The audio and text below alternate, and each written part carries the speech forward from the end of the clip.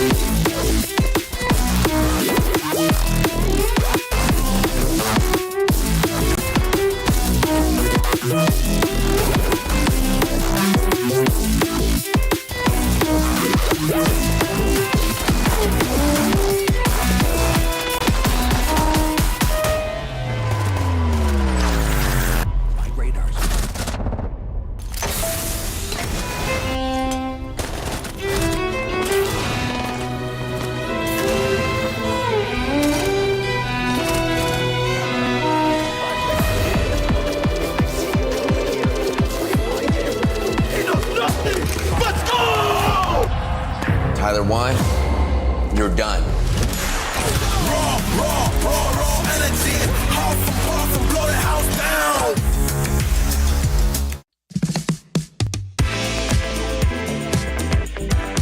Let's dive in with the Falcons for our Aramco pick'ems. Now, there's a few different questions to ask you here and see how you kind of feel about expectations for some teams coming into it. First one I'm going to ask you is sometimes a bit of a harder one, but who would you pick as your dark horse for the tournament? I would pick... You have an idea first? No, I'm trying to think who's in the tournament. Always helps. I think I'm picking Furia. For me, I will take Virtus.pro. Okay. This one's a bit of a tough one.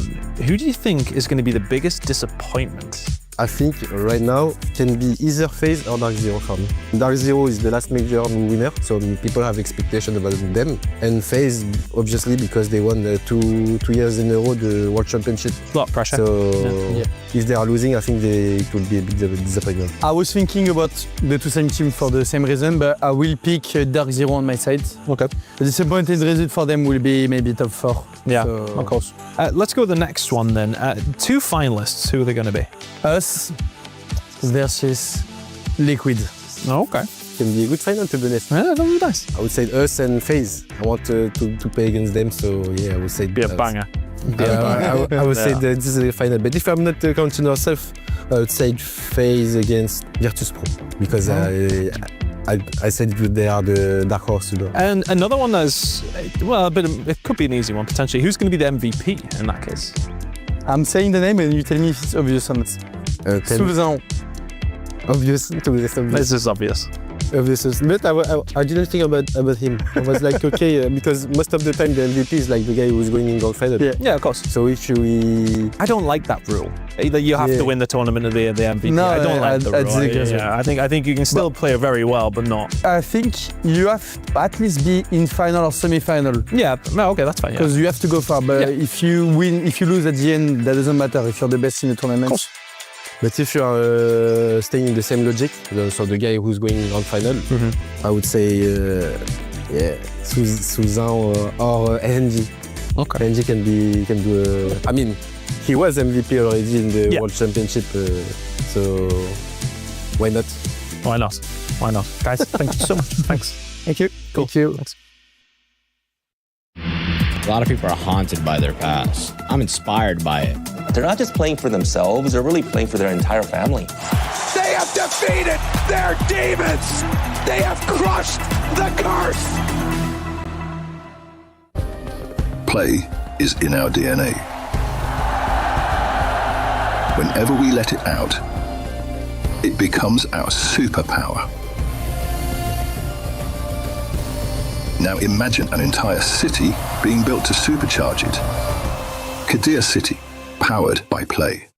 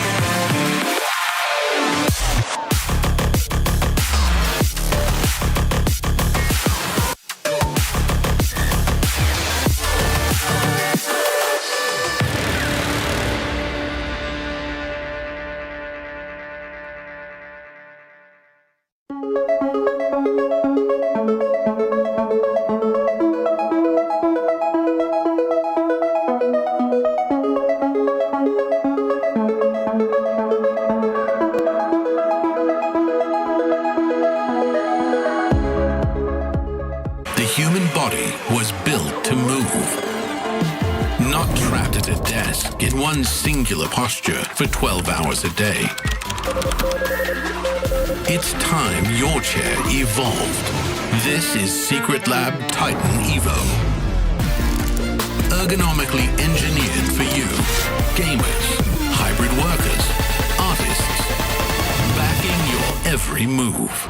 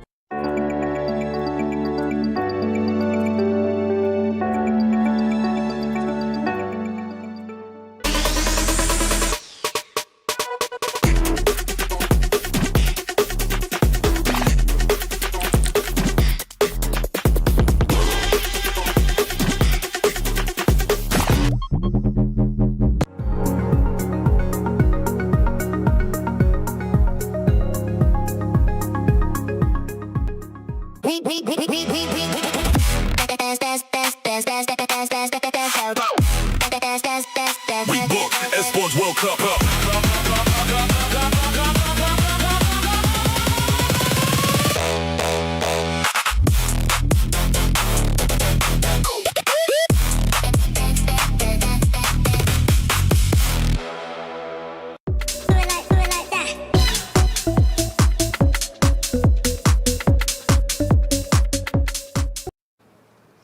So it is a little bit like my game that I play as well, to be honest. It's an FPS, but is there like, sliding and stuff? Are we, like 40 kills a game or anything like that? No, we don't really do that. But we do use our brain in comparison to you guys. Oh, what do you mean by that? Off to a good start. We use tactics, strategies, things like that. Oh, okay, that's very nice. Anyway, I've been the Club Championship reporter for the last 5 weeks here. I've been covering all the bases on all the big Club Championship teams, such as like Falcons and G2, that kind of thing. Nah, I hate to break it to you. Falcons got eliminated, and G2, they didn't even make it to Esports World Cup. But best I can offer for you for the Club Championship is Weibo, but Weibo's playing in like 20 minutes, so we should probably go. Oh, okay. Well, let's get on with it. The playoffs for Siege start right now.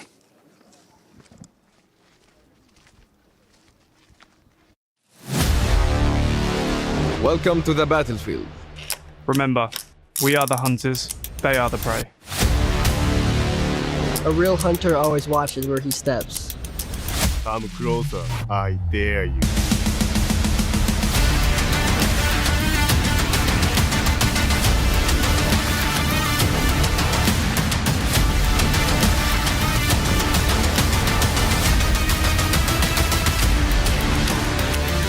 They said it could not be done. They were wrong. I trust my teammates, and they trust me too. Let's get to work. Just south of the River Seine in Paris, France, a new day begins here at the Lenovo Legion Gauntlet, and it's a day, luckily, you are right on time for. But if you know somebody who wants to see some of the best FPS action, I'm sorry, Chris, tactics are involved in this. I've heard it described as 4D chess. I've had the privilege many years ago of being a part of it, and now the biggest stage in France lights up the biggest players' names as we begin the Rainbow Six at EWC playoff bracket. It's going to be so exciting, and I can't wait for you all to be a part of it. My name is Rain Day. I'll be with you as a studio host all throughout the week with some amazing, talented members who need no introduction who are joining me. If you know the R6 Siege scene, iconic Alphama here as your analyst throughout the week. Guys, how we feeling?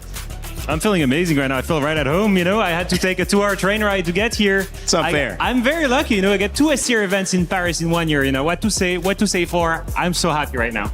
I feel like it's not my home, but I felt at home these last weeks, so I feel like it's an amazing city, and I can't wait for this atmosphere inside of here. It looks beautiful. We've shared some homes, Atlanta. Yes. I lived there for a few years. I like my ATL. Obviously, France a little bit different, and the storylines have been different as well coming into this. There's so much at play. And speaking of just joining us for the playoffs, we had a whole group stage last week that you gentlemen were able to cover. Let's talk big picture. How did we get here? We've got 8 teams down from 22, Iconic. I feel like it was just such a good tournament. You saw a lot of teams who weren't expected to win games, and I feel like that's the thing that really makes Siege special. You can show up with what you've worked on and really challenge your opponents, and I feel like here, we've seen some teams we expected, we see some teams we haven't really expected to come through, so I'm really excited to see who can handle the pressure, and honestly the challenge, because pressure is a privilege here. Yeah, we've always seen EWC as an upset factory because of the format, and I think this year it didn't disappoint. I think of my EML teams, I think of my VP, I think of my Falcons, supposed to be some of the biggest favorites for this tournament and having completely disappeared, leaving 2 EML teams, Gigi and Secret, making it when no one expected it. So clearly upset factory, and I'm now excited to see what's going to happen in those playoffs. It's kind of wild watching that Falcons interview with Chris before the show, talking about who's going to make it. Well, probably us, if not us, virtus.pro, and mentioning all these teams, Iconic. This has really been a tournament that's already given us so many upsets. And it's a catch-22 when you get those questions. You really have to make sure that you can actually get yourself into these tournaments, because if you really think that you're going to show up and automatically be in that grand final, every game that slips away from you, you're putting so much more pressure on your team's mental to actually have to achieve that goal. And the main thing too, being at the bottom in these quarterfinals, these teams need to make sure they're taking it step by step and game by game, because if you get too focused on that final, it's going to slip from your hands. And the main thing, if you think of EWC, you think of a massive cash prize, you think of prestige,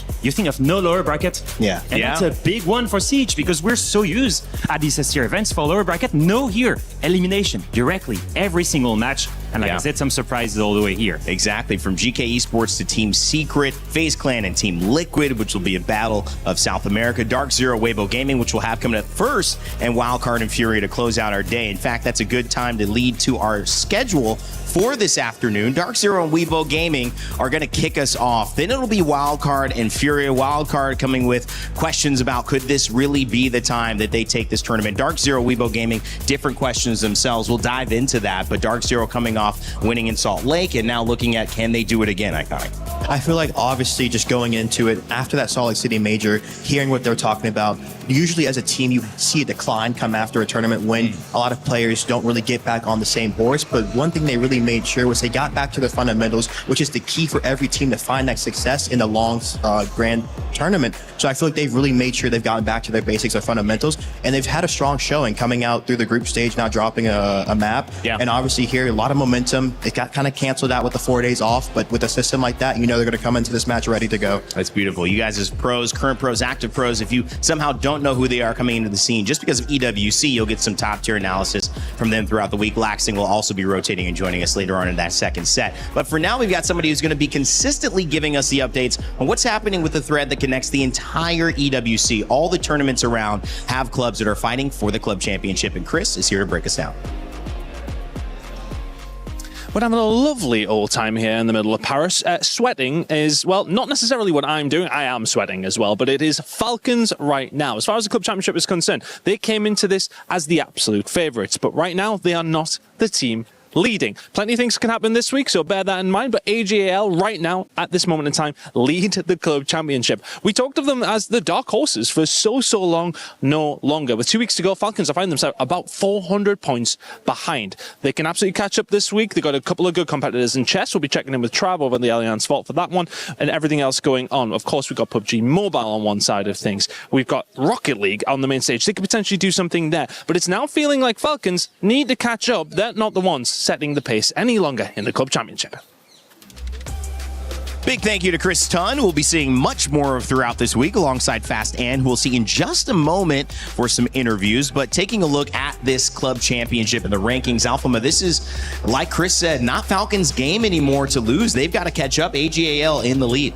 Yeah, the main thing is that for two of these teams facing elimination in Rainbow Six is obviously sad news, but one team that maybe is looking towards making an upset is Weibo, all the way on the right side of your screen, placed 13 right now with 1,100 points. Their team is still in the tournament. They're the closest to the first spot here in the club championship, so I think they're hoping for a miracle run, maybe. It could be. I mean, 1,000 points for winning. They already have a couple of points, so it's not going to be from 1,000 from 1,100 because they have a few from qualifying in top 8, but we'll keep an eye on how they do. They will be featured in our first matchup today. And for those of you who are familiar with how we do things over here at EWC, we've got our pick'ems that you can be involved in to let us know whether you think you have an eye on who's going to get the upset or who, if the favorite is going to run away, how fast they're going to run away with it. Let us know. You can earn your share of $300,000 just by participating. We'll have that for this current match live now, so go ahead and get your pick'ems in. Gentlemen, it's a little harder to kind of dive into, pick'ems when we look at this group of teams because there have been upsets. We have seen things happen against what we expected. I remember watching Team Falcons go home and Team Secret having this amazing performance and going, wow, no one expected that. Do we have that on our hands here with Dark Zero and Weibo Gaming, maybe, Iconic?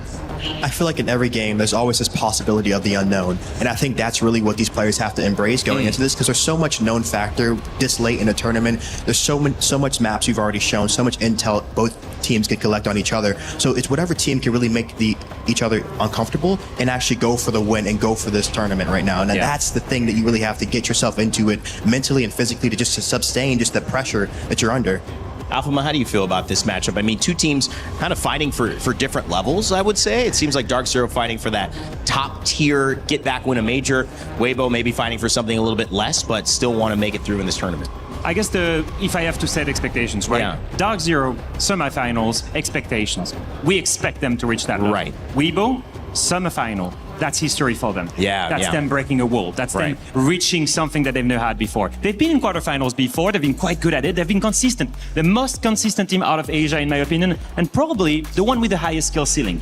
But there was one wall, which is the quarterfinals. Can they eventually make it to the top 4 of one event? Speakeasy has done it before in 2019. That was against me. He eliminated me and benched me from my own team. So if he does something here, at least I'm safe. That sounds personal. That does sound personal, man. I don't know if I could trust this anymore. No, actually, the funny part about this, the first time that we met, I didn't even know I was meeting you because I happened to be doing an event and you were a player at that time, right? I mean, look at this. And you're still a player. You're still rocking it, man. It's full circle. Life is crazy. I love it. Well, I love just hearing your guys' thoughts on this. We're going to break it down even further as we introduce Dark Zero and their roster. This is a team that we mentioned comes off a major win in Salt Lake. And so that is looking to be, I think, aptly question, can they do it again? Can they get on another international stage and win? That would change maybe the course of the thought process around this North American team. We had a chance with Ann to sit down with Kino before the matchup and talk about their expectations. We're speaking to Kino from Dark Zero ahead of his game. Kino, you guys actually had a few days off before coming into the playoffs here. Was it full focus for all those days, or did you get to do anything fun in Paris? No, it actually wasn't full focus for all those days. On the first day off, we did an enrichment day. So we were exploring the city, going shopping, just doing random things around the city. Is that like a mandatory thing for you guys to do, like enrichment, to have a feeling like a group bonding thing as well? Yeah, that's exactly the point. Even after the boot camp that we did a few weeks ago, we had an enrichment day, is what we call it. Awesome. Well, you as a player have been performing quite well for multiple events in a row now. What do you feel like's been contributing to this consistency? I would say our system and our culture, like the backbone of the team.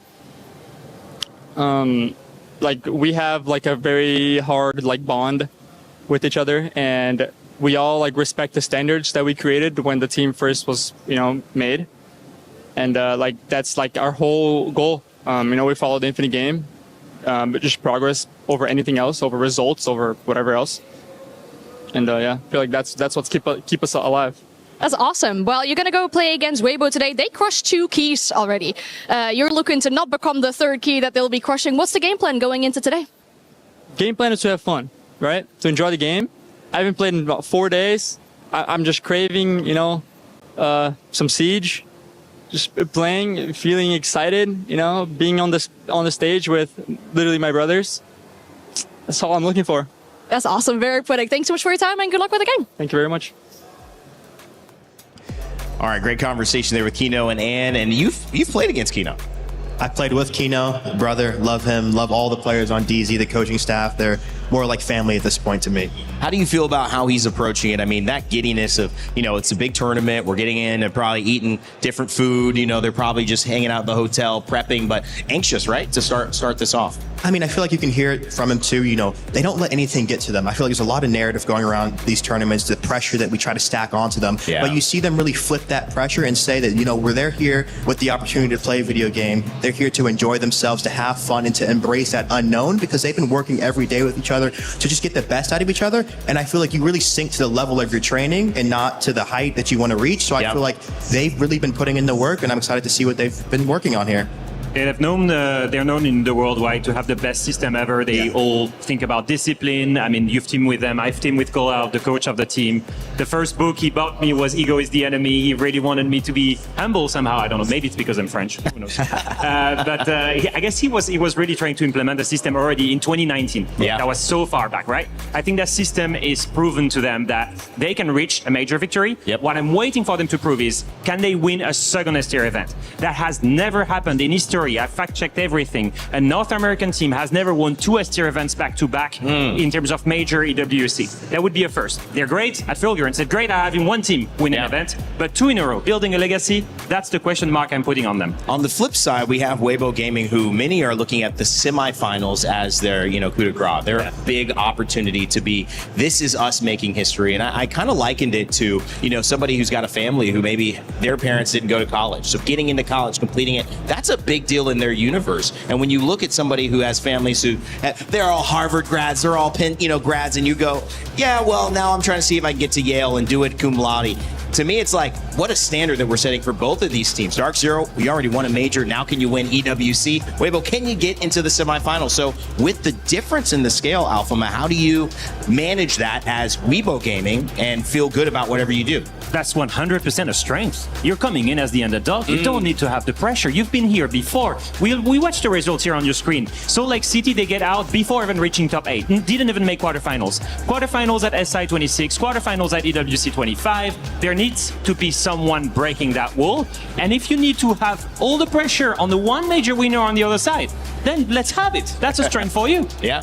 A great opportunity as well if you flip the script, Iconic, to do something without, like you said, the pressure, but also against the Dark Zero team who know how much pressure they actually have on them.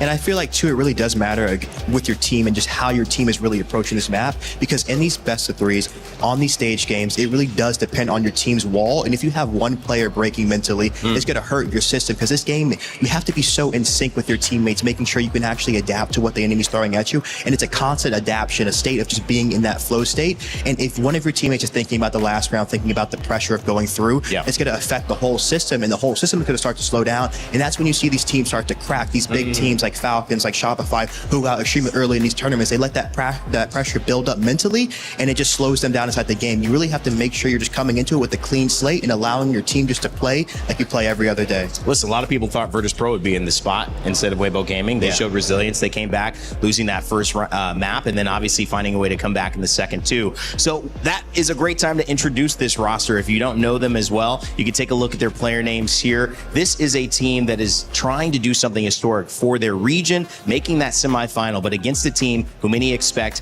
to be in the semifinal at the very least. We had a chance to speak with Speakeasy a little bit before this. Talking to Speakeasy ahead of their game today. Now, Speakeasy, you're playing with Weibo and you've crushed some keys already. What are the vibes coming in today to secure that third key crush?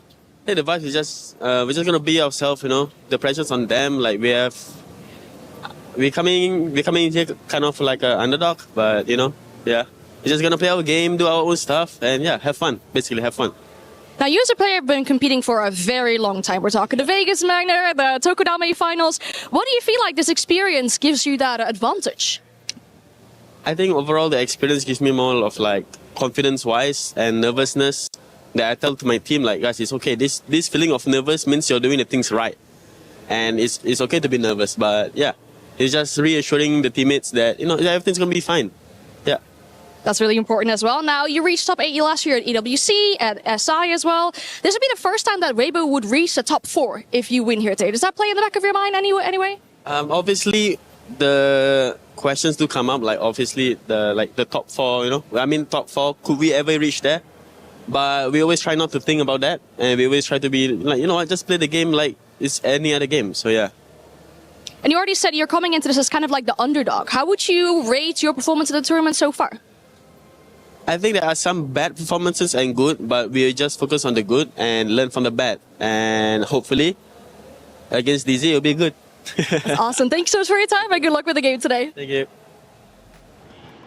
Well, Speakeasy saying focus on the good, but learn from the bad. Champions of the APL first stage, and then obviously have a team and a roster that has been to and through many different things. Alphama, Goaty's somebody you mentioned has quite a story to get here. Yeah, absolutely. I mean, we know Weibo as the kings of Asia, really, but they were always missing that one player who had them break the ceiling and finally make top 4, right? I think that player might be Goaty. Goaty started his journey in South Korea and played for PSG Talent. He was there for 2 years, and I think he wanted something more, maybe a team that had more potential. He made it to CNL, surprisingly. Played for 4 Angry Men there, and after a quick stint, he landed his spot on the best team there is in Asia. Now he is on a spot to make history, finally maybe making top 4. I think that's a cool journeyman story of all these countries in Asia, and now maybe he lands the final spot that lands him maybe his best achievement so far. And I know how much struggle that is. You know it right now. I mean, you're in it, and coming in from playing professional soccer and having that idea of, I'm going to have to be willing to go to Turkey. I might have to go to, DC, or I have to leave people behind. How can I do that? Because you have to take those risks if you want to be on the right team, Iconic. It is a great thing to be able to see it come to fruition. And then on this stage, put some type of punctuation to it, exclamation point, or maybe a comma saying there's still more to the story. I feel like that's just a great part of life. It really does bring you worldwide. And then I feel like for him too, having people who support him and going out there and achieving these things and then coming back to, bring those stories back. I feel like that means everything to your family. And honestly, just building your name, building your legacy inside of this game. And we see this game that means so much to people around the world. No matter where you go, see just something that's worldwide. And it's one of my favorite games. Oh, it's such a fantastic thing, man. I'm excited to see how this all plays out as well. Speaking of getting to the play, we've got our map bans coming up, gentlemen. So that means we're going to see which maps we're going to be going to for this first series of the day versus Dark Zero and Weibo Gaming. We see a Nighthaven Labs right away. I don't know about that one. How do you feel? I'll be honest. I did not expect Weibo to pick that map. It's not a map that is necessarily strong for them. It's a map that they lost quite a lot against weaker opponents like Daystar, like Enterprise in their season. Obviously, they did beat Enterprise recently at EWC. That maybe shows a little bit of confidence for them. But it's not a weak map whatsoever for DZ. They played it a lot in NAL. They were quite strong. And even the few losses they had were so close against some of the best teams. And I feel like, too, though, you see... Honestly, you kind of want to go to a map for a little bit on Weibo's side, a map you can see DZ, what they do, kind of be ready for some of their plays. And then, but it still is a strong map for DZ. So I feel like if DZ can come out, take Weibo's map, then they might be in trouble going into Lair. All right, DZ go Lair, right? So what is the reaction to that? I mean, that's a strong map for DZ. They had a 6-win streak before coming to this tournament. They only lost it to CAG coming here. So it was a 7-2 loss, a harsh one. But one where you know the system inside DZ. They're one of these teams that can bounce back from one day to another. What looked like a really weak map might become the best in 24 hours. So I'm not so worried for them. On the side of Weibo, complete shadows. They haven't shown it in 3 months. So it's completely picking blind here for DZ. Wow. So I really relate back to the Weibo getting here story. virtus.pro taking the first game against them and then being able to bounce back and win on the decider map. So this decider clubhouse, how do you favor, if we get to a decider map, who do you favor in this one? I feel like I do favor DZ, you know, being one of the stronger maps in their recent history. They've lost it to only strong teams, won it against strong teams. And I feel like that's the main theme, just making sure that you have a good style of siege on these maps, because these maps are very nature heavy. You have to be able to play into your win cons, into your ideas, and you're going to see that in the game, how fast these teams are able to recognize what advantages they have in the rounds and take those advantages, and what teams know on the attacking side, on the defense side, what weaknesses you're seeing and how you can exploit those. So it's going to be a game of siege. It's going to be amazing. From a storyline perspective, one has got to end right here, Alphamo. I mean, that's the sad truth about it. I mean, there's a David versus Goliath. Clearly, there's an underdog and there's a giant that won a major. Whatever happens, history will be made. You know, DZ is one step closer from making history for North America, winning maybe 2 S-tier events in a row for the first time ever. On the other side, Weibo maybe finally cracking that top 4, maybe proving that APL has what it takes to maybe one day win an S-tier event. That would be massive.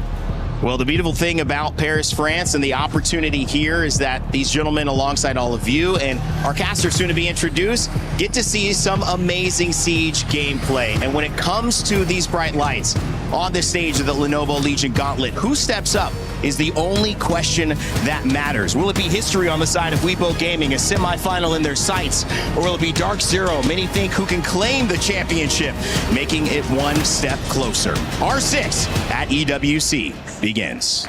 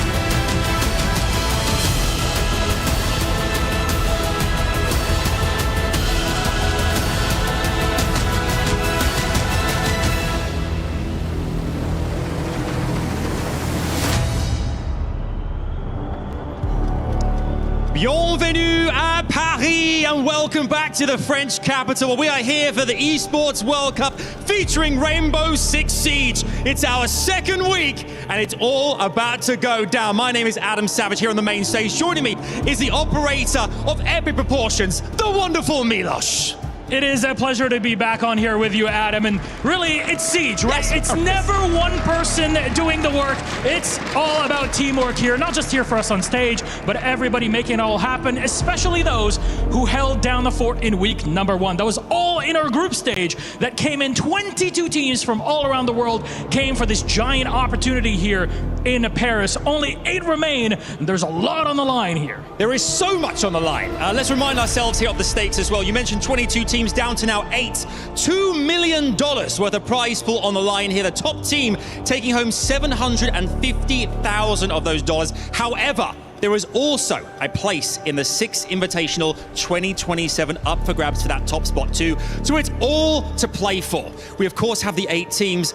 Paris, are you ready to meet those teams? All right, then let's do it. First up, would you please welcome to the stage, it's Wildcard. Please welcome Spiker, Kansan, Baby Shark, Bay, and Adrian, the champions of North America, topping their group at EWC. Can they continue their ascension to the top? Next up, it's Furia! Volps, Lyra, Herds, DS Lucas, and Buck Zera! All 5 players that have a lot of rich history in Brazil, led by the one and only Herds. Can they do it once again here in Paris? Paris, give it up for GK Esports! Yaga, Sarks, Groovy, Upor, and Ask. The EML Dark Horses, their first time as a team on the main stage internationally. Can they deliver the goods? Next up, it's Team Liquid Alienware! Nade, Maya, KZ, JV92, and in my mind, the best ag.al of them all, Philippox! A team of 5 that is looking for glory once again with Maya on the squad. Can they deliver now at EWC? Next, would you please give it up for FaZe Clan! Vita King, Souls, KDS, Handy, and Cyber. The best to ever do it. Back-to-back world champions. Can they deliver again here in Paris? Let's find out. Well, then our next 2 teams, my friends, will open up the quarterfinals here at the Lenovo Legion Gauntlet at EWC. So please join me in welcoming Dark Zero!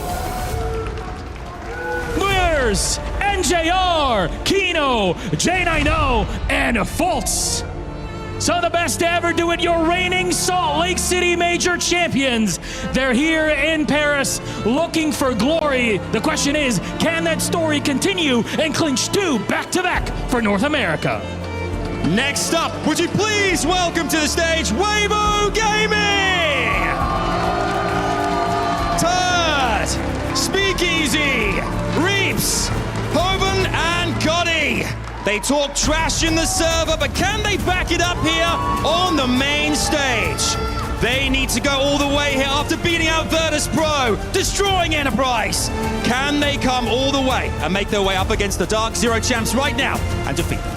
Well, that makes it, what, 6, 7 though? I think I count 7. We need 8, not to mention as well, Milos, we haven't even got a trophy.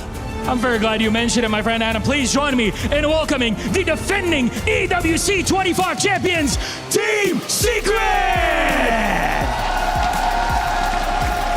Oscar, Flexi, Drills, Noah, and Mowgli! Yes, they're back at it again at EWC 2026. And you asked me a few months ago, there would have been no way these guys have made it, but they defied expectations. They've done them again in the group stage, and they're here to defend their hard-earned title from last year's EWC. Different roster, same expectations. 8 teams remain. The competition heats up here on the main stage, so let's get it all started right here.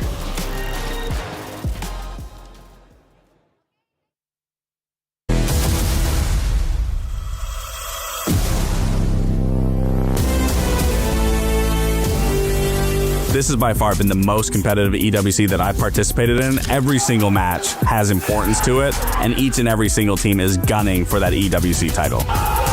If you lose, you're out. Doesn't matter if you've been flawless throughout this entire event so far. Now you're in a situation where you don't have a parachute to catch you when you're falling.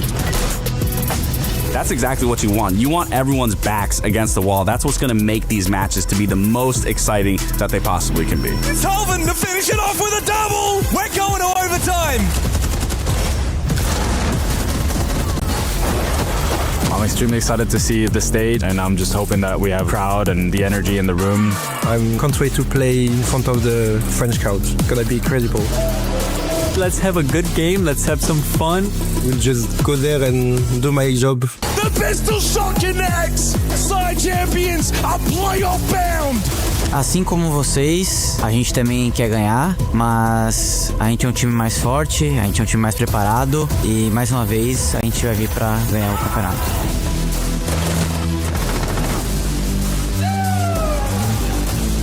To be honest, I'm really confident after the win against Falcons. I think it's hard to counter us because we could do one thing, but we could do another thing, and you'll never know because we won't even know until we're in server. Try your best. Deixou a gente chegar aí a Liquid nos playoffs e agora eles têm que se preparar porque a gente tá muito confiante para levar esse caneco que falta pra gente aí. Ganhar é a nossa única opção. Esse troféu é nosso. This is the Esports World Cup, baby. This is where legends are made. Well, thank you so much, Milos and Adam. What an introduction to the teams that we're going to be seeing throughout this playoff run. Starting off with Dark Zero, and whether it was their entrance, their confidence, the interview with Kino saying literally brothers up on that stage, or Milos saying some of the best to ever do it, it's going to be hard to doubt that they can get this done. Iconic. Yeah, and I feel like looking at them too, look very calm, both sides, getting ready, getting their huddles going. And I feel like too, you see it in the eyes, the eyes tell the whole story. Whoever's going to be locked in, not letting the pressure face them, not letting the close rounds face them. And I feel like it's going to be a close game here. Alphama, you were a little concerned or a little questioned about this map pick first for Weibo Gaming. How do they overturn some of that concern for you? How do they make you feel more confident with how they approach these first few rounds? The main thing is I'm not in the system and I don't know what their scrims look like. Maybe their recent result, the fact that they came in EWC, had a win on the map, gave them a little bit of confidence. The fact that they have some great information as well, because Dark Zero did play the map as well. They prepped some counter strats. I think 90% of this is mental anyway, and I think that's the biggest and scaring factor for me is everyone knows DZ as that team that has the system, that has the discipline, and that looks like absolute cyborg every time you meet them. They all go to the gym. Look at these guys. Look at their biceps. I mean, they're kind of scary. And so you need that battle cry. You need that kind of confidence on the side of Weibo to try and think, yeah, we can do this one. You've been in this situation before. You guys both have in many different moments. What does it mean to be the first opening a ceremony, opening a series like this in playoffs? Are there nerves a bigger factor than usual? I feel like you get to set the tone, let the people know how the season's going to be, if it's fast-paced, if you're exciting the crowd, and I feel like you really get to just show out first. Yeah, I've been in that spot multiple times before, and let me tell you, I never won one.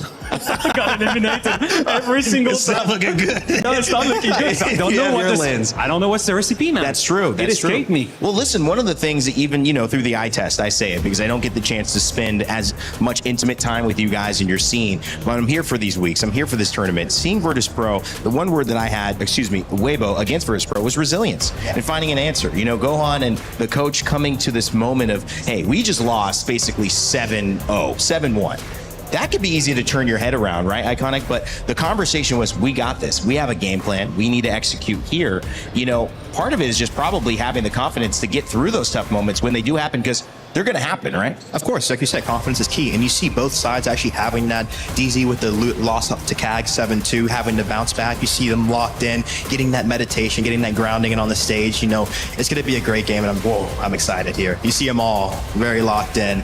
Zen Masters.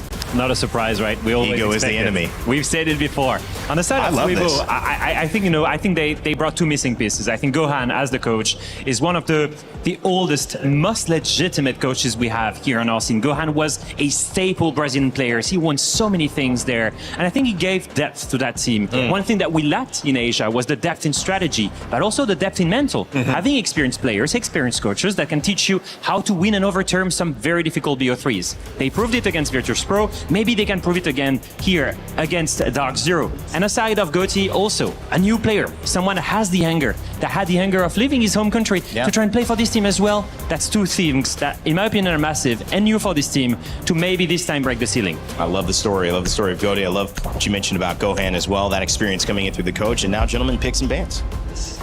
Yeah, I think we're going to see a very classic one, right? We're starting on Night Heaven Labs, and we're going to see the classic, I'm going to remove all of your hard reach, you're going to remove all of the old denial, so that we can break this first layer of defense as quickly as possible. That's my expectation. We saw Kaid being removed, we saw Ice being removed, I anticipate Bandit as well. They got rid of the mirror, so they can't really trick IT. It's going to shut down the side of the map.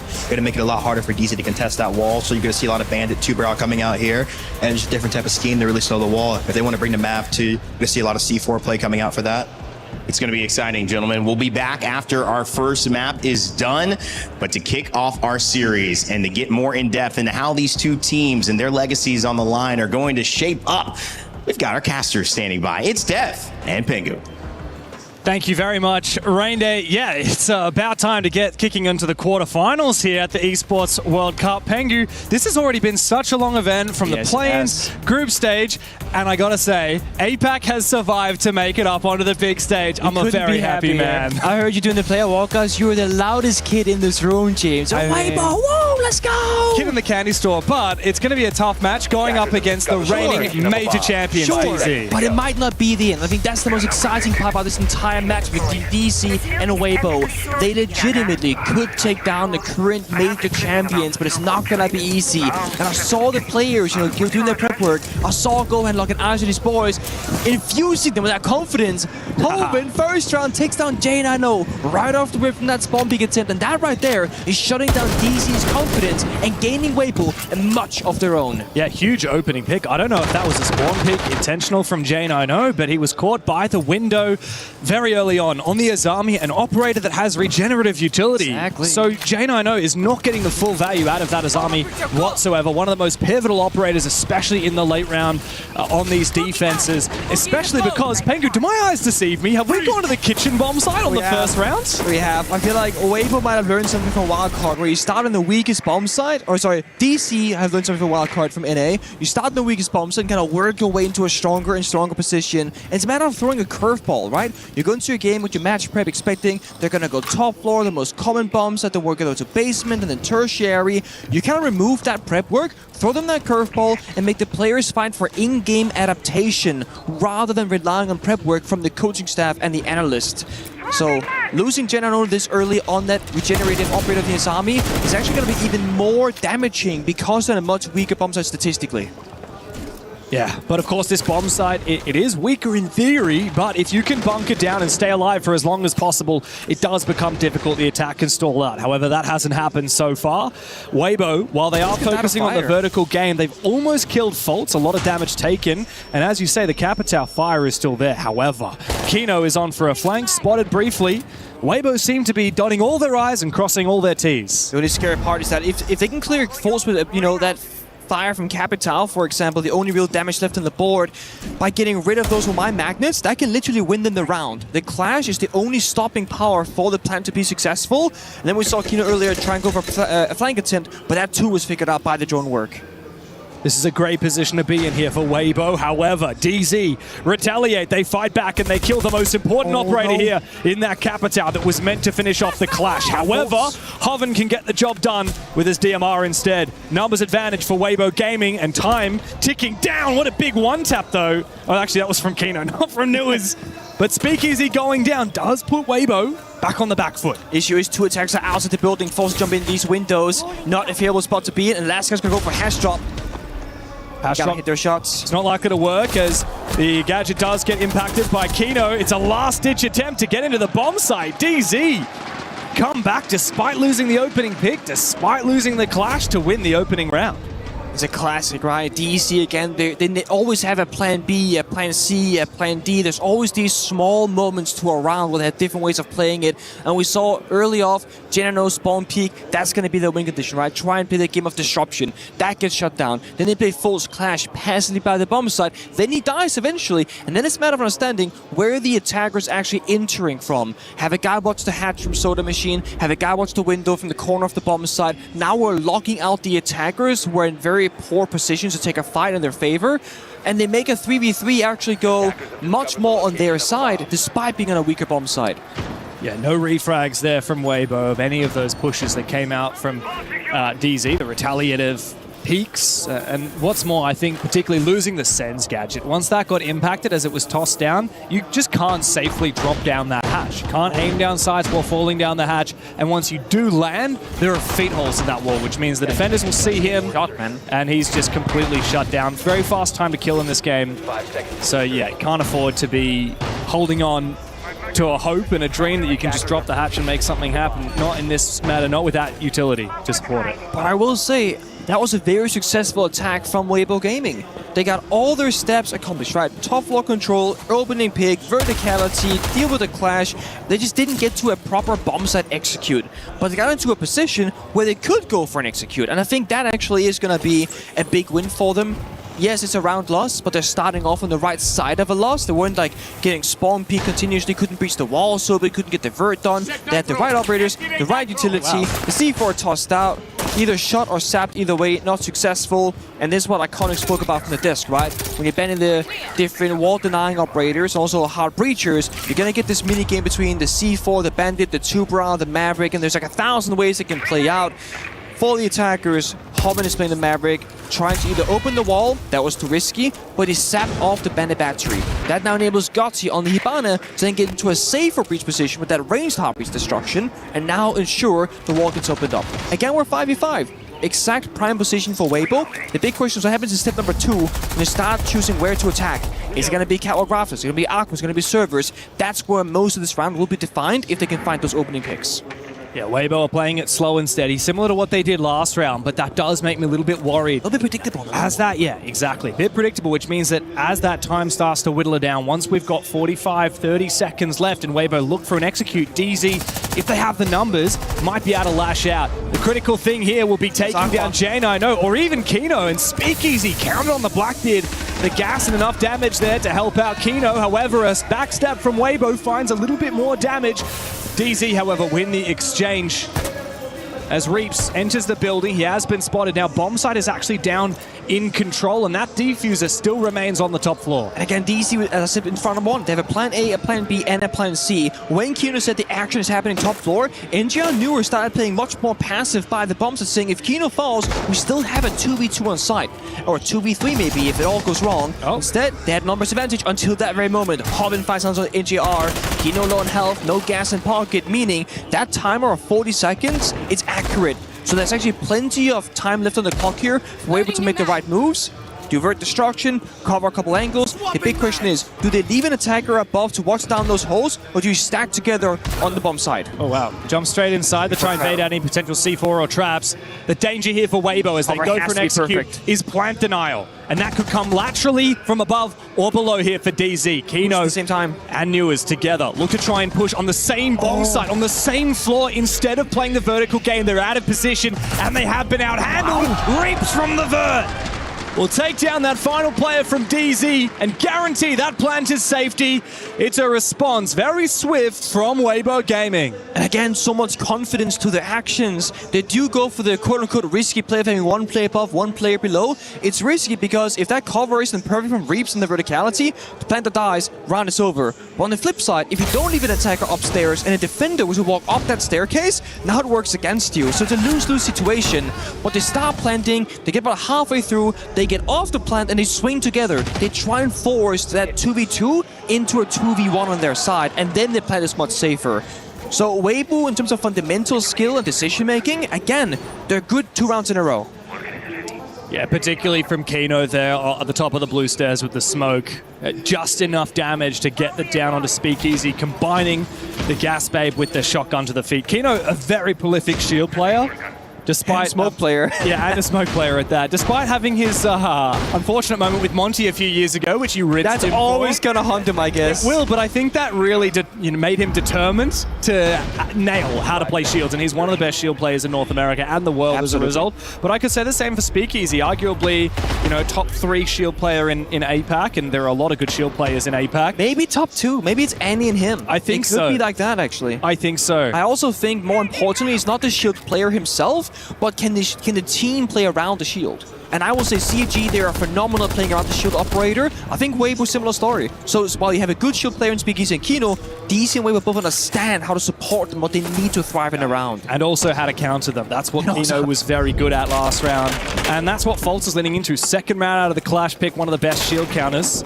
That's a bait, right? They're trying to force the Clash ban, just get that out of the way, then force the real playstyle after. Oh, here comes the shield once again. It's Speakeasy. Instead of the Blackbeard, he goes for the Blitz this time. Better in close range, but weaker at long range compared to that BB. Funnily enough, the Monty actually hasn't been banned here. And Speakeasy quite likes playing that as well. So talk about baiting out bans. After this next round, we get another set of operator bans, 1 per team. And Speakeasy hasn't yet shown the Monty. He might lean into that afterwards if they decide to ban something else. Same story for DCR with the Clash, like I said before. That can kind of bait out the 2-bro bandit combination later on, for example. One of many possibilities. We'll have to see when we get there. But for now, it's a very similar round number 3. Weibo forced back DC from the roam game, starting a bit of verticality, setting up for the execute to come later.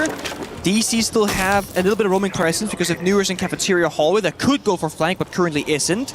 And then they have the Clash on the bomb side, giving information, C4 from Wamai, Toxic Babes from the smoke. They have a lot of different ways of dealing with the plant. They're also playing aggro on the cargo stairs, a double reinforced wall that Weibo haven't yet dealt with. Oh, so this is DC going for maybe a double flank. Newers in the hallway. If they break the keeper from cargo, they have 2 different angles of impact. Question is, will they have any retake ability as the execute comes onto the bomb site? Speakeasy takes a lot of damage again, and it is a retake on the roam upstairs. However, the pick has been found on the bomb site. Finally, Fultz get active on that vertical game, and the Nitro Cell will deny the plant from NJR on the Wamai. Weibo have the bomb site, but DZ have retaken up above. And now they need to make sure that Weibo can't reclaim that diffuser. Turns down plan pressure there with the gadget saying, NJ, I know exactly where you're up, and you have no idea if I'm pushing you or standing far away. Meanwhile, Weibo have regained top catwalk control as well, so it's a very awkward map state for both teams. Turson is helped by the bombs to go for a plant, and the Romans above need to find a kill or surrender the verticality, and then their own holes will work against them. Smoke grenade denies 1 line of sight, but still active on the bomb site. Reaps will find his pick. Meanwhile, Gotti needs to find NJR. Can't do so. 1 HP on the NJR, the Wamai that denied the plant earlier on. Has to answer. It's all up to one of the best players APAC has ever seen, Reaps, as he fires the first one! Oh, Reaps! Something we have come to expect from this man! He pulls through when it matters for Weibo. A massive 1v2 to wrench back the momentum for the APAC squad. But at the same time, this has been Reaps and Weibo's gaming's biggest problem internationally.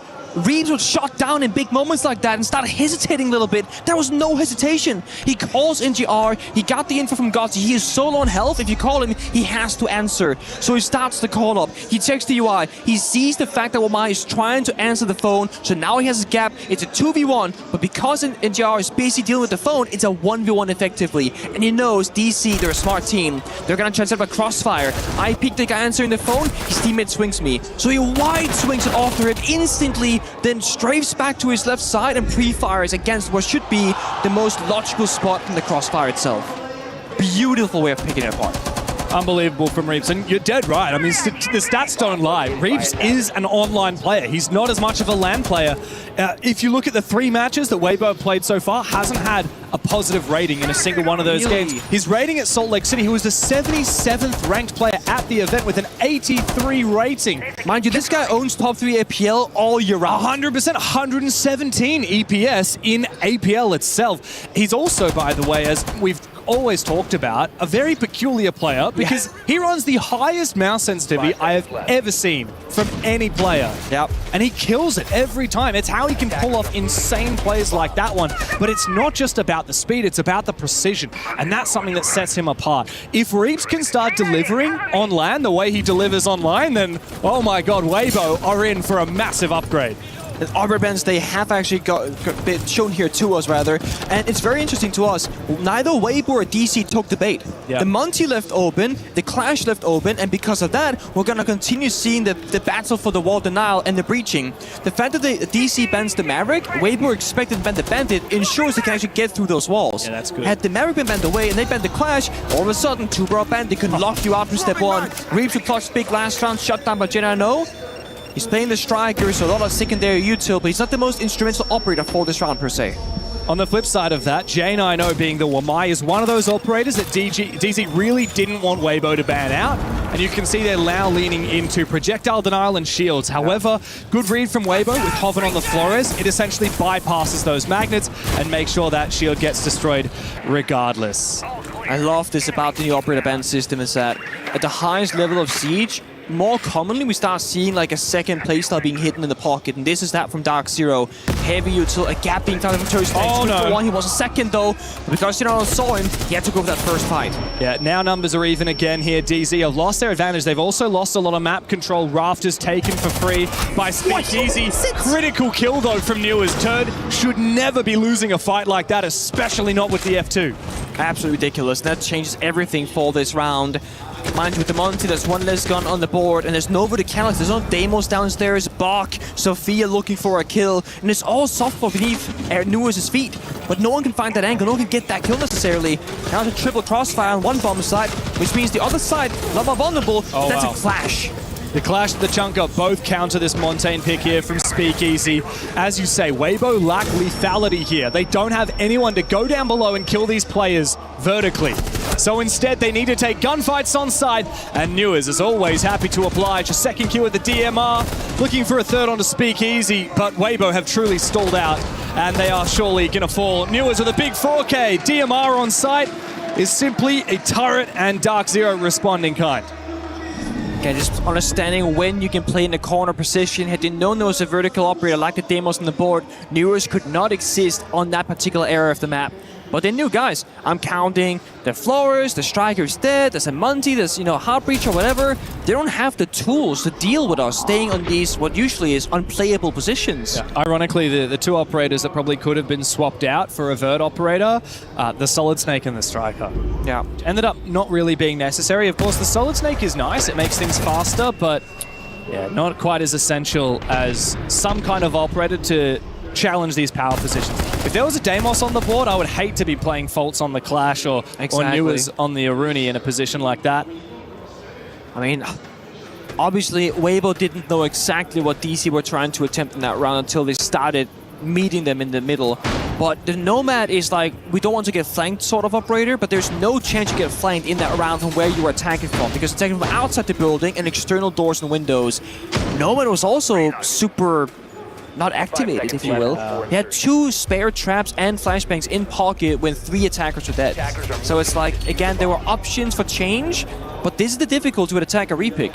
You gotta try and sacrifice X amount of drones, 1 to 5, on how much intel do you want on the enemy's playstyle. Yeah. But then it's also a matter of how many do you keep alive to have more drones once the round begins. And you wanna try and hit that middle area where you spot out maybe 3 of all 5 defenders. Obviously you see the bomb site, and then you gotta make a decision. What operators do we bring to deal with all the problems in our path? Like, we gotta deal with both the mute jammers, that could be either verticality or sectarian peace. They got that from Dokkaebi. Then the castle, well, Hibana is great for that because 2 Excalibur pellets will break the castle barricade. Then the Clash, that could be the grenades or something else, but Speakeasy, who had those grenades, is now dead early. Wow, that's on the Blackbeard, he's 0-5 right now, not finding his kills. That's fair enough, he's playing the shield, but also he's been dead a little bit too early in 3 of these 5 attacking rounds. An unlucky way to die as well. I think Speakeasy was just dashing open to breach that external wall down in the basement. You shouldn't really be exposing your head to a headshot there.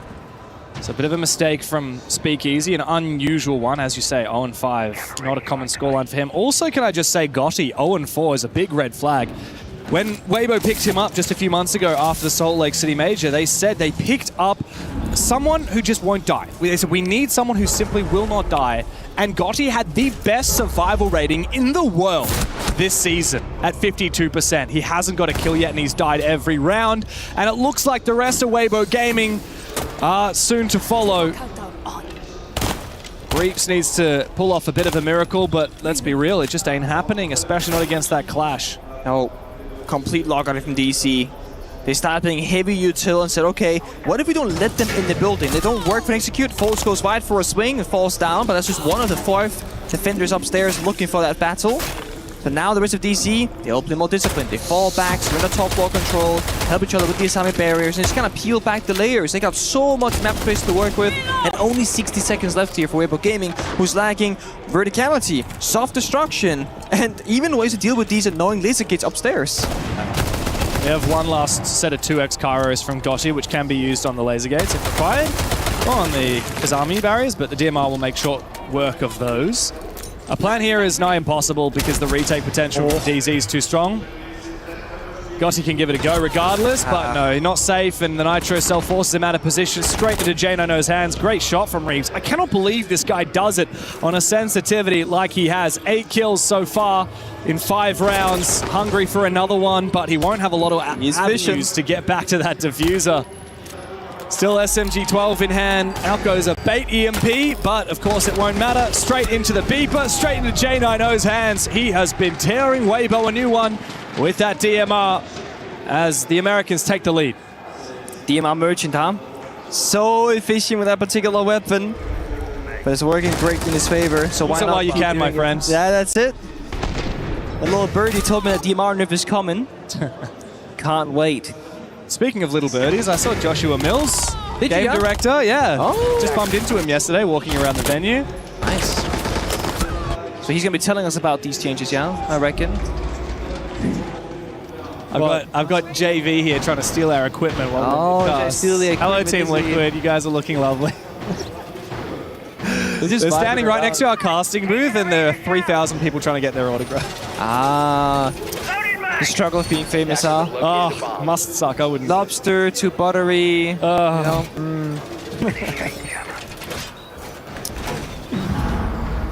Are we going really back to the tertiary bomb site? All right, maybe this is just the real deal from DZ.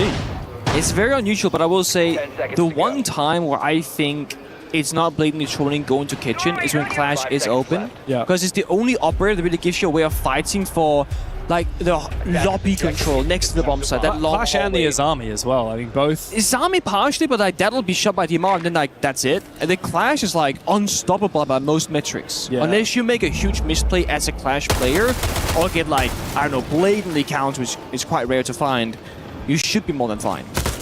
Like playing Capital Nomad, that's going to be your counter operators. Nomad makes sure that the Clash can't push into their faces. But ideally what you want to try and get is the Clash stuck in the corner, use the Capital Fire, and then just burn them. But as long as Clash recognizes that you're up against a Nomad and a Capital and positions accordingly, the Fire will do damage, but really rarely kill the Clash operator. We'll just move away. The thing with a bomb site like Kitchen is it really is a pocket pick. Yeah. And fool me once, shame on you. Fool me twice, shame on me. If Weibo lose this twice, that is a massive red flag, especially considering Nighthaven Labs was Weibo's map pick. Well, again, they're making good progress on the strat. The only issue is it's very similar to what happened previously, so it's a little bit more predictable than before. Comes down to gunfights again. It's also a 5v5. This time, J9O on that Asami is still up on the board. Really looking for Gotti and Speakeasy here. Get your first kill before the half is over, before going on to defense. Because right now, you got the strong gadgetry, you got those strong pocket operators. When you go on defense, you're up against the Deimos, Dokkaebi, the Solid Snake, the Shield. It's not going to get any easier to find your first frag. And finding that first kill is going to be a huge way to gain back some of that lost confidence. Newer 6 better damage. Both fires spent extremely early. Oh, wow. While they're pushing the Clash up above. A lot of damage onto Falls on the Clash. Can they finish him off? Indeed, Speakeasy from behind, off the donut, and on for 2. As DZ feel the round slipping away from them to close up the half. Weibo are desperate to even the score. Huge gap. And that fire was spent very well. Smoke 2 was covering Speakeasy on the push downstairs, so they find, or rather create a gap out of thin air. And it catches DC by surprise. Predictable? No, they were not. They did exactly what they had to and threw them a curveball in response. But it's still those 3 defenders alive. Inside our kitchen is Jane. I know taking a lot of damage, but still staying alive. And sure he is. He can shut down that window jump in. He's in one of the few safe spots on the bomb site right now, but he won't be safe for long as he's lost his Kiba barrier, and a flashbang from up above is coming his way shortly from Gotti, who's still a little bit worried about that flank. This might enable the jump in here from Turd. Not yet. It's just the bees, and actually they're going for a plant. Hoven forcing that diffuser down. Cover of smoke, but it is next to a soft wall. If DZ knew about it, they might have been able to deny, but not to be the case. We're into a post plan. 3v5 on a nigh impossible retake for Dark Zero. They got the Vert, they got the men advances, and they got the better operators for this kind of post. And DC, they just gotta go for kills. They pop an Nomad and they get injured. Yeah, it's not going to happen here. Low HP on J90. And New is trying to retake the hallway. Speakeasy, a 3rd kill on the round. Low HP, J90. It's a flawless cap on the half for Weibo Gaming to tie up the scoreboard.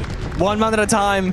Just back and forth, and if you're thinking for DC's side, maybe not the best case to be, but for Weibo, you'll love having a close series. Very much so. Let's have a listen to what DZ are They're just thinking. clearing with the fucking Dokkaebi and the Snake the whole time. Bring the mute out off the extension. We get, honestly, even if we wanted to, we could even run that last scheme, just swap the go out for the mute to give a little more of a delay and swap somebody else onto the Goyo and put one on the water door, and that'll stop their quick water crank. It'll also make them actually drone and clear off the top, but we need to avoid kitchen. So if you're looking for that, also I'd avoid command too, quite frankly. I'd probably go supply and basement first half, like supply first, basement second, and on the basement second, just lean into the mute to counter the fucking Snake and the Doke they're using. Heard. Yeah. Heard. Outside of that, fellas, macro level here for the attack side. Just at the end of the rounds and like these 2v1s and shit like that, prioritize the aggressive option together. Like they caught us a couple times. You guys already know the rounds I'm talking about. We were kind of playing it back a little bit. The trade wasn't as fast as it could have been. One, when there was that plane go down supply, we just double styled through. It would have been 1v1 killing that guy, and the other one was like the 2v1 on the guy in basement. So if we're in a similar situation on the attack side here, priority the aggressive option. Just go together and peek together and go kill the guy. We're going to have a bulletproof with the Goyo, okay, Goyo? Yeah. We're going to have this. So every time they smoke, try to look the default cam, okay? If you see they are not coming from both sides, look the default cam, tranquilize the team so we can still hold on top. And remember, how they like to clear on top. They would like to split first floor. One coming from kitchen or lobby side, another one coming maybe storage, maybe vending window, another one fork, another one down garage. They like to do this play sometimes. And also, of course, the default map control, 2 guys on top and another 2 on first floor. Wow, a lot of interesting insight. This is the first time I've got the pleasure of having team comms, coach comms, in the halftime scheduled timeout. Yeah. But it was a little bit confusing hearing DZ because it sounded like they were talking about a defense half, even though they're now going into their attack. Maybe I was thinking, like, is this from like before the game started where here the plan was going into the first half? But no. But I feel like when we got to Gohan's side, it clicked a bit better for me, right? Because call out from DC's coaching staff said that ignore kitchen, for example. And Gohan goes, they always in the guy kitchens. A bit of small adaptations, and I think call out was actually also talking about what they did previously when they were playing that heavy lap, so from their side, and what micro changes they could make for this second attempt, because Weibo will have prepped for that, of course. Yeah, interesting. But still a bit surprised or confused rather by the DC approach there. Yeah, I mean, I was trying to figure out what call out was saying, but it did sound like he was making comms about a defense half. He was talking about lean into the mute, lean into this. Which, yeah, is obviously what we just saw. Yeah. They said avoid kitchen, I would also avoid command. Maybe they're talking about how to lurk on the attacking side, because that was the big focus for Gohan on the Weibo side when we heard their comms. Where they attack from. It was very much talking about, okay, you're gonna play like this, play your setups, you know your setups, read your handbooks. But DZ, they like to lurk from here, they like to lurk from here. Of course, we actually haven't seen a lot from either of these teams on this map during this tournament. We've seen both of them play at once. DZ beat Secret, Weibo beat EP. But the funny thing with the format here at EWC is we don't have a round robin phase. We have play-ins, which is double elimination. We have groups as double elimination. We have playoffs, which is single elimination, which means DZ have only played 2 games so far, and Weibo have only played 3. So a lot of material hidden in the back pocket for both teams, which means the name of the game is your adaptability, not what you can guess the team is going to do, because good teams will have new stuff every single day. Seeing a potential, maybe, fast tech here from DC, a glass in the mix, Capital, Blackbeard. It's one of those lineups where you can find a kill pretty much out of nowhere, right? Sophia downstairs, 3 big booms, that can be a vertical kill, glass to a smoke, that could be easy, Capital fire, you get the idea. there's a lot of different ways of getting that opening pick advantage, but also a lot of ways of dealing with various problems in a round. Should there be soft destruction required, a clash on the board, or an annoying to deal with position on the site. The only thing they do not have is any like reliable verticality. There's no, you know, buck demos downstairs. Sophia has 2 more explosive canisters in pocket. We saw DC bend away the kite mirror, so similar fashion. A lot of work here on the hard destruction of step 1, ensuring that you just blast through those walls, not get stuck on the outside of the building. And for Weibo, they didn't want to get intel red pinged by the Grim Beast because they want to stay in those specific player positions and not have all that pressure upon them. And Thermite for the exact same reason of the reinforced walls. Patience here could pay, never mind. J90 gets swung on from Turdster. Uncommon to see the guy going negative. He's the top-rated player for Weibo. And he's on the Azami, back on defense. Turds is definitely a defense player. He prefers that defensive side. Give this guy a spot, and he plays it beautifully. He masters that one spot. It can be catwalk afters. On Clubhouse, it can be catwalk right here. Retake attempts. Aided with the Thorn Trap from Speakeasy. Speak about retakes, a lash out from Reeves onto Electrical as DZ try and get aggressive. Weibo very much ready for it. Just gotta make sure that right now when you Weibo, choose who's holding what angles and leave no gaps. DC, they bring the fight to the defenders and they just fall apart. It's going to be a flawless first round here for Weibo. I mean, to cap off what was a flawless end to the first half as well on the attacking side for Weibo indeed. It's 2 flawless rounds in a row for the APAC squadron, and DZ starting to sweat a little bit. They will take their tactical timeout, and Call Out immediately gets another chance to talk to the team. Hey, you guys hear me? Yep. Yeah. Prioritize going off the base smoke here like that was a completely different setup. So if we do see something like that, if we only see what we talked about before, only call the prep. If not, call it as we see it. So like an opportunity right there, if we go back to attack in the command later and we see they're giving up bottom and they're going to play top with traps heavy, we can just go linear off that, like towards the weed side, and then we can flip back into raft, or we can just start with raft. We don't necessarily need to go for a quick spread and something like that, because they're not doing the 41, remember? Like right there. Okay. Correct me if I'm wrong, we said it was a 50. We only do that attack if it was a 41. Because we want to take the 5v4 on site, correct? Heard. Yeah. Make sure we're reading that, fellas. Same thing, it's a CAG game here. Don't get married to any one attack. Heard. Call as we see it. Or keep it simple, too. Even if you get a little bit creative, be a little bit creative. Indecisive. Hand warmer? Sorry, Nick. Infamous for their cryptic comms. Call out saying there's a 41, there's a 50. They have code names for different strategies. I had an interesting podcast recently where Call Out and some of the boys were talking to Parker Intero on his podcast, and they have so many technical terms and so much prep, but really insightful there. Call Out said, guys, we got baited into what we had prepped for them, what we had voted them, what we expected them to do was not what they did. That is massive credit to Gohan and the Weibo Gaming side, because they're changing their setup. And so Call Out looked at Fultz, the ag.al most experienced player, former world champion from DZ, and said, okay, stop focusing on the prep, call it as you see it. Yeah. If you recognize the prep, you can do it, but if not, call it as you see it, right? It's one of those understanding that we're in the moment. These guys have actually done a little bit of depth to the strategy. For sure. Also mentioned the CAG game as well. Of course, it was a big surprise to see Dark Zero go a map down to CAG in the qualifying game for this tournament. They're actually only 2 rounds away from being knocked into the lower bracket by another APAC team who eventually didn't make it to the playoffs. They lost 7-2 on lead, CAG, if you recall. That was a very dominant scoreboard against them. It's not common to see. I mean, they were very strong in NAL and, of course, extremely strong at the Salt Lake City Major. They only lost 2 maps throughout that entire event. Okay. Successful bandit trick. I like this, right? DC sends a sole player downstairs. See, can I get the wall for free? No, it gets sapped away. But because DC only sent that one attacker, all the other 4 members are still progressing the map, droning top floor, entering the building slowly, and continuing to gain some sort of map control. Or a lot of teams send 2-3 guys by the breach because, oh, it's gonna get open up, boys, right? Don't worry about it. You don't get it open, and now you're just wasting precious seconds. I mean, you say they're taking map control, but they're actually struggling to do so. Look at the extension here from Weibo. The Solus has done a phenomenal job. Even Hoven roaming on the first floor. Dark Zero, a minute into the round, are only just hard breaching and entering into kitchen cafeteria, and they're about to walk into a crossfire again. This is the big moment. Tursta again in that position where you're playing for your life. Either you get a kill or you die. Mewjammer is also going to protect against the Blitz's flash in close range. Good kill from J90. Turster cannot stand forever, but apparently he won't need to because Gotti and Hoven together have done most of the dirty work. Hoven almost hitting 10 kills, and Gotti with a Nitro cell to take down the Blitz of Kino. It's Fultz, the man who was meant to call the strat, now has to call a 1v3. Play it as you see it. They walk straight into trap once again. Such a good cross for them from Weibo, understanding who's peeking, who's playing that pillar spot from Turdstar, and they all get out alive. I say all, two people did die, but people that were in those prime positions, the Gotti, the Turdstar, they got out. They were the ones that were supposed to die first probably in that strategy. There's a good C4 there. Now all they gotta do is play safe. Play by a jammer if need be, run away from the gadget.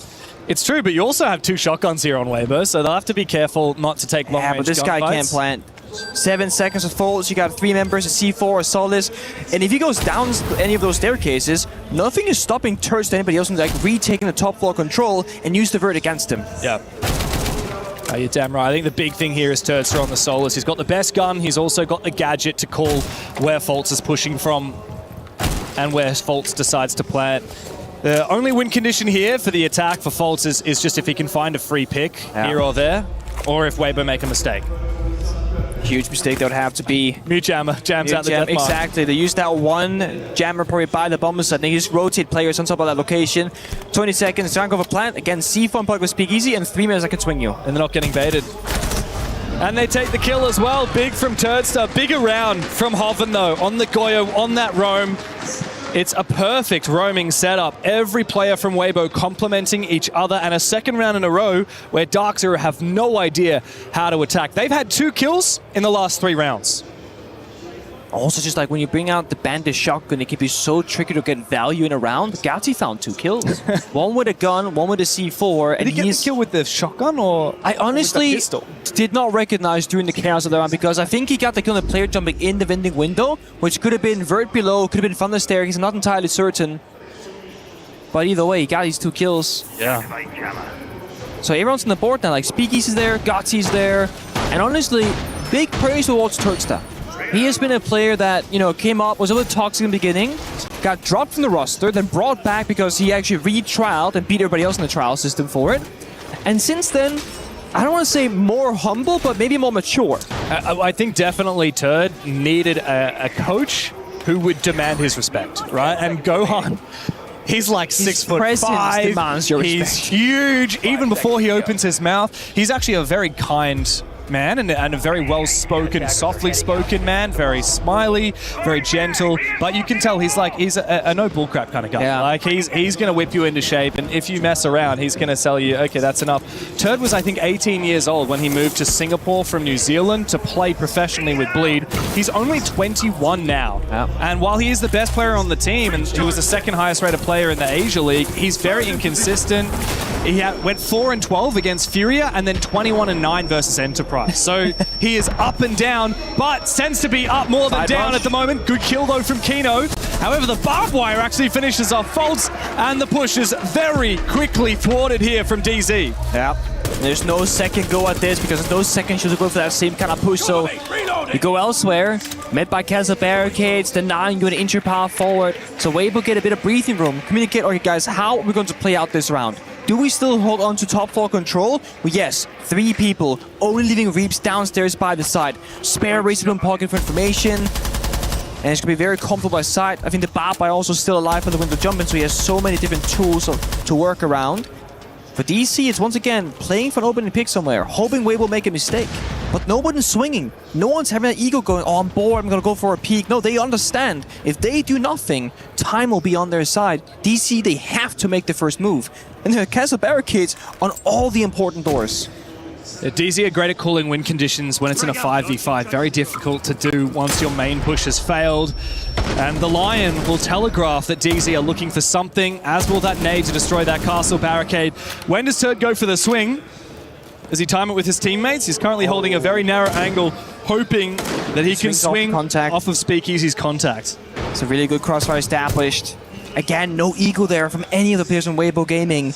They would peak that in the past, but not now. They are locked in. They're playing this as seriously as they possibly could. And DC, they're starved of options. Could this be an early map point for Weibo? DZ are not looking too confident here. And finally, the swing comes through from Turd. It's goodbye to Newers. J90 and NJR, 2 versus 4. And again, they're just fishing for a pick. J90 knows there's somebody above him, but I don't think he's going to be gifted a chance. NJR, however, is. And Gotti to fall, that's a big player to take down. No more smoke available. And a second kill comes out as well for NJR on that top floor. Bombsite is down below, but the pressure vertically is now alleviated. They're looking for Turnstile up the aqua stairs for a flank. They want to get the kill, but now he can just run away. And it's got the case, 20 seconds. Turd knows he can just fall back. There's no way NJR gets back to site and finds that kit with it. He's going to have to go for both kills. And Turd should know about it. What a shot, though! 1v1! But he's up against Reaps, who's 12 and 4. At the moment, he doesn't have the defuse. He's going to have to push for the kill. He doesn't know where Turd is. He goes for the kill onto Reaps. Close-up range, but Reaps withstands. Balls of steel, he will wait, and there is no shot for NJR to clutch. It is map point for Weibo. So disciplined, so decisive. And again, they're not falling apart in those critical moments. Crossfire established, and then Tursta makes a huge decision that saves the round again. When both his teammates around him top 4, they fall apart by getting picked off guard. Well, he recognizes, oh my god, I'm getting pushed from Catwalk and from Aqua Staircase. I gotta pick a fight. He turns towards Aqua, gets the kill, runs away. NGR, heroic effort in like an impossible position. But this is Weibo making good play after good play, more so than DC making inaccurate or bad plays. They've had the wrong read, the side rush, 50-50. You get in, you get the kills, you win the round, you get in, you die, you probably lose it. They're willing to play that risky game despite being down 3-5. Maybe trying to catch Weibo by surprise, but not to be. They have been so ready for all the attacking pushes thus far. 3 map point opportunities here for Weibo. Reaps is having a hell of a life game as well. I mean, even just the skill required to hold on in a moment like that, never underestimate it. Reaps, I feel like this is a big moment for him in the tournament where he shows that he can have a big performance on LAN as well. He's not just an online fiend, right?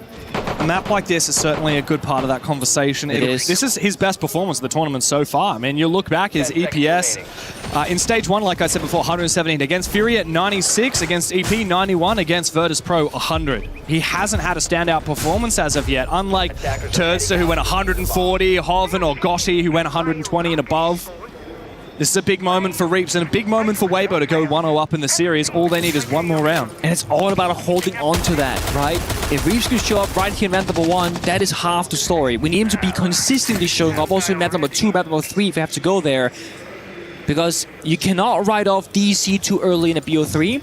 But you also cannot get ahead of yourself and saying, if Reaps drops 12 kills here on the first map, he'll do so in the second, because that has been the problem, consistency. DC, they are one of the most consistent teams with the system that they have in order and how they play the game. So for Weibo, I think we gotta look at every single round. Every round victory is a huge win for them. But the job is not done just because you're up on Nighthaven Labs. They're looking to get it done in 7-3 fashion. They got Speakeasy on the Clash to stop any of those pushes. DC are onto a more, let's say, consistent operator lineup. It's not going to be about the 3-2-1 fast push with the Glass, the Blackbeard. It's going to be about utility, picking apart the setup. And they're also playing into a much more default defense, I would say, from Weibo Gaming. They're going to be having fights in the more predictable spots, in more usual circumstances. And really the only thing DC are kind of lacking here is verticality. Yes, they have Sophia that can use a gadget downstairs for a single kill, but imagine you had a Bocker Deimos for this round, right? There's no mute on the board, and they're all standing on the soft floor. NJR trying to hold the flank. His air jabs will help him on out. That was actually the trap thrown out by Reaps, who finds the kill. Was he not full HP? Onto NJR, 100-0 so quickly. Wow, this is not a good look for DZ, who haven't won a single round on the attacking side as of yet. If that trend continues here, I mean, it's done and dusted. We go to Lair. Incredible start. There's that Sophia. Shoots out all the primary gadgets. So now, again, no value from beneath. It's all lateral push right now. It's all in front of you. But you're up against the Goyo Fire, the Clash Electrification, the Baba, the Asami Keeper Barriers. This is going to favor Weibo heavily. DC got to hit some gnarly shots. brute force opening somewhere on the map. And honestly, right now, I don't see any gaps. Yeah, but there is a chance here to take down Speakeasy using the fire there from the Capitao. However, he manages to find a spot where the floor is not lava. Fault needs to find kills here, making his way forward, but Weibo are not giving up anything. Reaps finds his 14th as Kino finally finds a gap for DZ, but it is not enough to find a way into the bomb site. No more util remaining except one flash in pocket for Kino, and he's gone down. Gotti to find the double, and Weibo Gaming to take the first map handily. Indomitable on defense. The Apex squad is one map away from their first ever semi-final. Celebrations, handshakes, hugs here from Weibo's side, but as we always say, the job is not done. I think Gohan's gonna walk in and say, guys, good job, one more map, let's do that again. But this proves the level at which Weibo can play when they're at their very best. And it proves that this game, which people go, easy DC victory, not so easy after all. Absolutely not. For the reigning major champions and a mainstay roster in North America, arguably one of the best teams NA has ever seen. They're one of the favorites to win this tournament. I think most people are talking about DZ Wildcard and FaZe as tournament favorites. Well, Weibo have already shown that they can hang with the big kids here on the world stage. Finally breaking through groups, taking down Virtus.pro, and now a map up over DZ. It's a huge moment for these 5 squad, which, by the way, haven't been together for very long. Porte is only a recent addition after a disappointing Salt Lake City. Everybody would have favored Weibo up against Enterprise in Salt Lake. They fell short. They drop up 8. They bring Gotti onto the roster, and he fits like a glove. They get their revenge over EP. They take down Virtus.pro, and now they're on the verge of giving it to DZ Major Champions. Let's see what the analysts have to say about it. Well, thank you so much, Devin Pengu. That was a 3rd map in a row that we've seen go the way of Weibo Gaming, coming off 2 in a row against VP, now taking 1 off of DZ. I mean, if you look at those stats, looking like a favorite. But of course, this team is trying to get to the semifinals for the very first time. What a performance there, Iconic.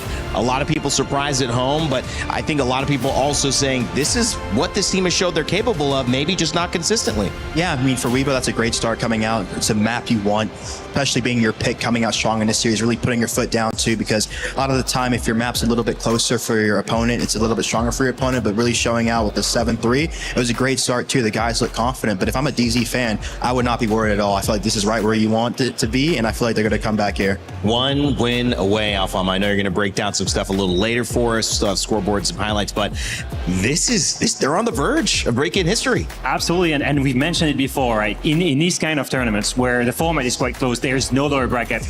Everything is based on momentum. One guy that carries the momentum right now is Reaps. He goes absolutely crazy. He's been so good, so good. I mean, look at that scoreboard. Wow. He was always known to be the best APL player, but he never disappoints. He may have the highest sense in the world, yes, okay. He may move his keyboard, or his mouse pad, sorry, just a couple of inches to get a crazy 1v2 clutch in that matchup. But whatever happens, that guy always delivers, right? And I think today, the momentum is on their side. He doesn't feel the pressure, and the pressure is on the side of the major champions. We're not supposed to lose to Weibo. 174 rating. I love that the casters were talking about, Devin Pengu, that, you know, he's been waiting for his breakout game. You've seen guys have it on Weibo. It's now time for Reaps to step up, and that's, you know, one of the higher ratings that you can have. I mean, 142 is what I think we have Bay coming in, and Wildcard is as the leader in this tournament. So what a performance from him. The question, Iconic, to you is, where do you go from here if you're Reaps? You have to reset. You know, you have to go again. It's 0-0 in the overall standings because, you know, you won that map, but coming into your opponent's map pick, and then you have to reset for that. And then if that goes your way, of course, that'll be great for them. That'll be a 2-0. If it doesn't go their way, they're going to map 3. So obviously, that's just the beginning of it. And we know from seeing a lot of these teams play, it's not how you start, it's how you finish. Gotti as well. We talked about his impact, his story, getting to this moment for Weibo. Again, 1 game away from a semifinal. That journeyman kind of narrative that he's had, able to really put something finite to it in a moment. You can see how excited the coaches were behind the scenes. And now again, we look at it, speaking of just coaching, I'll ask that same question to you. How do you keep these guys level now, knowing that you did well on your map pick? You've got 2, so you could lose 1, but you obviously don't want to. I think you can see it from the player reactions, right? They're hyped up. And I don't think that you necessarily need to reset. I think if you're on the side of DZ, I know they like the mental, the quiet, the comms to always be on the same level. Yeah. I think for a team like Weibo, they thrive on momentum. They thrive on chaos. You don't want to reset that energy. It's fully high. So you fuel that. Gohan will be riding them up. And I think that's exactly the right thing to do. If you look at many of these rounds, it's on the back of 1 or 2 multi-kills, 2 clutches on the side of Reaps that are absolutely crazy. That's what gets them fired up. Keep the fire going. Let's take a look at that, because I know you set up a little telestrator action for us. I kind of going to help you out with the mic there. Let's break down what made this such a good map for Weibo. Yeah, a very interesting moment, in my opinion, was we talked about the depth, right? Yeah. In critical moments, how do you win? Well, we're going to start and we're going to have a look at this round. That's round 2, and that's a 2v3 on the side of Weibo, and you might think, in what world do they win this? The target will be ag.al here on the Wamai. So let's pay attention to what's going on right here. First, you see that Wamai is stuck on the bomb site. And what is going on here? We see that Hoven, from above, has directly a line of sight. If you see Wamai pushing through the rotate, he's going to get killed from the vert. So you need Wamai to move. You need to create some pressure. And so Hoven calls for Rips to come in and create some pressure. Vertical play. That's it. Wamai is moving. And he's going to be an absolute free kill for Hoven from above. And suddenly, it's not a 2v3. It's a 2v2. Now, most importantly, they need to create a win condition. What do we see here? We see Rips saying above and create some more vert. They need to create movement. So Hoven is going to go downstairs and he's going to fake the plant. Not to actually plant, but look at this guy on the left. He's running. He's afraid. He does not want the plant to go down. And that's going to be the movement that they wanted. We're going to see the player from above get the first kill. That's Rips. And once again, they're going to fake the plant. And once again, another kill from above. They created a win condition out of nowhere from a 2v3, thank you, Iconic, to a 2v0. That's the tactical depth that we wanted to see from Weibo. What a way to win this. So teamwork makes the dream work, man. That's how you have to do it. It's a beautiful thing. I mean, a 4K as well in round 3 from Reeves, but you talk about the tactical play. What do now Dark Zero need to do, looking down the, I guess, barrel of a potential exit in this tournament quite early, Iconic? I think you saw Kala talking about in their tournament, not going against the prep that they've seen, playing to what they see in their eyes and just playing it like any other moment, any other match that they've experienced. So I feel like you can really see them look to just reset their fundamentals and really go after this game here on their map. Yeah, and I think the main thing is take away what's the biggest lesson here in the first game. They're struggling against aggression, quite clearly. They're going on a map that they just lost to CAG, one of the most aggressive team in the world. So you just seen basically your team lose to that playstyle just before. You've that experience of that one map where you could not deal with that aggression just a few days ago. Surely you've learned something that you can use in this game. They have the same playstyle. You're playing a similar opponent on the exact same map. They have to learn that lesson coming into the second map. It's a great point. We'll see what happens, how it shakes out in map number 2. But before that, we've got a club championship update with Chris over at the Kadia City Grid. Chris, what's up?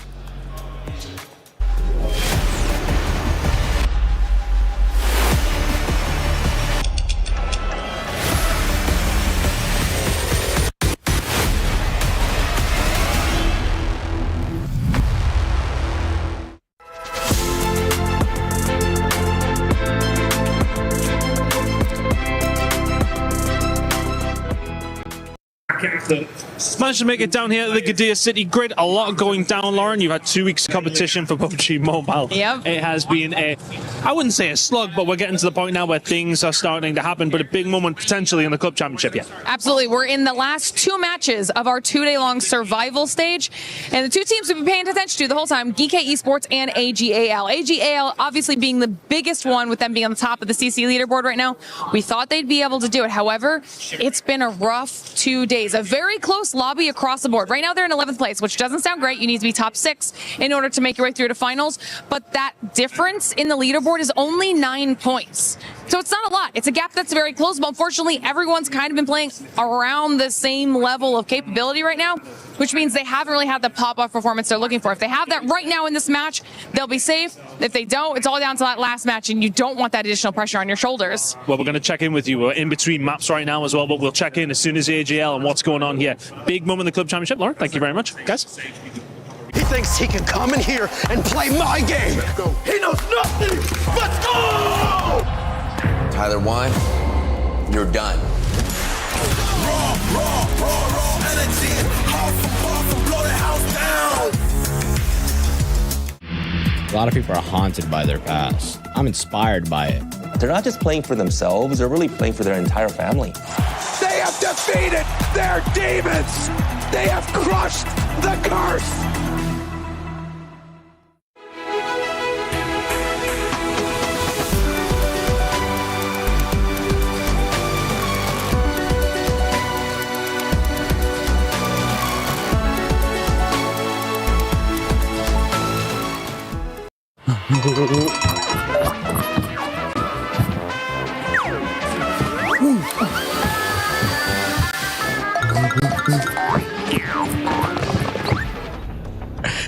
Well, a very different image from one you just saw there to the one that's on stage right now. Dark Zero maybe searching for something there, Alfama. Discipline was what came up in our conversation during that break. Yeah, I mean, you're the most experienced team. You've just lost, at least 3 rounds where you were in a heavy man advantage situation. You're playing against a weaker opponent, someone that has not won majors before, that has not even reached a semifinal before. Surely, discipline needs to be the key word here. When you're in a manpower situation, you close this round out, you breathe, you meditate like they've done, and you make sure you close the manpower situation. I feel like too for Weibo going into this, just going a map up, making sure that you can actually maintain that pressure, because I feel like as a player, a lot of the time, the closer you get to the win, the further it feels, because we just start to think about it more and more, so being able to detach from that and go for it again is going to be very big for Weibo here. Playing with house money because no one expects you to get past easy. Now you're at the door of getting past easy. Do you start to think about it too much? Now you're like, we're here. Wait a second. That's the question here. Looking at DZ too, looking very calm, look like they had a good reset going to this map. I'm expecting a lot closer one here. Picks and bans here to kick off map 2.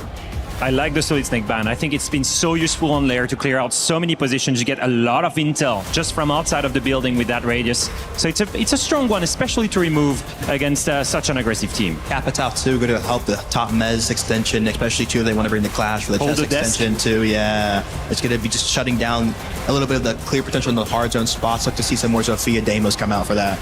Best of 3 on the line here in Paris. Dark Zero. Wow, expectations so high for this team, but staring defeat right down the barrel if they cannot get this map win. It's Weibo Gaming now with the pressure to close it out. We'll see what happens as we send it back over to Dev and Pinku. Thank you, Rander. Yes, we will indeed. Dark Zero have everything to lose here. As one of the tournament favorites, they need to step up on their map pick of Lair. But look, Pengu, in the last 6 months, DZ have only lost this map a single time out of the last 7 plays. However, that was against little old APAC in CAG, and it was a dominant 7-2 loss just 5 days ago. They haven't played it at the tournament outside of that result, however, have been very good locally within North America. I wonder if Weibo have been studying that DZ versus CAG map and picked up a few tricks. And you said it best, right? They played this map a fair bit in North America, but going back to Kolar's timeout that we saw in Nighthaven, is the unusualness of Weibo that catch them off guard, right? Oh, they didn't do the prep work. They didn't know what we expected from them, and I think, honestly, when you look at APAC, that's always been the story. Yes, they tend to play a bit more simple in the server. Yes, they have maybe a little less prep work, but now we have imported coaches. We have Gohan behind the players. They got much more layers to them. Absolutely. I think you said it, Weibo play weird. Well, if you're not used to playing in the APAC region, then yeah, you might think so. I think that a lot of teams get so familiar with how their region likes to play that they underestimate other regions. Now, there's a reason why Wildcard chose not to pick Weibo. Wildcard had a choice between picking Weibo and Furia, and they wanted to play Furia. Yeah, Furia over Weibo. So DZ may be getting a little bit more than they bargained for. Well, Wildcard said, now those guys, they play weird, man. We don't want to get into that. We don't want to play that. We don't want to get in the mix of that. It's just an unknown entity the entire way through. I like if ag.al though swung out early, exchanged bullets with the glass, so him and Hoven are equal on the health bars. If there's anything going for DZ here, it's that they're back on the defensive side. Funnily enough, Weibo chose to start on attack here on Lair, but DZ have been a lot more comfortable on their defense. However, this could be a cracking way to start the attack here for Weibo if they do land the 3 big booms with that Zoth. The first boom to land is actually on Gotti, however, as Speakeasy takes a hell of a lot of damage as well. Big Nitro from Faults. Zofia downstairs is quite nice, but if she's like wasting time looking for that red ping to come through, you're not going to get a lot of value. But Reap's simple solution. Demo strike, get the ping, shoot straight through the floor, get that kill. That's NGR. There is still Kilo on the smoke, popping a bait, falling on back. could even reinforce as well, but it's too busy with the verticality downstairs, so that rotation will stay open for Speakeasy to utilize later on. Newers don't help. Hob and Speakeasy don't help. They're giving up ground. They're actually just giving the Peeling entire back the VARC 6 layers. room over to Weibo. Well, this is risky though, Pengu. This will have to be a retake. Speakeasy could be in a plant position in just a few moments. He's about to be. Track comes through, punch the desk, and there's 1C4 impacts in pocket though.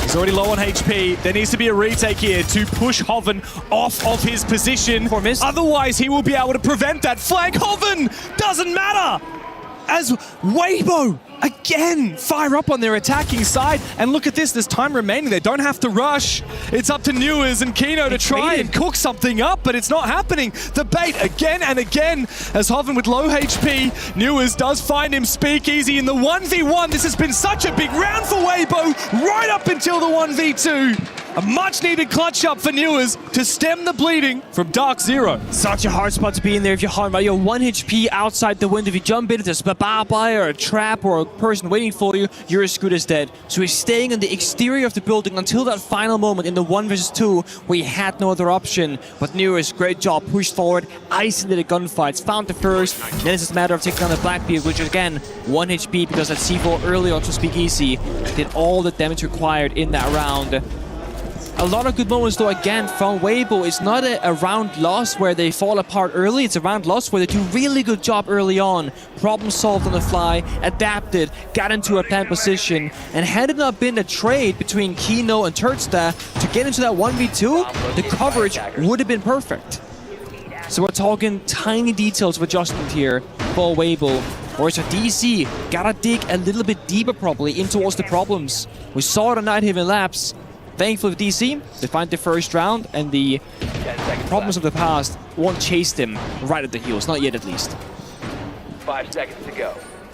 Still, there's one thing to win a round in a clutch, another thing to win a round because you played it convincingly. And a round win is a round win. In 3 rounds from now, you won't recall what happened that first one. Sure, but a lot of the micro went wrong there for DZ.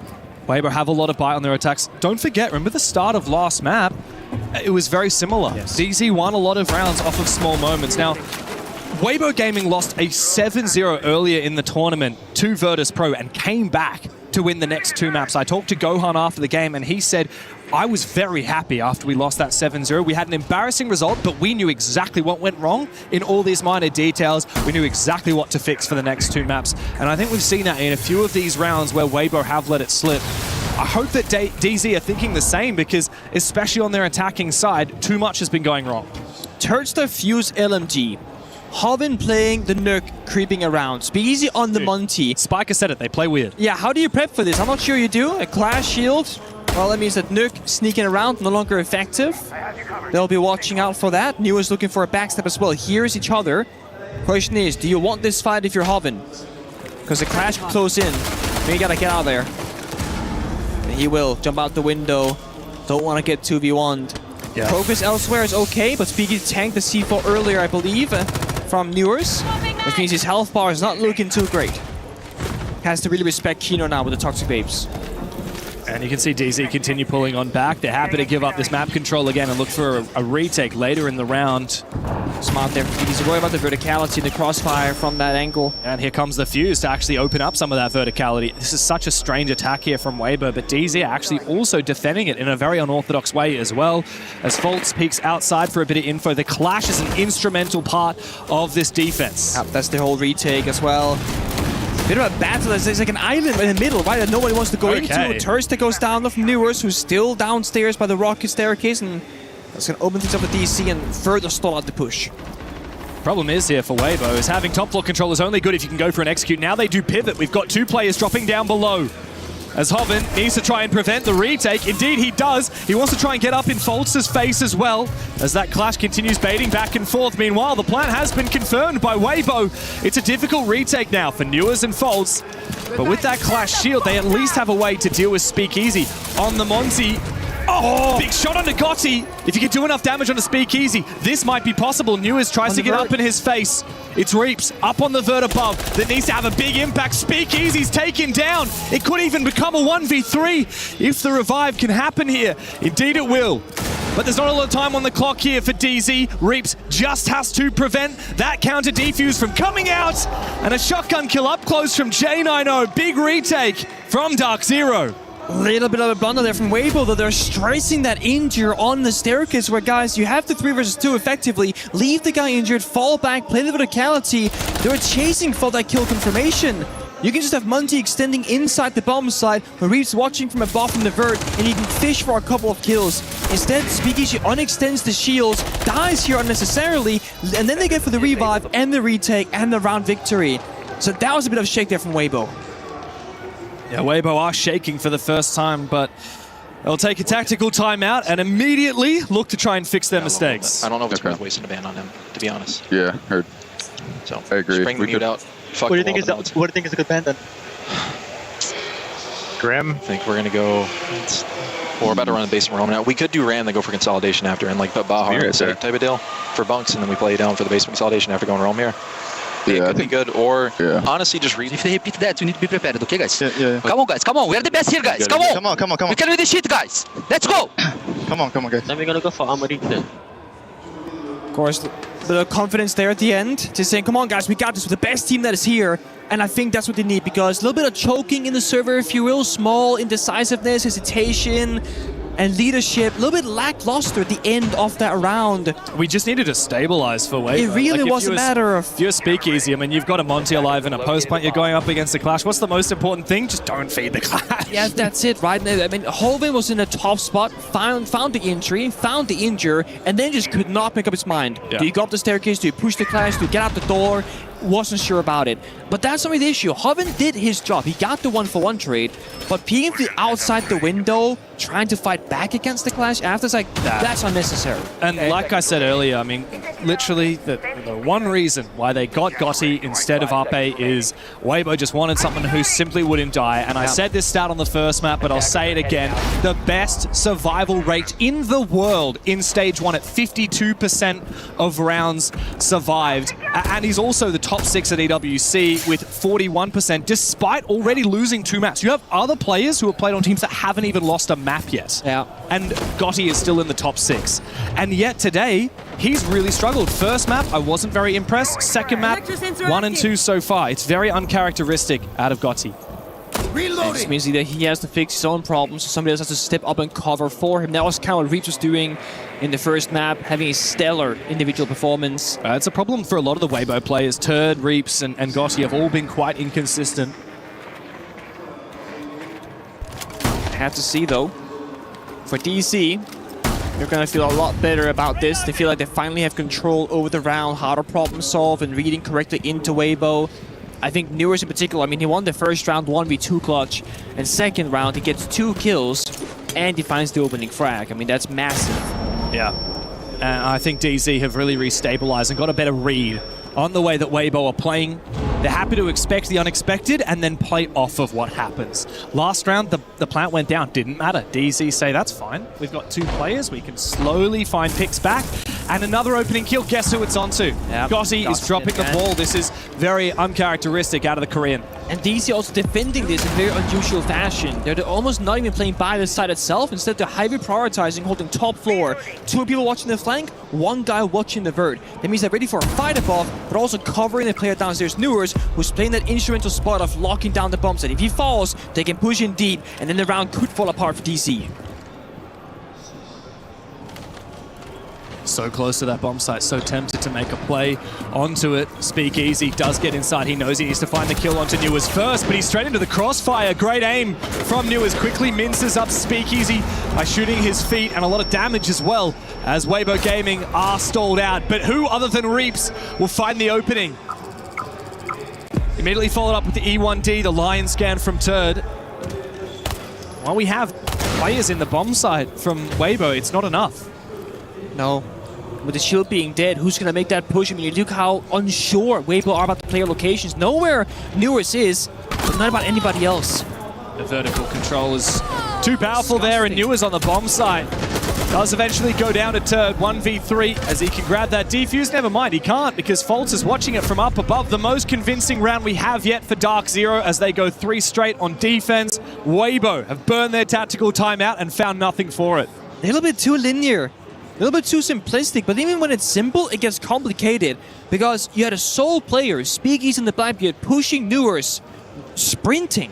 Feed exposed, gets shut down by Newers immediately, no follow-up, no trade, and also he had the diffuser. So they lose everything with one member dying, plus they lost Gotti early. Operator bans, Wamai and Deimos. I'm all for it. Again, Weibo, gotta deal with so much utility. Wamai is gone, makes life easier. DC, worried about the verticality and information gathering lethality of that vert. Speakeasy. Bit of tilt because Speakeasy now 2 rounds in a row has made a couple of errors. Yeah, he keeps dying on the shields just by exposing his feed. Perhaps he's not used to playing against players that are so quick and unfearing of those shields, and because it's a skill issue, right? Like, you have to quickly flick down to the feet, land enough damage to try and get the down. And with the TCSG, that time to kill, time to injure by the feet, a few shots. It's 2 to 3 bullets depending on how much damage you've taken outside of that. And Speakeasy perhaps not used to players being so quick to land that. 3 rounds in a row, Dark Zero have found the opening kill, 3 rounds in a row, and they have looked better every single round as it goes. Remember that first round, that atop onto the top floor. Weibo looks poised to win it. It was a clutch from Newers. Second round in, plant down, looking Weibo favored, and DZ retake. Third round was the first time that DZ looked well and truly in control. And now they've flipped the way they're gonna win, right? Now they're gonna play Chubero, Bandit, and then playing Goyu and Smoke. All about the clock, burning down the timer. I think also recognizing that Weibo are gonna slow down the game right now because they're dying early, they're making mistakes, they're like getting caught off guard. So if you expect them to play slower, you're playing time denial, you're double dipping. Yeah, this is good read from DZ. You're also forcing them into like problem solving at, I want to say, like at the highest level. I think the dance around the bandit batteries and the hard breaching is such a beautiful way of playing the game. And right now in the attack and lineup, who's supposed to go downstairs and deal with NGR? I mean, everyone has a primary weapon, but there's no operator right now where like, oh, we're gonna deal with the bandit. That's because NGR was hiding in server room the entire drone phase. Yeah. Weibo probably don't even know that bandit existed until the round started. And one of the best counters to that bandit is the Deimos that DZ banned. The Deimos that... I mean, Sophia below would be good, IQ. Very but true. Yes. Any vertical operator. We've even seen Weibo recently rocking the buck as well. A bit of an old school way to do the vertical. Of course, home with the bailiff second a shotgun could become that vert operator, but again, he's fighting against maybe a roamer. They don't know because again, Deimos track. They don't have solid snake available. The vert is there. He sees it and feels the pressure. But if you don't get those bandit batteries off the wall, the hard breacher cannot do breaching. That means that you have people in wasted positions not helping each other progress the round, and you're not getting further. Then you start feeling pressured and stressed in the server, and you start brute forcing a play, getting impatient, and maybe getting caught off guard again. Yeah. And as we saw on the face cams earlier, a little bit of tilt from Weibo. Very early in the game to get tilted, I must admit. So they've got to make sure they keep their mental in check and continue working through the checklist in this round, because as you said, the win condition here for DZ is the clock, and they've already burned 2 of the 3 minutes. And they haven't done the hard breaching. Turns is AFK the entire round watching a flank. Hobbin look up the vert. Now they're getting gassed up on the main staircase. I mean, what exactly is the win condition? They're going to have to flip the attack for the 3rd time. There's not enough time left for that. 55 seconds, and only 2 people, now 3, have even entered the building. Kino's got the read, but he might be revealed here by the Grim Bees. And indeed, the flank from Fultz with the TCSG in hand on the Goyo. I don't think they know either. DZ are in perfect positions to win this, and they don't even need to make the first move. Turd, an unusual miss from him as Fultz are able to get away safely. Kino as well contesting with the shotgun in close range, hungry for more. Gets taken down, but Turd is also on the floor. Reaped finally the timing wrenches over the numbers advantage here for Weibo, but the time is of the essence. DZ still maintain the map. They still have the bomb site. It's going to be 15 seconds left. How do you not see him? Gotti finally takes down NJR. It's J90 and Fultz to clutch up, but they have an impact and a nitro cell between them. Now it's just 5 up seconds. to J90. This was looking like the best round Weibo had had up until Reeves comes up big with the triple. Finally, Weibo off the donut and onto the scoreboard.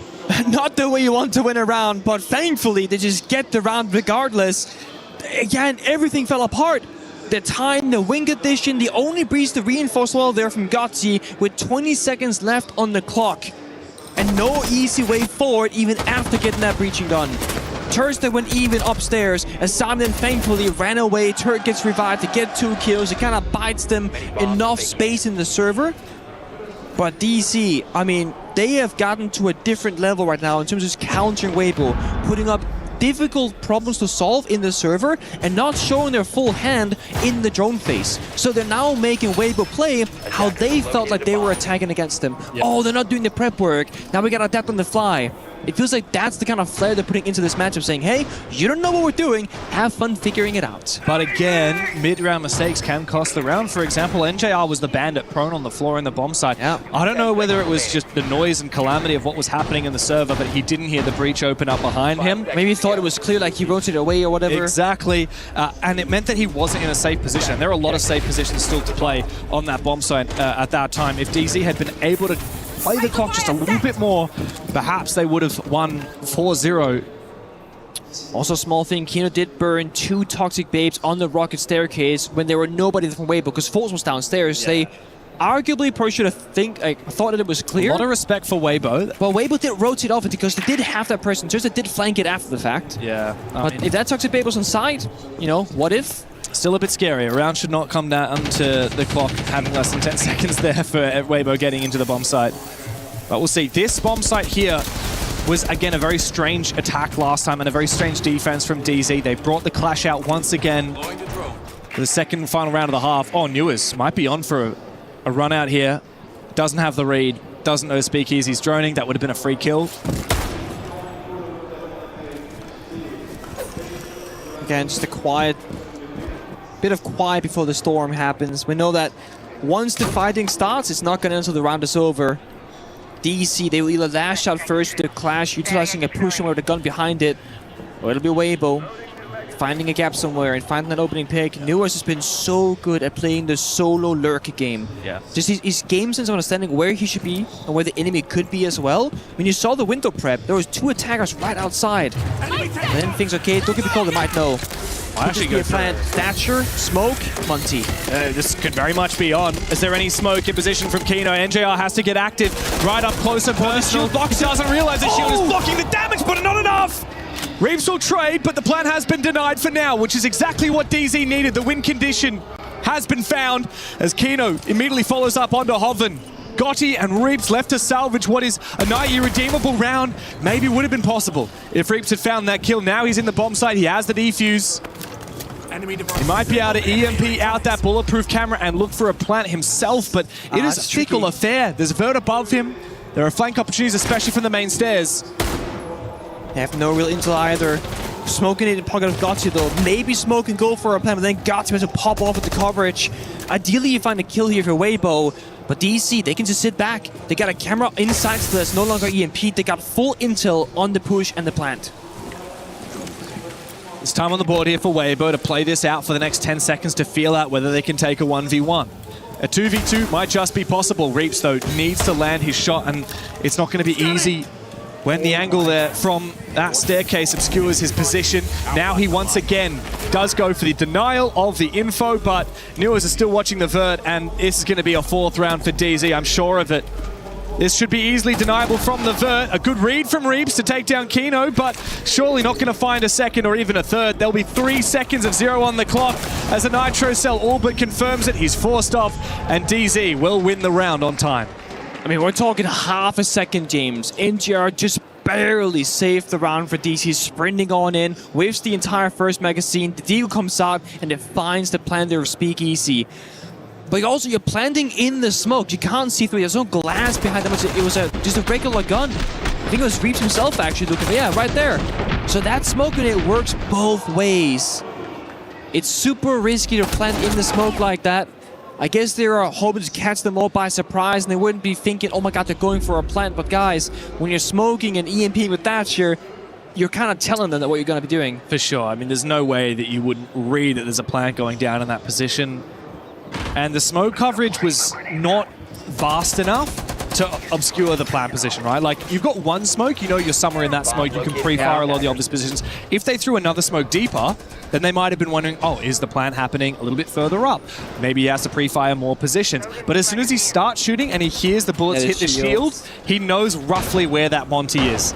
Another option would have just been flashing while that smoke was there, because even if he knows where it is, while he's flashed, he's not going to be able to land those shots. I mean, his chances drastically reduce. So DZ, look, another round where it comes down to such a narrow margin, but a win is a win. Yep. And 4 rounds of defense is exactly what DZ need when they fail to attack even for a single round on Nighthaven Labs. I think they'll have a lot more confidence moving into the second half here, especially if they can find a 5th. It also does make the story of a 3rd map that much more exciting, that it's a close loss on the 2nd so far for Weibo in the rounds. Yeah, it's not been a landslide. You cannot write them out just yet. Scoreline might not be close, but the rounds certainly are. And I also will praise DC's playstyle. They are not giving, I was going to say, any easy openings here for Weibo any longer. They keep falling back, playing the layers, giving up map control, comfortably playing by the side itself. And the reason why they can continue to do so is they keep playing utility operators, right? Whether it's going to be the Castle, the Jaeger, like right now, Plant Denial, like the Shanghai or Smoke, then still having information for the gunfights in traps. Notably here, the Ella and the Thorn. But they also have Spare, Util, and Pocket. 2 Griswold Mines from NGR. 1 Razor Boon from Kino on the Thorn. Expecting the shield. They're expecting active usage against shields, for example, but also, as this round will change, they will start putting down those traps in areas where they need them. So for a specific staircase, a specific door, when they surrender the flank watch, for example. So when a gun can no longer watch the angle, Grisma goes out, now you're watching the angle for me. I tell you what though, Speakeasy here is running primary shotgun on the sledge, which means that once he creates the vert, he's going to be fighting Kino and he will have the HP advantage in a shotgun v shotgun battle, which he should realistically win. But it is Kino. That guy believes he's a bit more in shotguns than anybody else. It's a bit more lethal, does a bit more damage on range, shoots a bit faster. That's the Kino special. He's going to be the playmaker, Stock and Toxin behind a shield, Stock all the way deep in the corner. Very unusual location, but it counters the vert. There is a frag grenade in pocket of Speakeasy, so if there's no ADSs, he could die relatively easily. But if he has a bit of coverage from that Jaeger device, that could be everything. Oh, never mind. Speakeasy goes down. Yeah, I don't think they knew that Newers was holding this position deep inside. Reaps has snuck into the bomb site, takes a little bit of damage. They know where he is. This is Hoven. Reaps, though, does finally jump inside, take matters into his own hands and take down Newers. He's now deep into the bomb site, but Fultz with it a chunker will finish off Hoven. Defuse still remains on Gotti. Weibo have 30 seconds to get into the bomb site and look for a plant position. They are deep, but they have to go for the pigs and the cover there. The crossfire as the flank comes through from J90. DZ maintain dominance on their defensive side. Is turned up against the world and he can't even find the first. It's a 1v4 for the young Kiwi as he looks for a second. J90 and NJR say absolutely not today. It's DZ with a 5-1 domination on their defense as we move in to the halftime vibe check. All right, real quick, we're doing the base package here. A couple things I need to recap though for us. Bulker, for whatever reason you want to go for a trophy side OPK, remember the protocol in case they have like the Cade / like tube extension. We actually put you on that window. You bounce the nade off the top to get rid of that tube if we want to open that wall up early. Make sure we're doing that. If we want to do that for whatever reason. We're actually putting you on the window. Don't play it from deep off that. And then Jack, obviously you're going to be holding for his fucking rocker run down on that. Other things to note here, fellas. We're doing the standard bans, which means that bathroom side with a Thorn ban. It also means that the shields in play are going to be really good right now because they're not going to have the clash. For the third ban, you guys are going to read it based off arc, obviously. The only thing that I would say to watch out for that I could... Hey, relax it. You are every round trying. Oh, and now. Bro, you don't have doubts. We have a plan and you follow. Okay? This is the big problem here, guys. We have a plan and we are not following. Instead of doing what we are good, we are doing what? Things that you are trying to discover now. Guys, this is not, this will lead us to defeat. The thing is, pay attention now, guys. They like to come on top floor. Zulu, shield split. Bathroom, 2 guys on shield, on art. So the thing is, pay attention on that. We already have a plan. We need to follow. We don't need to try to improve 10 times one thing we don't need. Yeah. That's the thing, guys. So let's trust in the map. Let's trust in the map we have. Until now, you guys are just trying. You lose 2 rounds and start to get scared to lose. Guys, forget about this. We don't have pressure. Remember yourselves during the game now. Remember, they have the pressure. They will have a big pressure to finish this. It feels very much like a battle of the coaches, both mentioning the presence of the shields in the bathroom with the Thorn ban and where the attack will happen and where the defenders like to fight back as well. And on the other side, Go mentioning a very important concept here from players in a very high pressure situation. You become afraid of losing. So you can play to win, or you can play to lose. Always making the safe play, not taking the risk, and also doubting yourself in those moments. We saw the hesitation when Gotti had a red ping on Kino's Thorn, refusing to swing for the gunfight. When he did go for a swing, he's hip-fired, looking the wrong direction, extend being a bit scared of failing in that big moment. Yeah, for sure. Also quite notable the difference where Call-Out was all strategy, all tactics, all, okay, this is what we're going to do, this is what they're going to do. He does also leave a lot of power with the players. He says, if you want to do that, that's what you can do, right? On the flip side of that, a lot of Gohan's tactical timeout for Weibo was mental. And when I spoke to him after they beat virtus.pro, which of course they lost 7-0 on the first map, he said, I think this team's mental game right now is the best it's ever been, and I'm so proud of them for that. But we haven't seen that so far on this map, because as Gohan said, why are we trying new things, right? You don't need to try new things mid-game when you know what's tried and tested from before. You're coming up with an idea to counter something. I mean, it's nice in theory to play loosely, but do that after our defaults don't work, right? If you lose one round to a clutch, that doesn't mean you have to throw the baby out with the bathwater, as they say. You can stick to what parts of the strat work and try something more. I think this will work better for Weibo. Now they're on defense. Yeah. They don't have to iterate as much. They can come in with the strats that they've written, with the prep that they have brought into today, and stick to their guns. I'm with you on that aspect, but the 1-5 half is not enough in my mind. I mean, you have to be basically flawless to have a fighting chance at that. Anything is possible, as we always like to say. Do not count anybody out too early, but it just feels like DC right now, the way they were meant to rotate on the defensive side, get themselves in strong player positions, always have a crossfire, and not give anything up for free, have that same mentality on the attack. Utilizing Kino's shields with the Clash and Thorn ban. It is gonna be Kino's game to win right now on the attacking side, because he has almost no direct counters against him. I'm surprised he went for the Blackbeard, but this is the time for it, because he's much more sheltered given those other events. The Monty would be the super safe option, obviously. Yeah. But you can look at the frag grenades, worst gun. Oh yeah, for sure. I mean, you do really expect DZ to lean into the shield here, as Kino, one of the better shield players in the world. American flag there on the commando for J90. 4 Americans on the squad for DZ have really helped forge a new era for North America. Of course, Kino as well won the most recent 2 major wins for North America. One with Dark Zero, one back in last November in Munich with M80. Nice vert game here from Newers on the buck, as Hoven starts feeling that pressure, though somewhat supported by the keeper barriers. All about the process right now for DC, right? The place that they excel at. Step 1, get the buck downstairs, get a bit of vert, use the flashbang from the window rappel, and then walk in the Blackbeard. That's all you need to do. Kino will lead the charge on all the entries off this map. That's step 1, conquered here for DC. Upstream control. And now, they've also shown a bit of their hand, right? The moment you hear that buck skeleton key downstairs, you need to start communicating as well, but okay, what does this mean for us? Mirror window locations are very scary all of a sudden, because you can get pre-fired from beneath. So now you have a choice to make. Send the defender downstairs and fight for the vertical space beneath the bomb site, or simply just say, don't play in the usual pre-fireable spots.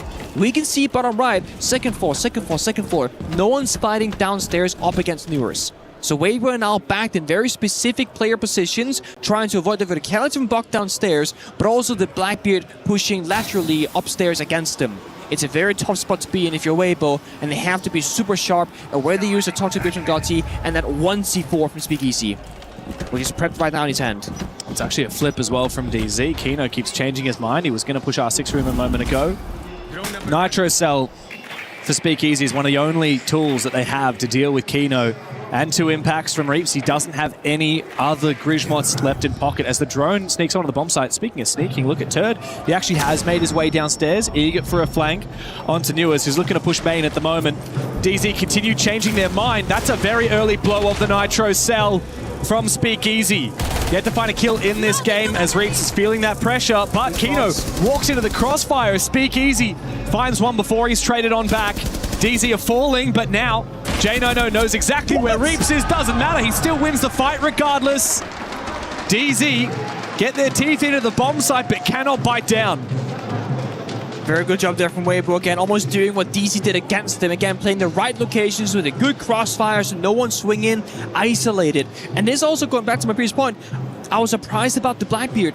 Monty will walk all over that setup because there's no way to die, really. Blackbeard does have that slight vulnerability. The Griswold Mine, the Soul C4, and the Crossfire angles is a lot more effective against the shield. That's not the Monty. And Kino did struggle a little bit. He gets in, but he's in the Crossfire like I mentioned before. They get the intel, but not the follow-up. It's going to be a slow and steady grind. But mind you, if you're Weibo, there's more to play for than just a comeback on this map. There is a possibility of a third of Clubhouse. And right now the goal is also just getting settled into the series. Going like down 1-7 on the second map, and now you play Clubhouse, doesn't feel very good. Not a lot of confidence in the mind of the players. If you go, 3 rounds straight here for defense, you lose 7-5, for example, it feels a lot better. Guys, small issues, not a big deal. That clutch, that round change now with OT, like, you can start almost like gaslighting yourself in a way, but in a positive manner, saying that was a super close game. Because the scoreline easily shows it. It's a lot harder as a player to lose 1-7 and go, I know all the mistakes we did, they were super minor, you shouldn't lose 1-7. Yeah. Look, if we do get to Clubhouse, it's going to be a very curious one because DZ play a hell of a lot of that map. They played it 8 times fits it. in the last 6 months. Weibo on the flip side, they've only played it thrice in the last 6 months. One of which was a 7-0, so not a lot of info from that. One was an 8-6 over VP, very close. DZ also went 7-8 against FaZe on that map. If you push FaZe that close, oh my god, that was a nuke. Bro's got an arm. He threw that from way off the pitch. Faults thankfully doesn't die, but he was probably a bit confused. How did I just take 40 damage? Harvin sticking around.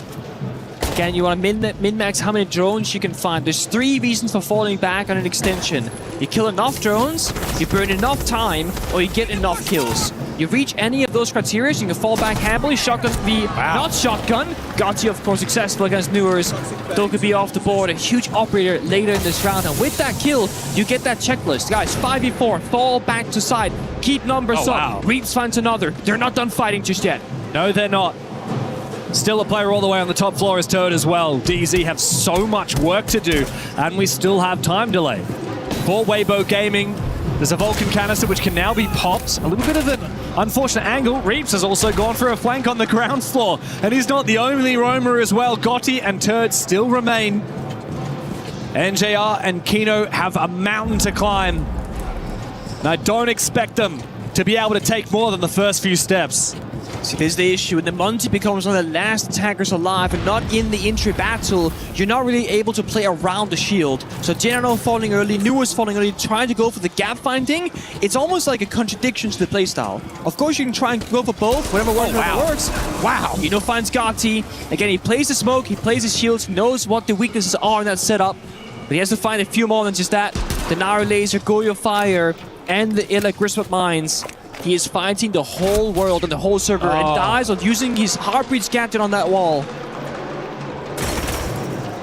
All up to NJR. 1v4. As most of the players have made their way back to site, Turd still on the very top floor. A little bit of an ill-advised peek from Reaps. You can afford to have one player do that. Do not feed him. 20 seconds. One more flash in pocket. Here comes the vert from Turd. And the round for Weibo. It's a second defense back-to-back. 3 more to match Dark Zero's scoreboard. Just gonna see DC get on a aligned game plan here on the attacking side. Are you gonna heavily play the Monty or loosely play the Monty? Because this right here, if Newers gets the kill, insane value, right? Almost like round defining. But on the flip side, if he dies, it's the same story. It's super high risk with super high reward. But when you got the Monty, it is the most stable, consistent, and safe operator in the game on the attacking side. So it feels a bit like you're trying to do too much there in the server. But DC, when you're leading with 3-4 rounds, whatever, in the half, you can afford to try and play a bit risky. See if it works. If you get shot down, now you switch it. The only other issue here is that if Weibo wins this upcoming defense, you get operator bans into the mix. You ban the Monty, all of a sudden that combo changes. Now we're looking at 5-4, still favoring DC, but with the Monty being gone. And yes, they've invested, a ban into the Thorn and the Clash to enable the Blades, the Fuse, the Blackbeard in case of a Monty ban. But still, it is going to make your life just a little bit more challenging and also force you to change your playstyle if you're Dark Zero. It's funny seeing that Gotti has now found the last 2 opening kills in a row. but also has 2 opening deaths to his name as well. Very unusual. Like I said, this guy usually plays on the back line. I wonder if something is changing for Weibo with the roles a little bit, where they're happy to put Gotti in a bit more of an aggressive position, but it's strange to see. It's working sometimes, it's not working other times. There was one game in the tournament so far where Gotti had an unbelievable showing. It was against Furia, their first match of the tournament, 136 EPS. I think he dropped 10 plus kills. Very unusual to see Gotti, the man to have that kind of an impact here on the front line for Weibo. But now on the defense, they're tested yet again. It's a different bomb site and a new day of the week for Weibo Gaming. DZ look to try and attack the tertiary bomb site. Again, all about the Monty. First in the building, guns following after. You get a constant string of information. Kino goes somewhere, you follow him. Now, when you are doing that playstyle, you gotta be very mindful of one thing in particular, the verticality. All this floor beneath them is soft. Having a player or a drone downstairs, just kind of checking in. Is there a C4 downstairs? Is there a person roaming? Well, Speakeasy says, I'm here. Takes down False on the Thermite. They have 2 C4s in pocket, one upstairs and one beneath. Plus, of course, the Solace. So DC gotta play both floors at the same time. Oh, Grishmont does lead Kino to take a lot of damage. No more in pocket here for Gotti. I think the right move here is to fall back. Peel back the layers of his defense. Weibo still have such a fortified position. And the Monty does leverage an opportunity here for DZ. Time to lash out for Reeves. Good kill onto NJR. Kino still needs to have an impact with that Monty. Needs to enable Newers and Geno to find kills. What are we doing? Going for a bait peek. Trying to go for the cheeky little play, but it doesn't work out whatsoever. The duo of Speakeasy and Gotti happy to counter up that shield. It's Newers in a 1v5 as every single round that passes looks better for Weibo on their defense. 2 straight as DZ are yet to find an attacking round in this series at all. It's a 3rd flawless round in this match for Weibo Gaming. Such good position again. Weibo taking the fights in the correct areas. Crossfire downstairs, the verticality being utilized correctly. Kino trying the multi-take, but when down in numbers, not enough guns to support him behind, it's not a favorable fight to take. So DC, a bit of a struggle there in the attacks. I'm curious if we do see that Monty ban, or Weibo deem that it's not actually a big problem for them because they've been great at countering it. On the flip side, what would you ban for the defense? Could be the Goyo, could be Intel, could be Wamai, could be Smoke as well.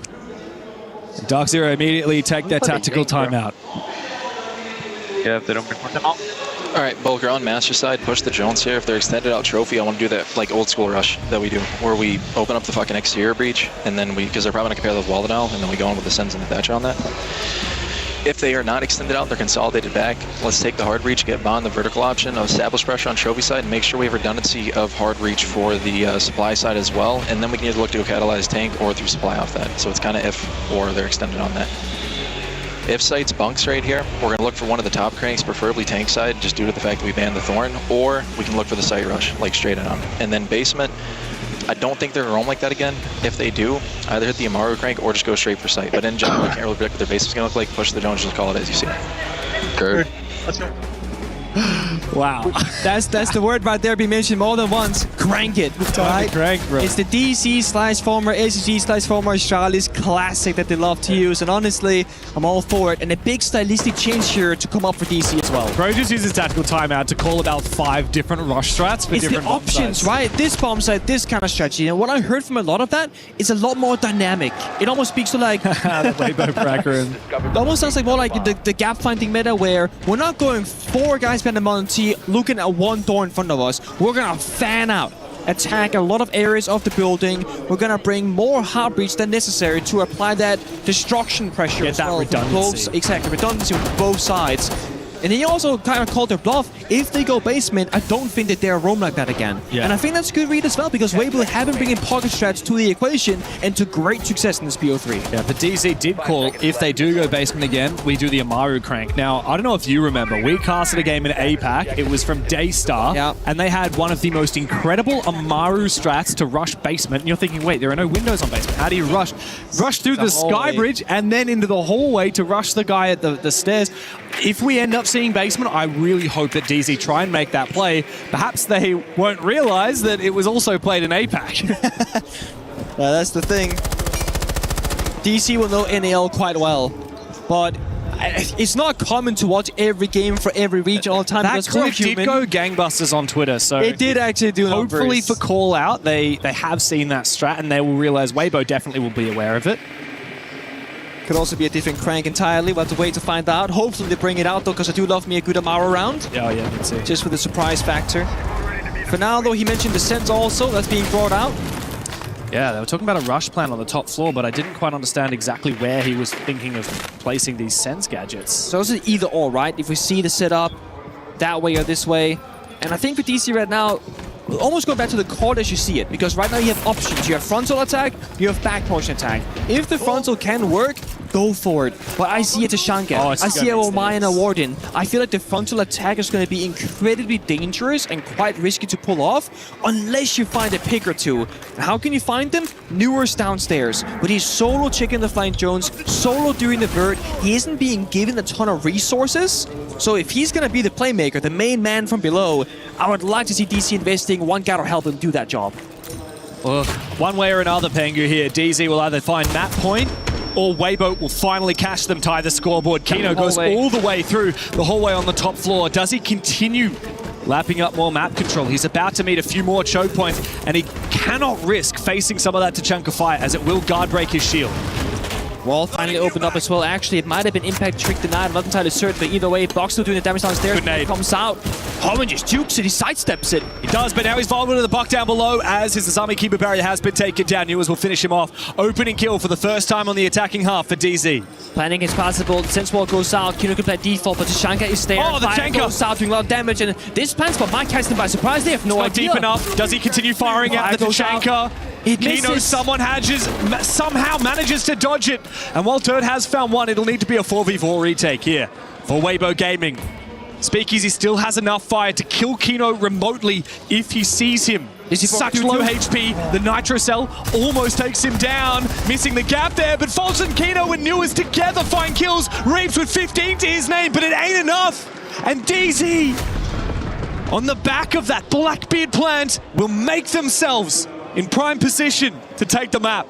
It's again, we're talking a couple of seconds, a couple of centimeters in the server, and if that Shurima fire from Tashanka reached the correct plant location, it's an easy plant denial. But the Sense with the Blackbeard, it enables a new plant spot that you don't see very often. Instead of the default wall on the right-hand side, just go all the way left. The Tashanka fire doesn't spread very wide or very far. That's what the smoke does. Tashanka gets a lot more of them, but in a smaller area.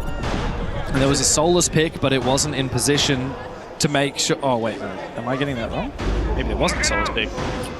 I'm looking at the wrong round. I was going to say, I don't remember a Soulless, I'm looking at the wrong round. Okay.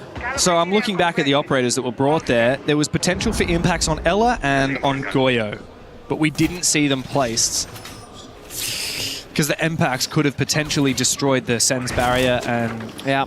No, I'm looking at this round. I'm looking at the wrong stats again. Ella and Azami could have brought impacts there to potentially deal with the Sen's walls. Can also impact deny the breach and you force them in the door, right? There's options there. I think they used them earlier to stall out the hard breach. Look, credit to DZ. That was a very good attack and very lucky for them that the Tachanka fire didn't land, because in theory, Weibo had the ingredients to deny that plan. They did. Also, gotta talk about, right, Reeves is 15-6. That first game, you know, performance is definitely bleeding into the second match as well. And I mean, dude got 15 kills on the first map. Now he's hit 15 on the second. This is 30. What's the best of 3 land kill? I want to say 55. I think so. Look, 55. Unlikely that he breaks it, but you never know. It is a very, very tall order. Again, the record, is that the best of 5 I'm thinking of? It feels like... Let me double check. I can double check. We'll double check. Give me a second. I looked at it recently, but BO3, BO5, LAN online, there's a whole different... I made a new channel in my Discord server called Records. Yeah, and I sent you the graphics. Best of 3 is 50 on LAN. KZ and Dan have tied it. And best of 3 online is Citizen and Ambi have tied it. Okay. And then best of 5 is Gunner with 63. Oh, 60? Okay. But yeah, in a BO3 50, I mean, he's only 20 away from it. Anything's possible. Yeah, still, I mean, into OT right here. And all of a sudden win that conversation. But for now, Weibo has to get us there first. Gotti falls back early, like we say, high survival rate. It does mean that when he's an extended player in a roam position, he will often surrender map control maybe 5-10 seconds before people usually would, which does mean a quicker roam clear here for DC. But then there's a second layer. Turt's top floor, still very much active on the roam, looking for a backstab later, while they push the front as well. That's a blitz. Do not want to get near it. Oh, the impact does a lot of damage on Akino. He wants to try and bait him in. A lot more damage again. Enough, guys. Oh my. Still hasn't finished. Oh my god, he buys enough time for Turd! He sweeps back down the staircase and finds 2 kills. Call out said Weibo would not have the guts to roam for a second round, and he was wrong. Pace off massively. Turst is still actively, though, looking for more. General finds Speakeasy, so all of a sudden, side a bit vulnerable. The roam game is very risky because they can't get back together to that staircase. They're on 2 different sides of the hallway. So Turst being abandoned almost to play on his own. Turd wants to keep They're also flanking lobby. This is super risky, guys. Reeves as well, trying to back up as he decides to fall back to the bomb site. But Gotti finds fault. I don't even know where that happened. Perhaps through the vert. Is now a flank opportunity as they get active once again. Hoven for 3 in the round. It's J90 in a 1v4. Weibo have found their mojo back again. They just need to finish this round off and then they're touching distance to OT. J90, once known as a clutch god, he has to sprint through that smoke. Straight into Reeps' waiting arms. 16 kills on the map. 31 in the series as Weibo continue pushing this map deeper. Bit of a pocket play once again. Catching DC by surprise seems to be the best way for Weibo to win. But doing that on defense is much harder than when you're on the attacking side because they got the drone phase to scout out the bomb side and the general orbital lineup. That gives you intel of the idea from the defenders. So Turst are going undroned, unnoticed, and unwatched on the flank while they distract them here with the impact grenades. It's a great play, but doing that again to get us into OT on a different bomb side, probably unlikely. You saw that from NTR, just a little bit of frustration. The round was looking so good, and that's because there was a thing that they were missing. That thing was Turd. And the hide and the bandit. DC did the same thing. Yeah. You're changing the win con because you're going to sprint to the building, just pop the hot breach on the wall, boom, they get sapped. And then you go, okay, we spent 1 or 2 Selma charges or can openers, and now we got to go upstairs, do verdict setter. Oh, but that's what the roamers are. Okay, plan B, what's that going to be? And that takes 20 seconds of conversation. So just by bringing the bandit and hiding it, that gives you something. And they're not scared of the shields. We saw it last round, contesting with impact grenades. Now we have impacts on Reeps, who also, side note, can spot that blitz while he's holding his shield at a distance, as it is an electronic gadget. They've also got 3 nitro shells, plus 2 Grishmots in pocket for Turdstar. That is so much ammo to deal tick damage to Kino. On the other side, though, the line with the blitz, with the glass, backup smokes here on Capital as well. They could do so much damage in the blink of an eye. Where they would like to go. For now, it's about establishing a foothold in the building. Lion Scan comes out, they're attacking top from bathroom, like I spoke of earlier. Last chance to get it done in regulation here for DC, but they find quickly a first trade. And a second kill, all right, hold your horses here. Hang on! C4! Hoven with a double C4 out of nowhere. Weibo Gaming have the advantage all of a sudden. And whatever the plan was to cook up here with the Glaz seems to have been stalled. It seems to have been thwarted. The defuse is being held by Turdstar. But DZ have 2 players not too far from each other, ready to try and execute. On to Speakeasy and Turd onto that top floor, testing distance back to back. These 2 Weibo players look to hold on. An awkward spot, the hatch is soft but not opened up. And Speakeasy has to rotate on over and open it himself, makes a lot of noise, and they get caught just running away from the fight. So I think right now we're gonna battle it 2 people v2 upstairs and have a backup safety and Hoven playing by the bomb side. But there's so much time. Minute and 30 seconds, DC can just slowly inch forward, make a bit of sound, force a bit of movement. I think if Turdstar and Speakeasy stay absolutely still, they will not know. But NGR, he's heard something. He's heard something indeed. They need to try and isolate kills one at a time. NJR does so. Turd falls back. He doesn't push for the refrag. He needs to win his 1v1. Full HP for him, but low are both NJR and Newers. He still misses his shots. From the 2v3 now into the 2v1, it comes down to Hoven, who kicked off this round for Weibo with a double C4 kill. Now he needs a double kill to close it. Mind you, they got the glass team out. They can pop the hatch. They got soft reach from the Ash of Newers. They can force the mobility there. And Hoven doesn't see the drone ability. They have information on him. Yellow ping's coming out. There are no smokes, so glass ineffective with gadgetry, but it's still a good DMR gun. Should not be won here. Oh boy. By Hoven. DZ have every advantage they could possibly ask for, and he doesn't have a safe rotate hole with one player from watching above. Newers looks to peek him on the bomb site. 12 kills to his name. Hoven protects himself, but Newers will look to go deep. He finds the first one! DZ! You're feeding the beast! Don't let Hoven clutch up against you! Newers for the map. 12 kills, looking for number 13, but Hoven waits with the MP5K. No plant possibility. Newers needs to go for the kill, but he gets him as Hoven hides away.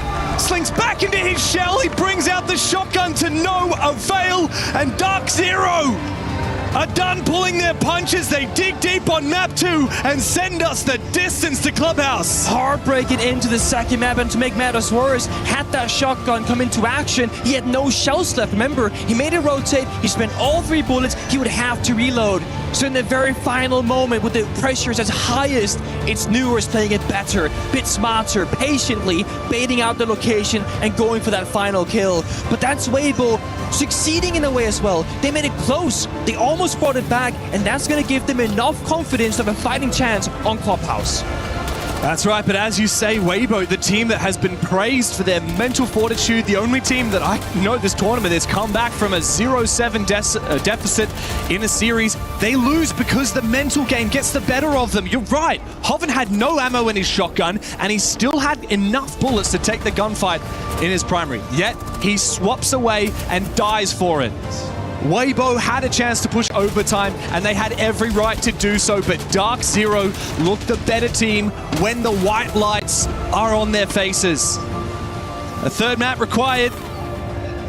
DZ showing that they have the quality of a major championship. They've shown that before. Can they do it here in Paris? It remains to be seen, but to bounce back from the first map puts DZ in the best spot that we've seen from them today. Yeah. I mean, honestly, at this level of play, when you're in the top 8, you're on the bigger stage with a crowd watching you.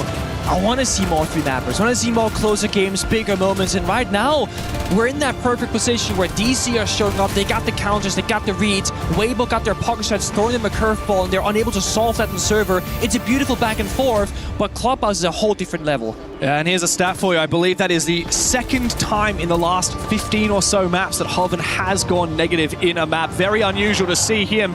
Usually the consistent player, but cannot get it done in the limelight in that 1v1, and we'll break it down with the experts down on the desk.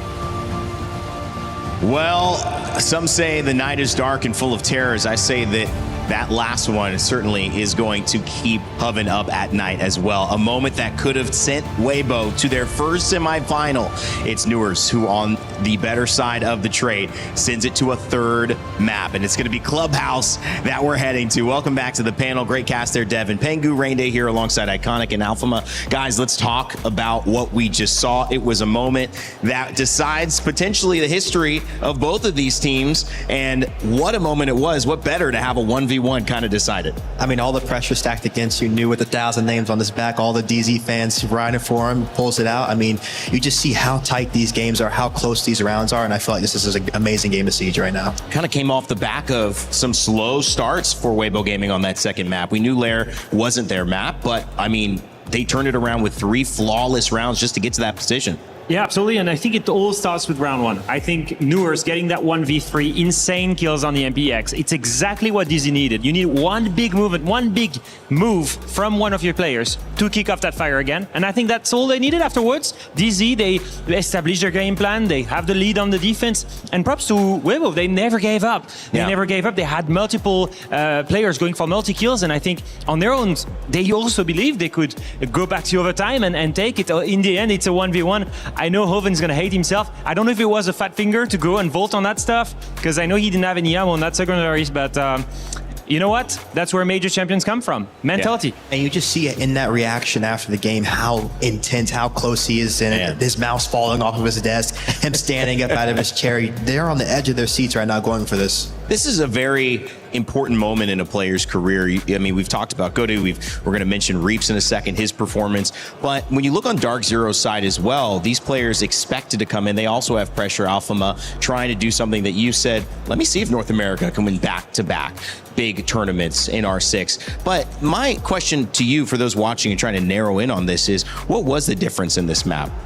I think the main thing is the control. I think that's one thing, right? The main thing is when they played Weibo, they struggled to control them. If they did so in the early round, they struggled in the late round. That's how they lost so many rounds when they had the manpower. On that one, they controlled the game plan, they controlled the pace. Yes, they were able to play a little bit more turtle, a little bit more disciplined. But the main thing to me was the association of the two players. You had Newers in defense, rowing from free, creating a lot of pressure, ready to backstab. And on the other side, you had Kino as a turtle player, basically making sure that the side control was there and they could deny the plant. The association between the two of them was really beautiful to see, and I think they're the main two stakeholders of the victory of DZ. How did you feel about the halftime conversations? Because I'm just in the back watching this saying this is such fantastic information to see these coaches and the different mentalities. You mentioned the coach on the side of Dark Zero and saying, you know, I don't think they're going to try this roam again. They ended up actually doing that and it caught them off guard, but both coaches had different approaches to how they got their teams ready.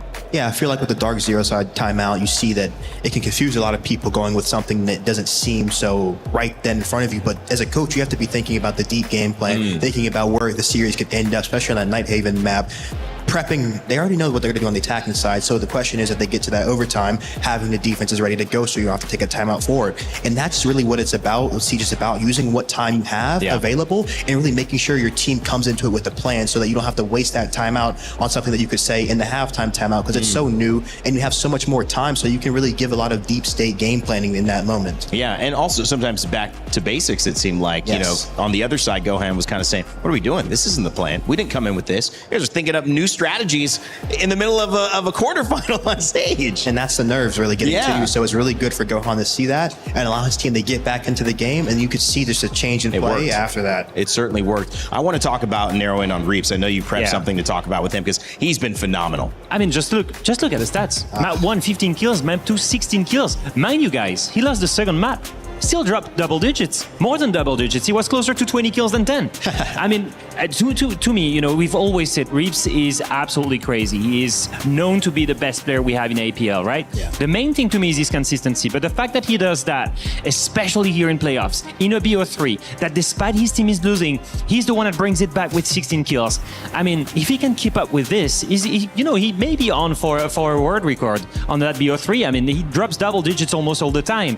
Honestly, what a gameplay from this guy. Yeah. Really is, and I feel like they're really coming into this series. You know, a lot of times they've really struggled into these matches to go further in the tournament, to really kind of get into the game, kind of letting opponents roll over them. I really feel like they're putting up contention, they're fighting for ground, and they're really fighting for this matchup. So it's going to be an exciting map 3 here.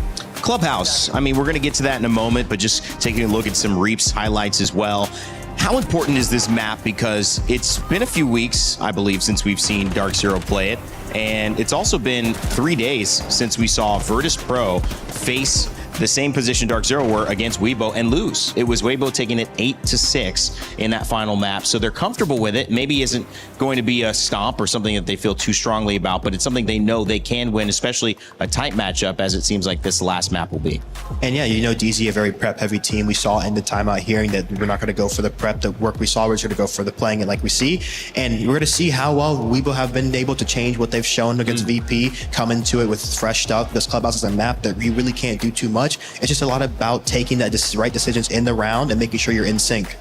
I'll ask a different question too, because, you know, sometimes when you haven't seen something, I would imagine it's more difficult to prep. And so having the fact that they did have that really tight map, I mean, you're already kind of shaking your head. Does that give Dark Zero a little bit of a look inside as to what Weibo are probably trying to do here? Yeah, I mean, already you've spoken about it. They've got one VOD they can watch, really recent. That's one way to look at it. The main thing is Weibo, I don't think, have the same depth as DZ. Not the same experience, not the same strategical depth. So what Weibo have done, you know, they will be able to change only so much. And I think the main thing is where their playstyle is, they like to play what I call spider. They like to spread around the map, have multiple pressure points, and trying to find a gap. And that's what they've done on Nighthaven Labs, because it's a really close and small map, right? Clubhouse, really methodical. Everyone knows the steps to do it, but it's a map on which you can do the same thing.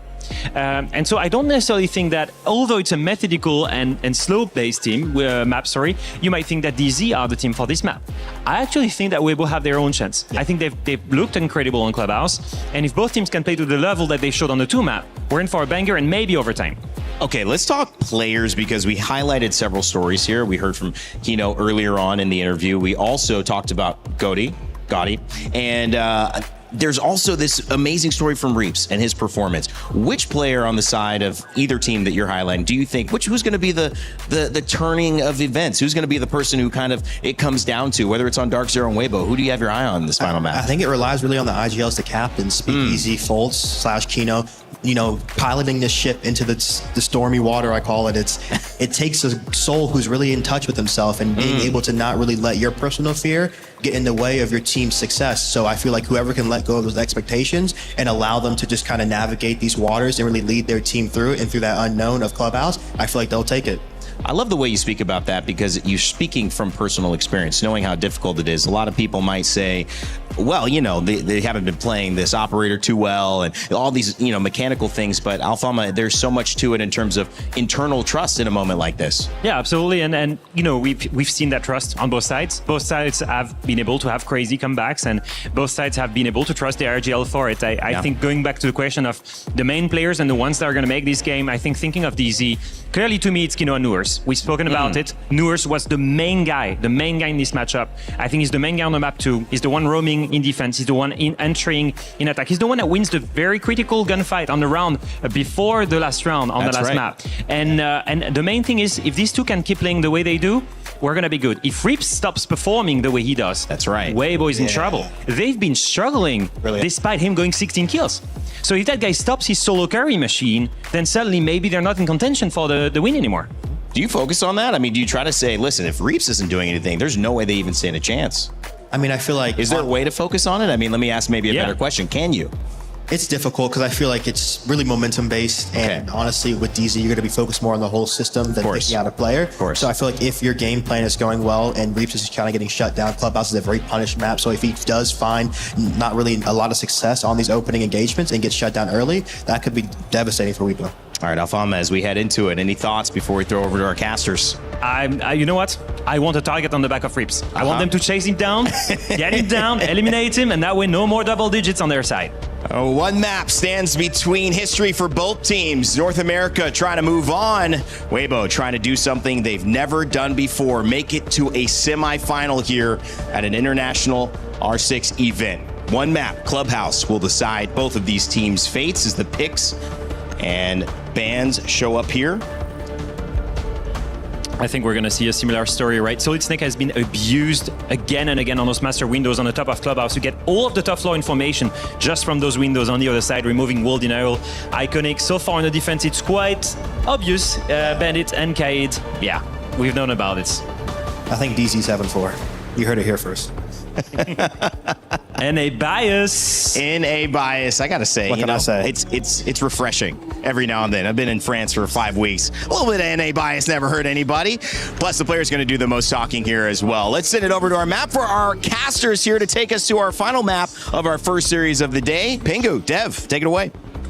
Thank you very much. And don't worry, because we got some APAC guys right here next to me. James, just tell me a bit more about how much you enjoy watching Weibo, how you love the playstyle, the players, the histories. We've got the North Americans on the desk, so it only is fitting that I get my chance in the limelight as well. Balance. I have to say, though, I think I have to be careful because I'm getting ripped into on Twitter at the moment by Fett and his fans. You picked the fight you're not winning, buddy, because his army is much bigger than yours. That's for damn sure. But the only battle that I care about is the one in the server right now. And I'm going to be an APAC shill until the cows come home. Of course, great point there from Rain Day. Weibo have never made it to a semi-final before, but get this, Speakeasy has. 7 years ago, the only time we have ever had an international Rainbow Six event in the APAC region, the Tokoname Pro League Finals, and Speakeasy played for a little old team called Airwolf. They took down the #1 seeded European team, Giants Gaming, which, by the way, Alfama played on that team and was dropped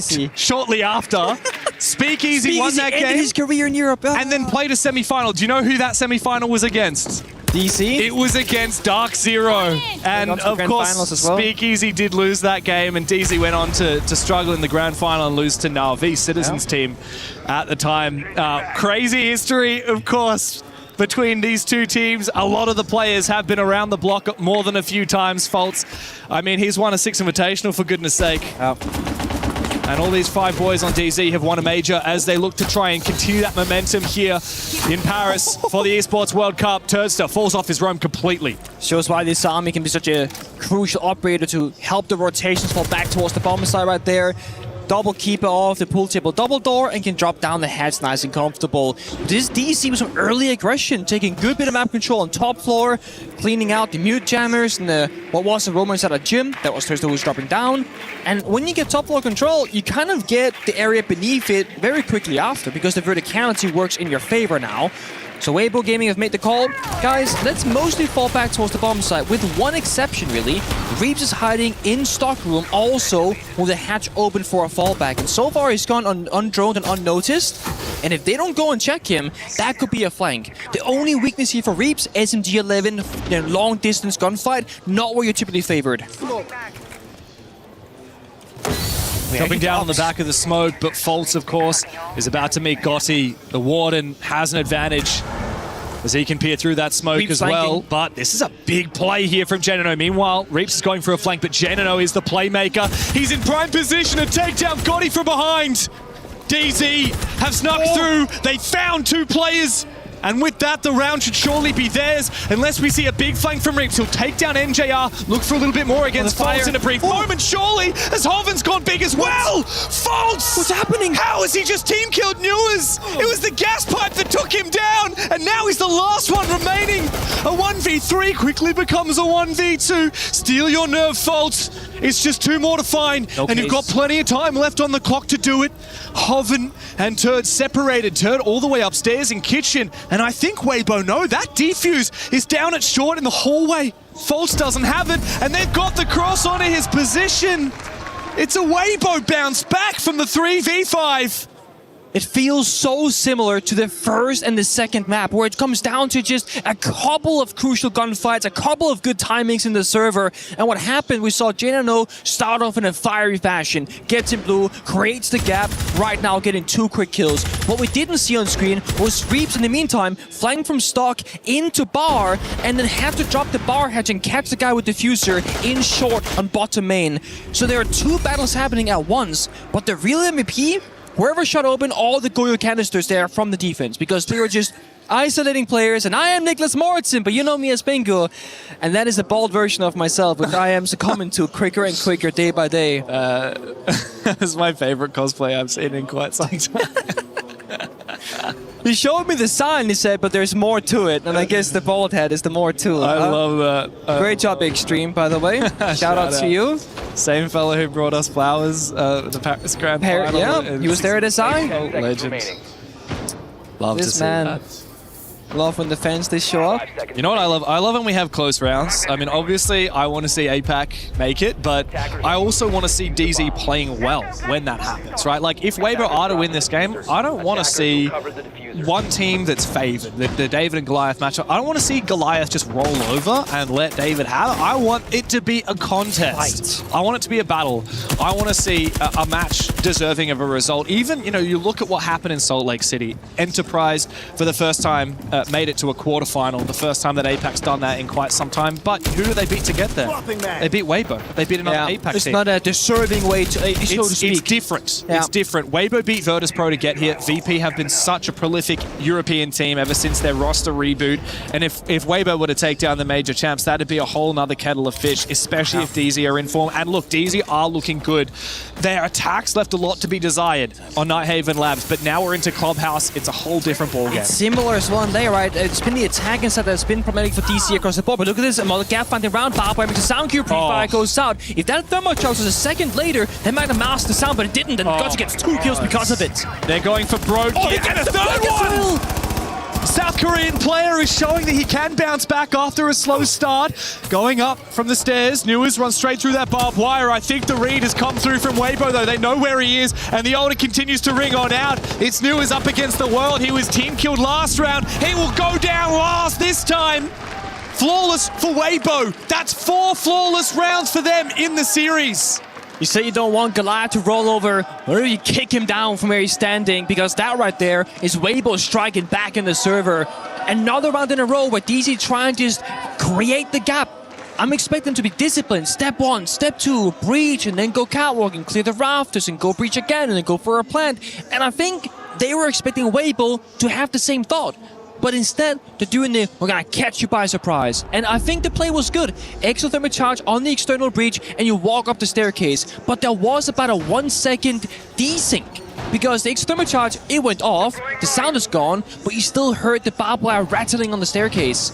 So we're talking 1 second, maybe 2 seconds of difference, and that's Scotty hearing the guy pushing the staircase or not hearing the guy pushing the staircase. And Scotty got 3 kills. Yeah, for sure. Look, I wouldn't sweat too much for DZ as of yet. As soon as Weibo got their flawless rounds on defense on Lair, DZ won the next round. They've also shown that they're very good at taking their tactical timeouts and converting them. Callout has a lot of insight for the team, especially when, we talked about this before, in the first map, he used the halftime break to talk about what would happen in overtime. I think when Callout took the tactical timeout in round 9 on Lair, which was right after they got flawless, went back and immediately won the next attack round. Because he could sit there and call exactly what's going to happen. That's fresh in the players' minds and immediately relevant to the round at hand.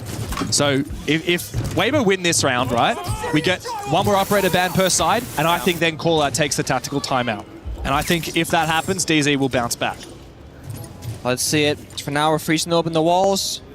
Just stalling for about 12 seconds each canister. You get 3 of them. And there's not a lot you can do right now if you're DC, but you just simply wait. The con wall, the single one, will get popped immediately though. No response there from 2Brow. He's playing inside a cash room. But NGR, he's just a patient man. He's waiting, and they're going to play on the server rappel, cutting off any possibility of a peek or retake in towards that area. But with this secondary level of hard breach into the inside wall of cash, it could be that DC wants to attack it. But looking at the player locations on the roof, going towards the Kusi, I don't think they're fully locked in what the attack's going to be. They could fight for the roam clear with Kuno joining, but they also could hit the side if they find the gap. NGR, he finds Reaps. However, Speakeasy immediately replies, Newers is having a terrible game so far. Good gap found, though, by Faults. Surely Weibo will have to peel back now. The bomb side is getting weaker and weaker. It's just Gotti and Speakeasy alive. Hoven is the sole player on the red stairs, but I think they don't realize it. Surely they'll be able to find the kill. The Blackbeard somehow manages to 5, but no. Hoven will find 1 regardless. Meanwhile, his teammates have fallen on the bomb site. He's the last one standing. Faults will go for the plant. No impact in pocket, but still he finds the shots onto the toes of Kino. 1v2. This is how the second map ended. Hoven failed to win his 1v2, and they've completely abandoned this. They can play it vertically. Hoven is low HP. Does he just jump on that kid, I wonder? Tough defuse spot. Has the yellow ping, but it's fake information. They're not impossible. Still there. It's a great plant spot, by the way. Yeah, I just don't see this as being possible to get the retake on. He's going to be completely exposed to the hatch while he goes for the counter defuse, and he can be swung from multiple different angles. Spots the first one, but then JR will take him down. It's 2-1 before we get the next set of operator bans. DZ look to recompose as they pounce on the gap on the bomb side. I love how they attacked that. That was a lot better. There's a frontal attack and the bomb side pressure, and where were they going to find the kills? That's the attack they go for. And it landed somewhere in the middle because they got a kill on the roam and a kill by the side. Hoven could have had a great double there, but it doesn't matter because DC, they conquered the bomb side control rather, and that's all they need to go for a plant. Hoven stuck on the wrong side of the building. Can't quite get back in time. Also, of course, no surprise here, Bandit Kite in the first rotation, Mira in the second with the third operator ban. Just all about the wall denial. Yeah. Just guaranteed to break them. And don't get stuck. I mean, you still 2-brow freeze them, but it's not going to stop you from winning. Just barely slow it down. And realistically here, the way that DC are playing, hard breach is the first consideration. Yeah. We heard Callout talk about redundancy. They brought 3 hard breaches. You got Thermite with 3 exothermics, you've got Ace with 3 Selmas, and then you have Zephyr with the tin can openers. You're getting a lot of that as well. It's just opening up every possible avenue for DZ, which means at the drop of the hat, as soon as they find a kill, as soon as they see a gap, as soon as they count, hang on, there are only 2 players on the bomb site, one over here, we can 3v2 this guy, they send it. And that's exactly what won them that last round. Because they did win that, there's no tactical timeout call. Because realistically, you win 2 attacks here for DZ, that should be enough. I think you still gun for 3, but with how defensive favored this series has been, I would say that 2 attacks looks pretty good for DZ. Double shield here from Dark Zero. Unusual. Could be a matter of having the ability to push dirt with a shield, but also have a shield elsewhere, either for roam control or dropping the hatch for a plant, because, you know, Monty, you're safe, you're planter, you're drone information kind of operator. Blackbeard, frag grenades, AR, go for fights, close the gap. It does give you a spearhead with 2 tips, right? A double stab, if you will. But first you gotta get into that exact position. Not a ton of roam presence though from Weibo. I mean, look at the bottom right, you see B basement, B basement. They're just not really upstairs. A single player Thursday in garage on first floor, but that's it. So once they join out all the 7, they realize, guys, there is no roamers. This map is fully ours. I love the Kino just making it very safe here, destroying the gas pipe, despite the fact that there's no real threat. You never know what can happen later in the round. I mean, remember that Newer's got team kill with a gas pipe? It can happen. It's still a relatively new feature, only about a year and some old. Yeah, especially if you combine it with an impact or a nitro cell. Yeah. No reason to take that risk. DZ is so quick here. Yeah, I mean, 1 minute 40 seconds, they've breached pretty much everything that they need. Just missing a little bit of self-destruction in kitchen probably, but then they have all the tools that they want. And they got the Monty. Again, this could be a very different one where they play for a plant-oriented push rather than playing for kills. Yeah. And as I said, because they got 2 shields, they got 2 different areas they can push. It's just so effective and so efficient with DZ, so quick. I was speaking to a team that was boot camping and scrimming DZ in the lead up to this tournament. They said these guys are so good, you literally cannot get more than 1 round off of them in a 12-round scrim. That is how well efficiently oiled they are. And we're seeing that here on Clubhouse, a map which is just the staple of Siege. It's all about hard breach, it's all about executes, it's all about roaming. It's got so many different flavors of Siege rolled into one map. DZ struggled in the first 2 rounds. Now they're looking a lot more organized, but still in the 5v5, we don't have an answer to what's going to happen. Oh, a lot of damage on Aquino as the first shield drops down. I think it is a bait. Both shields are down in there. As Fall starts to take damage, he looks for a safe plant spot. The coverage is good from NJR. Will Weibo look for a way to deny this plant? It's 2 shields covering each other to guarantee that that plant will go down as Weibo forcing the 5v5 retake. Kino looks to try and lash out with the Blackbeard. No nitro cells or impact grenades remaining for Weibo, which makes it such a devilish task here to try and retake, and Foltz has got an active. The double shield strat seems to be working out as both of them eventually will fall. Now it comes down to Weibo retaking up above into the 2v2 as News holds down 1. It's all up to Gotti in the 1 versus 2. With both players upstairs, J90 all the way outside. Now Gotti does not have the time, and Newers will find the kill from the Vert. Beautiful. It is picture perfect from DZ. The double shield strat works like a charm. I love how they double down on the protection right there. So when Monty goes to plan with a shield on his back, his heels and ankles and feet are still exposed. So therefore the Blackbeard dropped with him and blocks that final bit of area that could be vulnerable. While they're doing so, they're spamming the Yinkadelas, that a couple of smoke grenades go off, chaos in the server. And the reason why I do that is because the player on AKs could just shoot the toes if you don't get blinded, and that's a way to just instantly lose the round. So it's a full commitment, rush of a push, after going for the roam clear, works out perfectly, and there was no intel there from the defense of Weibo of where and when that plant was going down. So the Toxic Babes were in pocket. They weren't even being tossed out. Now they had no real information on what was going on. They barely broke the back B softball. It was completely intact. They were not ready for that one, that's for sure. Yeah, I love that. DZ are coming in with pocket strats, they're cooking, they're ready with this prep, and they're keen to just go for it if they see a gap. But what will Weibo do to adapt? Because that's the name of the game now. As soon as your opponents are doing something different, something you haven't seen before, you have to adapt. Well, Intel and Plant denial. And we've got both of them in the Echo pick here from Speakeasy. We do. My only worry about Clubhouse in general, you know, when we saw the map video before the game even started, is there are...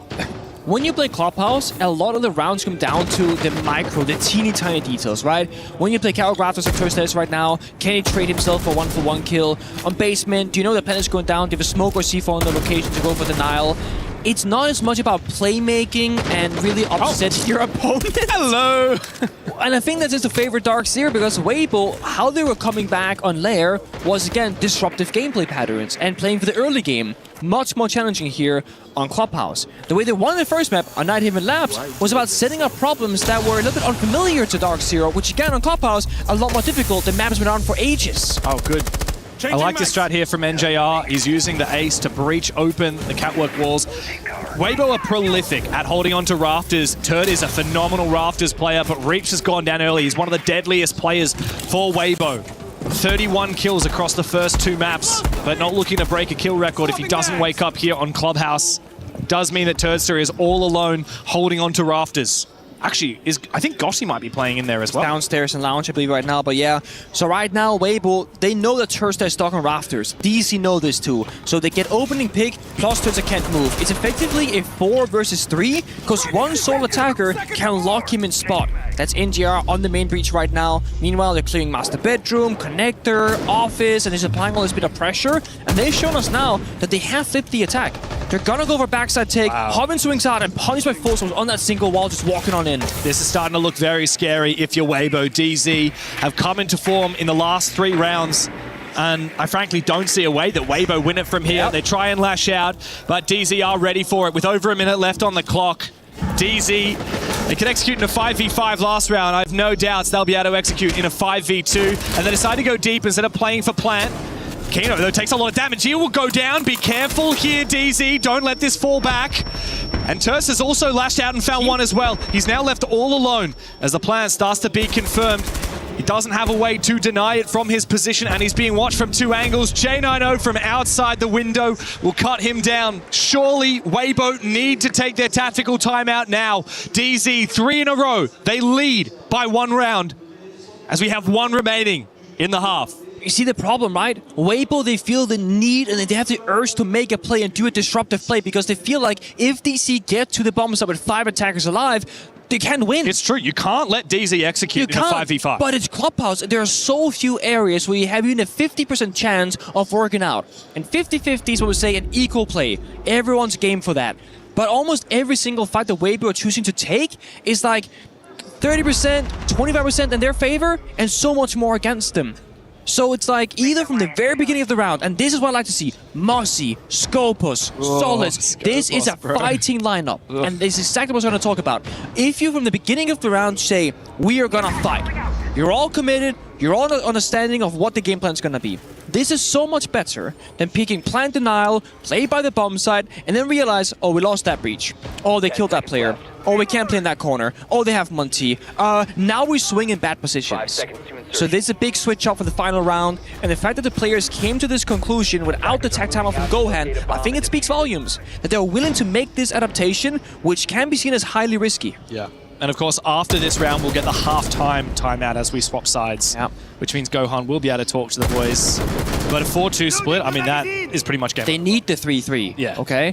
It's not the end of the world, because I do think this map can lead attack our favorite in the current meta. But just DZ have been really bad on attack in this series, frankly, up until Clubhouse. That's why it matters so much. Haven't hurt the player on drones outside the door, has to respect it. Falling back options, dangerous. Main staircase window, watch them outside. Blue stairs window, same story. Hoven can go super deep as a Scopus player and always TP back to a safe location. The other teammates, like Gotchi and the Mossy, different story for them. Reeves finds Lewis, that's line removed from the action. That's huge because now you can move around a lot more freely on the map. Hobbin now lost the shell, by the way, and is inside a gym. So there's no TP back towards the bomb site. I think they're just counting on staying around for as long as possible, and then that makes the bomb site a lot weaker, which is why Fulsa the Diffuser is looking for the site. I have to pop the Goyos here. Wow, Speakeasy somehow manages to find the shots in the feet through the wall. He knows the Diffuser is down. He now needs to make sure he doesn't get overwhelmed on the bomb side. Takes out a second player, big from Speakeasy. A third one! For the Singaporean, it's Kino up against 5 now on the Monty as Weibo look to restabilize after what has been a very troublesome last 3 rounds. They find another flawless, and a glimmer of hope sparks on the horizon for APAC. Oh man, so guess what now? Now we shall listen in. Time for D. D time. mibr. Hey mibr, For a reason, Bulker, this does go to overtime. They're prepping on that same roam back. That's exactly what we were prepping on. Yeah, I know. Against that next time. Yeah, You'll just I know. hammer them on that. Because they're going to start floating around again. And if they do more of the consolidation, obviously you can call more so on the fly off that. Okay. You were right, that was actually like literally the initial was thermite the wall open, ace the wall immediately because they have nothing to stop it. And then we float around the map and spread on them. So it was a teeter, but it could also be a tally because you forgot. Teeter because you remember. Fair enough. Teeter on a tally because you forgot type of deal. Fair enough. I'll take it. I'll take it. Took well. Oh my god. 80 done prep. There ain't nothing to say. Yeah, we got all Book's the already been prep in closed. the world, bro. So, Book's what been are we open going and closed. on top head, okay? Positions on church, shield, a lot of stuff for church. We can bring Thatcher, counter everything. So the thing is, you need to remember from basement. We're gonna have the map control. We're gonna have the sense walls. You're gonna push your shield on dirt. So the thing is, always try to push your shield in a way that you don't gonna die dropping hatch. You don't gonna die for easy pre-placed C4s.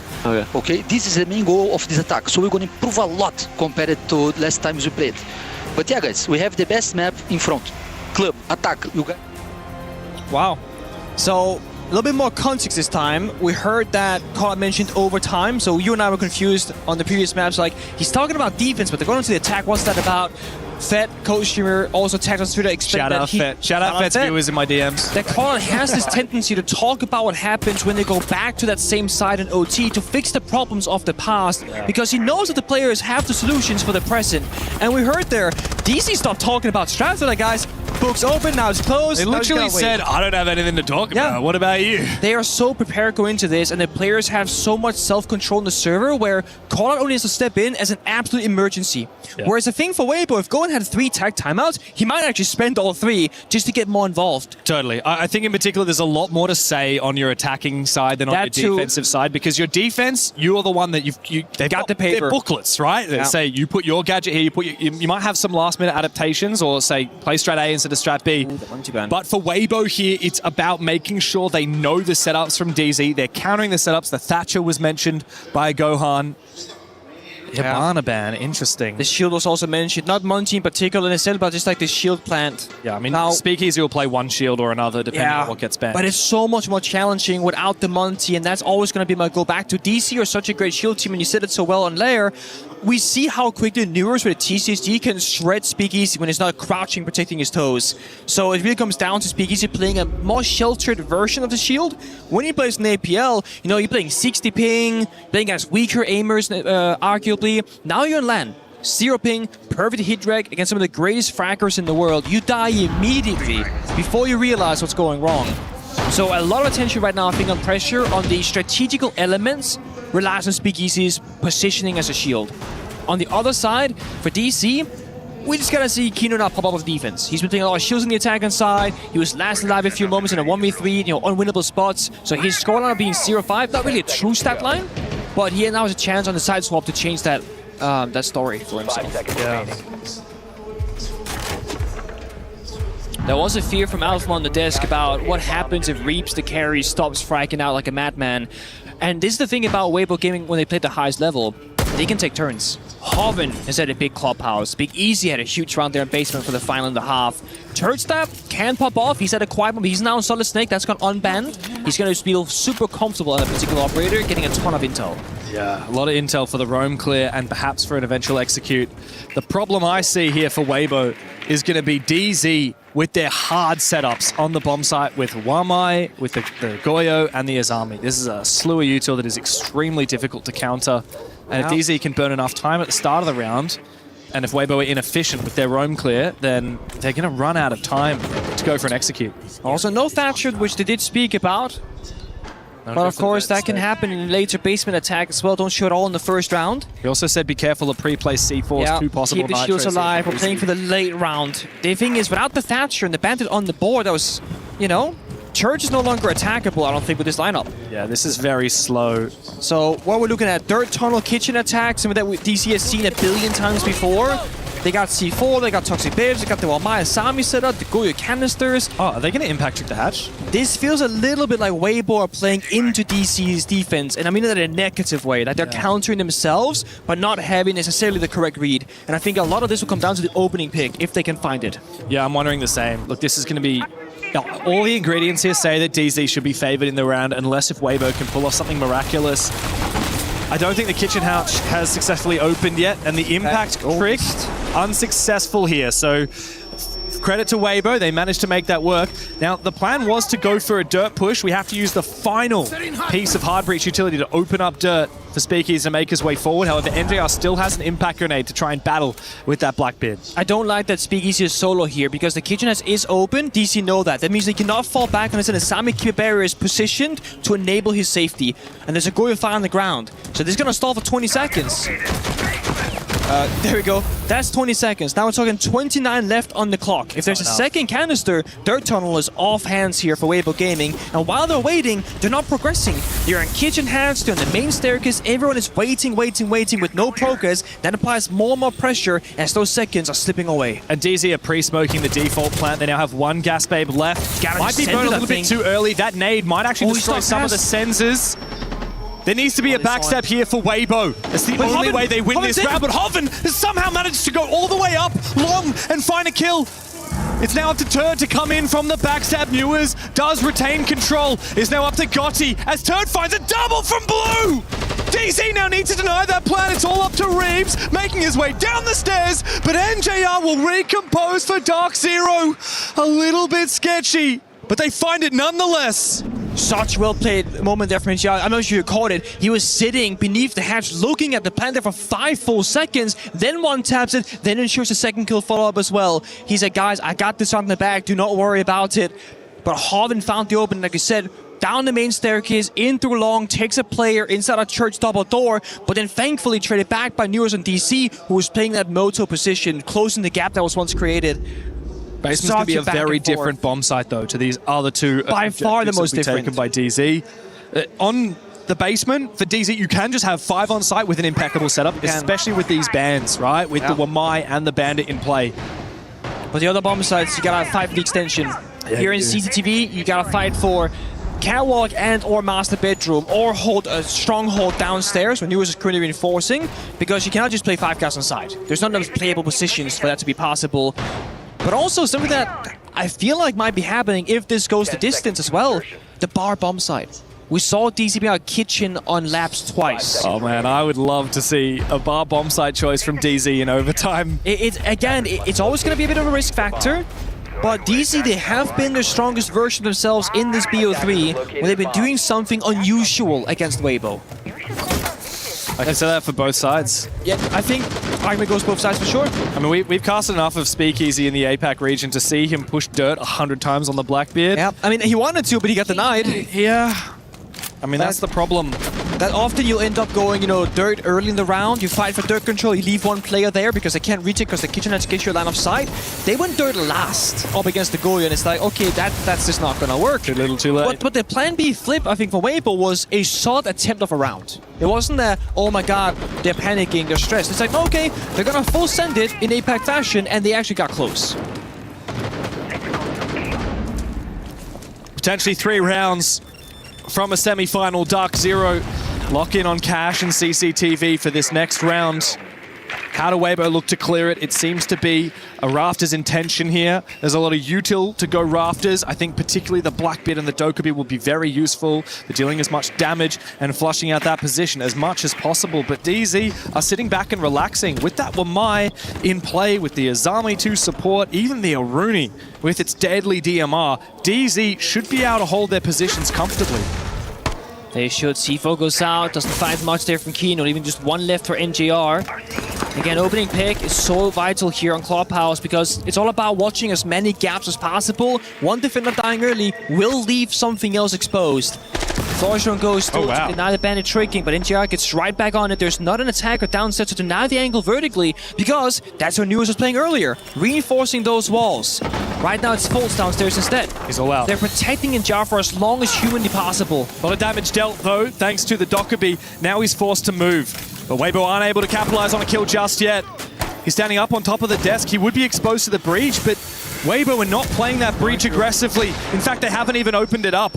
This is a very strange attack here from Weibo. To fail to open up the CCTV breach seems like a very costly mistake. There could be a bait there. Forces downstairs right beneath the breach with a shotgun in hand on the Thorn. Planting default is not going to be a possibility, and I don't know if Weibo know this just yet. Weibo are not doing enough of the normal checklist items on this bomb site. You need to have CCTV open. Otherwise, it is simply impossible, especially as you say, if they don't have control down below the bomb site. We need a level of spice out of Weibo here, but I'm not seeing it as of yet. Reaps needs to go big. He tries to make an entry. It's Turd, he finds one. Reaps will get his first, but immediately NJR is there to find a 3K. Turd will trade back, but he is now the last one standing.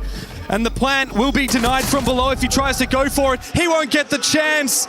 Newers never shut out of his position as Weibo cannot breach step 1. One small issue. Actually, first I think I'll get a tag timeout here from Go. I'm just waiting for the confirmation call. I saw the mic being flipped down. Surely. I don't want to get into a long point and to cut myself off. Yes, Weibo Gaming calling their tactical timeout. Leave this fucking shield, bro. You're playing too scared with this shield. Not opening space, being the last one to push, bro. If you're gonna pick the shield, is to put pressure, is to play fast, is to open space. Okay. I told you guys, look, they play very spread on the map, they give big areas, but you are playing full safe with the shield, bro. Who's the shield are a fucking drone, you know? So if they go gym, you want me to use shield or just clear or go? No, the thing is, bro, check the comp. Bandit, Wamai, bro, we need to bring the Thatcher to solve the problem, break the bunker. Okay. We need to break the gadgets so we can throw grenades, we can make the space, you know? It's all about that, guys. Come on, we can do it. 5-3 is easy to us, we can take this game. Come on, guys, come on. We are the best. Remember, guys, the pressure is on them, it's not on us. Remember this, okay? Gohan with so much conviction saying exactly the same thing he said at the start of the half as well, which is we need to break the bunker with the Thatcher, and you said it at the start of the half. We didn't see it once from Weibo. No, we did not. And to make matters worse, the Thatcher does simplify the problem. The solution for Weibo was right there the entire time. Those bandit batteries on the CCTV wall can be shot through the soft wall from connector, from the door, with a couple of bullets, from the breach, couple of bullets, but they never did it. And they did have one spare exothermic charge from Thermite when the round ended. Would have been a very different round if that breach had been open. Two different defenders, Newers playing by Serverac, and I think it was Kino Bandit sticking by the corner, or whoever it was, they NJR actually, they wouldn't be able to live anymore, right? They'd be like rotate to a different location at least, right? And that bandit battery is a 100% deniable with any weaponry, but nobody made that connection that, okay, now we got the breach, let's go for a plan. But say, oh, what about getting every breach? What about getting all the angles? That never happened. I think Weibo were also focusing so much on some vague win conditions, but not seeing opportunities to get kills. For example, the player on the defense, I believe it was NJR, on the bandit, who kept dashing around. He was in a very vulnerable position. If Weibo had the foresight and the utility to say, let's target this guy with a grenade, not just with Roteros to get rid of the batteries, but let's target the player, we might actually be able to capitalize, get a kill, numbers advantage, and then you can spiral around, even if you don't have superior positioning or breaching, if you have numbers advantage. And the bandit continues to be a problem here for Weibo Gaming. I think they have to ban it now. If they're struggling so much to counter it, they're going to need to ban it after this next round. The issue is, right, because Dutch is playing Thatcher, he went away from Thermite. They have a single can opener in pocket for the entirety of this round, James. They have, that's it. That's the only hard breach they have. A single point of contact. Mind you, this top four, CC wall, con wall, Jacuzzi wall, and single con. It's the opposite to what DZ did. 4 areas you want to breach. Yeah, I mean, DZ are bringing 3 hard breach operators on Clubhouse most of the time. They're bringing Ace, Thermite, and the Zofia. It's very unusual that Weibo are doing the absolute opposite.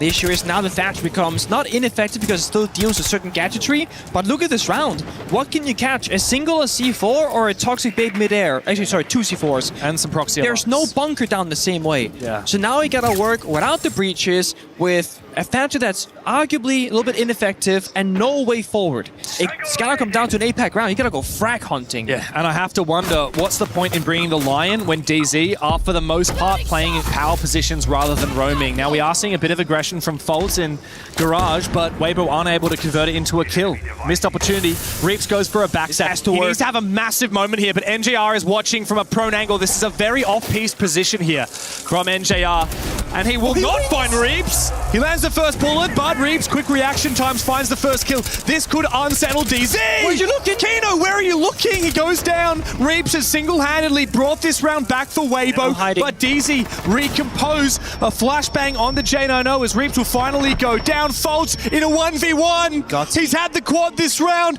It's Gotti, and he does clutch it for Weibo to prevent the match point opportunity from DZ. The young and new blood player from Weibo will give them a chance on Clubhouse.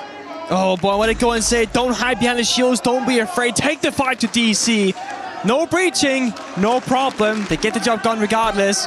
Operator bands are going through. Will it be that bandit like you said, James? Come on, gotta do it. Yes, it will be. Breaching easier. Thermite band in response. It's all about the walls. It's all about step one here on Clubhouse. You can bring Ace though. I think we need to ditch the Lion. We need to get more Ace. I don't know if this Lion is helpful. I think the Lion was instrumental for this specific round. The timing of Reaps walking up with it meant that Kino couldn't go for a trade immediately in bathroom, so it gets that timing inside a logic connector. But generally speaking, outside of those chaotic moments, the Lion is hard to get value out of. Yeah. For a usual round of Clubhouse. I'm just looking at a comp that, like, what space do you have to bring more hard breaches? But this is the difficulty, right? When you're up against the line of the DC's bringing, wall denial, bunker down, time denial, you are stretching the attack so thin. Because either you'll have a bit of solutions for everything, but not one clear plan of action, or you'll go into like, this is how we do it. But if they bring a certain defender or a certain attacker dies early to a gunfight, you lose the round. This round right here is where Weibo need to be bringing that Thatcher and a lot of grenades. Not gonna do that. And they're not gonna do it. I mean, we're talking about trying to counter the Clash, we're talking about trying to counter the Wamai, the Warden, particularly the Goyo and the Azami, which are both vulnerable to grenades, but we don't have the Thatcher to counter the Wamai. What would this be? So, okay, just like while the round is early, right, because it's a bunker down here for DC, no action should be happening, we'll see. What would you replace? Because going through it, the way that you get into the bomb site, the way you plan with cover, that's what Glass is doing, right? I don't think we need to bring Deimos and Snake. These are, for the most part, so roam clear. They're roam clearing up. We're not roaming. So we're getting rid of one of the two at least. Yeah. You get onto the Thatcher, now you get a bit wider in the bigger picture. I'd get Capitao instead of Grim, to be honest. Capitao can flush out the AK's position. It's also a better clash counter. I mean, it's easy because we see the comp. I don't know if Weibo did enough advanced droning in prep phase to see the exact comp. You've lost a lot of drones, so I hope they saw a lot, but yeah.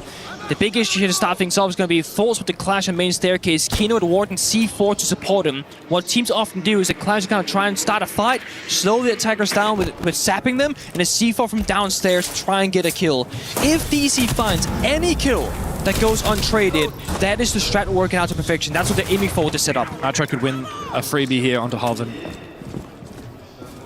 Kino is allowed to play so aggressively here, looking for his first kill of the game still, but yeah, he is forced back, targeted by the Deimos. Now the worry is the pre-placed C4s if you're Weibo. J90 and Kino both have chances to try and land shots with them. Okay, so step one is cleared. They got a bit of breaching done as well. Second step here, right? Because you got the Deimos and Solid Snake, I feel like you're forced to try and take some fights on blue and go for backstab like Thursday did last time, because how can you go for a 4-man kitchen execute like DC did with this lineup? Not to be. Ooh, Nitro. How do you take third tunnel? Not easily because there's no shield. C4 goes out, could find these streams. Oh, he stays alive. He's been straight across it. It is so critical that he stays alive there. If he had died, that would have also been his tin can opener with him, and this hatch not likely to get opened up. Final Nitro cell wasted by Kino. As the Ace opens up the triple wall, there is not a lot of safe positions here for DZ. Weibo now have a chance. That's the gap that I spoke about, Solid Snake. That's going to be a big win condition. The issue is you need to find the first kill, create the chaos on the server, make DC spin around in circles looking for the angle to cover. Weibo, they have to find the first. And the Clash marches on forward, but Kino has gone down to Gotti. Now looking for a big backstab. Oh my god, he baits it! And now Weibo look to execute together. Turn has found another one. It's J90, the only one left. Patience. He's trapped at AKs. But the plan has not been confirmed as of yet. Does he know where that diffuser is? It doesn't bloody matter! Reaps is there! A reprisal of form! And we're here at breakpoint, 5 rounds apiece! Or if you're Gohan and you're watching that round, you're thinking, if this doesn't work out, they didn't listen. But because it worked out, it's all okay. DC called their attack timeout. Raptor side on this round. And then if we do go back to basement, did he print off the fucking fake roam for us? Yeah, I think we have it. Let's go cash and let's go back into the fake roam after that. Slow them down a little bit off their clear. They already think we're roaming shit, so. Heard. Yeah. Just crank bells. Sure. Little simple late round, that's all it is. They're just dropping hatches and flying down staircases and shit. Just call it crosses. Simple. Yeah, we do have fake roams, the last one. Heard on it. For the cash side, let's do, what is our hardest Raptor strat? It's just like base, master contest, yeah? And then Bayou get in there? We have the cash ratatouille prep, where I hide in there. Yeah, let's do that. I love hearing the call-out adaptations there for the side, just kind of making it very simple for Weibo are trying to accomplish, right? They're flying down hatches, flying down staircases, and that is the view of what happened if you're against them. But if you're watching from our perspective, like, they had no other choice because they kind of scuffed themselves in the operator lineup to begin with. I am very curious, though, if Weibo will make that adaptation that go and called break the bunker, because they could get baited otherwise. Well, I think that the big adaptation for that round from Weibo, while they didn't counter the power positions like AKs, which ended up being the last player alive, by the way, the critical thing was hard breach, right? Having that ace in the lineup, having that bandit and Kai banned, if there was a Tubarao that round, I think it would have been a completely different story. Yeah. But of course, the thing that was called there by DZ in that tactical timeout was this cash round, right? And they were talking about a particular strat. I didn't hear the details of it, but fake roam? No, that was for the next round. Okay. So they said if we lose cash, regardless of what happens in this round, next round we go to a fake roam. So keep that in the back of your mind. There will be a fake roam next round, unless if DZ change their minds. The biggest thing for me, though, was Weibo's ability in the chaos to calculate who's going to make the play, right? Tursta walks down blue, baits the clash in, drop the hatch, get the kill, while the tech from Motor. The fact that they can navigate the chaos of that end round is why they're currently sitting on 5-5. Look, Weibo are used to playing in the APAC region. They used to play chaotic region. Souffle and Pika and all the Daystar boys, all the Souls Heart and Orchid boys, they used to Chaotic Siege. So I think right now, I mean, look at the attacking lineup. This is exactly what Gohan wanted. Breaking the bunker. You got the Capital. You got the Thatcher. There's no more wall denial on the breach here, but there are 4 impact grenades. This is where you would want the Thermite Hibana, but they both been bent away. Look at the value here. Impact goes out.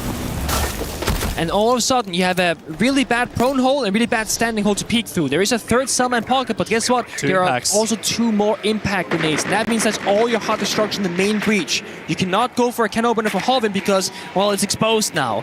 So this just means that you can't enter from the breach, you can still peek through it.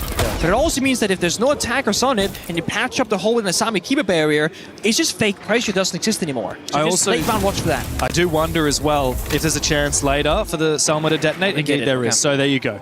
Problem solved for Weibo. They are able to have an entry into the bomb site, and now they target the players and the utility that remains. There is one other thing, though. Now they can't use the Selma charge for the inside bomb site wall leading to Catwalk Rafters. So if they want to go for a garage attack, they're going to have to brute force it. Garage door, bottom garage breach. There are 2 Catwalk players. Okay? Jaina and Noah is playing in that position together with Newers. One by the window, one by Rafters position 2. Newers is just hiding. And right now they're committed. Look at the player lineups. They're on the garage door. They're downstairs. They have to make this entire round work off Catwalk. If they clean both kills, it will be free. The EMP comes out, though. That might enable the fire from the Capital to go out into the first position, which is on to Newers, who's trying desperately to look for a peek. They haven't landed the shots as of yet. Out comes the first fire.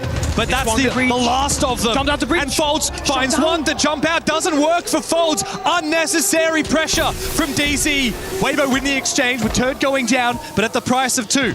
Maybe you need Catwalk now. There are players stalking Catwalk Rafters. No, they're going to commit to it, actually. They thought it was clear, but it's not. Newers. He might have just given a lifeline over to Dark Zero. Hoven takes the 1v1. There were no Selmas left for Speakeasy to try and breach that catwalk wall. There's actually no rotate as well. This is a critical moment. The timing. If Gotti can find that kill, what else can't he do?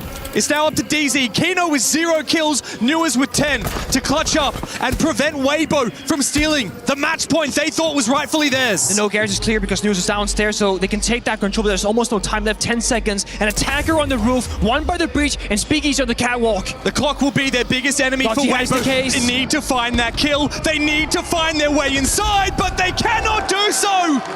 DZ might have had the numbers advantage, but they sat back, they waited. All they needed to do was prevent the plant, and they can say that they checked that off nicely. Weibo now staring down match and elimination point from EWC. Such a small detail, right? The Thatcherian piece, they were sapping Magnus, they were sapping the Jaeger ADSs, but there was one that went unsapped, and it saved Newers. That first Capital Fire arrow, it was spot on. And then they're gonna have a player on the outside breach waiting to cut him off if he were to sprint away.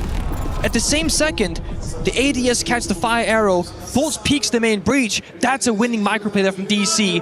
Fultz then, arguably in hindsight, overcooked. He jumped out the breach looking for a second kill. He got traded successfully. But DC, they said, guys, now we're making it happen, and you will win or lose the round off that play. And a big part of that is the fact that there was a double reinforcement on Rafters. If that was only a single reinforcement, Weibo would have had to wait into plant. And that's the thing. This is so hard because hindsight, right?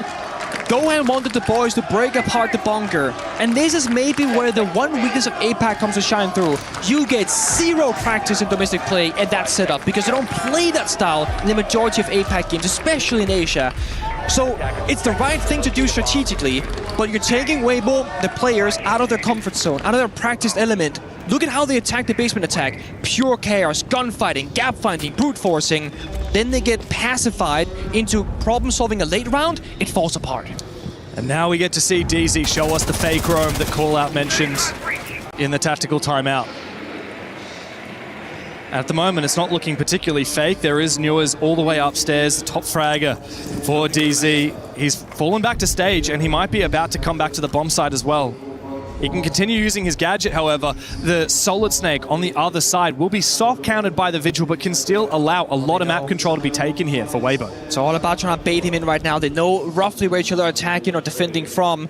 And Newers has been so good today, especially on Lair, playing that 4+1 strat of just doing his own solo roam game. And I think they both roughly have an idea, but he can be scored back by Fultz with a pre-fire action. But this is Tursta getting good value by effectively doing nothing, just waiting for the gunfight that will never come his way. And this fake roam is working. You can see the mute jammers have really stalled out the droning on the top floor. Also, Speakeasy's onto his shield. I know what they go and say, do not hide behind the shield. If you pick for it, you're gonna get in there, you're gonna fight, you're gonna get intel, be in the front lines. Right now, he was on the roof for half the round, only just entering gym after his teammates droned the majority of it for him. He said, if you're on the shield, I don't want to see you droning. It has been a slow round from Weibo. The only saving grace will be their explosivity in the late round. This is such a hot round if you're a pro player. I've been here myself before. Timer's ticking down every second. You feel the pressure, elimination point as well. You're going to be going home and not breaking the top 4, which would be historic for your region. The goal for this Weibo roster, it keeps increasing. They expect to qualify for majors, expect to go into playoffs, expect to now start breaking into top 4 territory, and to do it against DC, who just came off a major victory. Historic for the players. First time for everyone but Speakeasy, and Gohan would be so proud. And it's gonna come down to this. Impact trick. A 5v5 in the basement, C4 goes out, impact grenade as well, denying the hard destruction. Combined with the Hibana band from earlier, it makes this attack fall apart in the late round before we even get there. There are 2 Selmas left in pocket. It's the only bit of hard destruction. And they have to be so specific. Oh my god, they haven't even breached the hatch. They're flipping it. They're flipping it again. The issue is, this is the 3rd time they've done this attack. Where Tursta goes down blue, where somebody follows on the hatch, they go down Hobbit main staircase, and they drop Moto. They've shown this twice already. It has to work. It's go big or go home now for Weibo Gaming. As the major champs sit back, relax, and wait. They lash out. They find the first. Gotti finds one. Needs to double up, but he can't do so as of yet. And he's trapped. Speakeasy, good for one. Traded back again. It's Reaps, the last one. The major champs can take a bunch, and they can dish it straight on back. With the solar eclipse hanging over the Sen. Dark Zero chase the trophy into the semi-finals.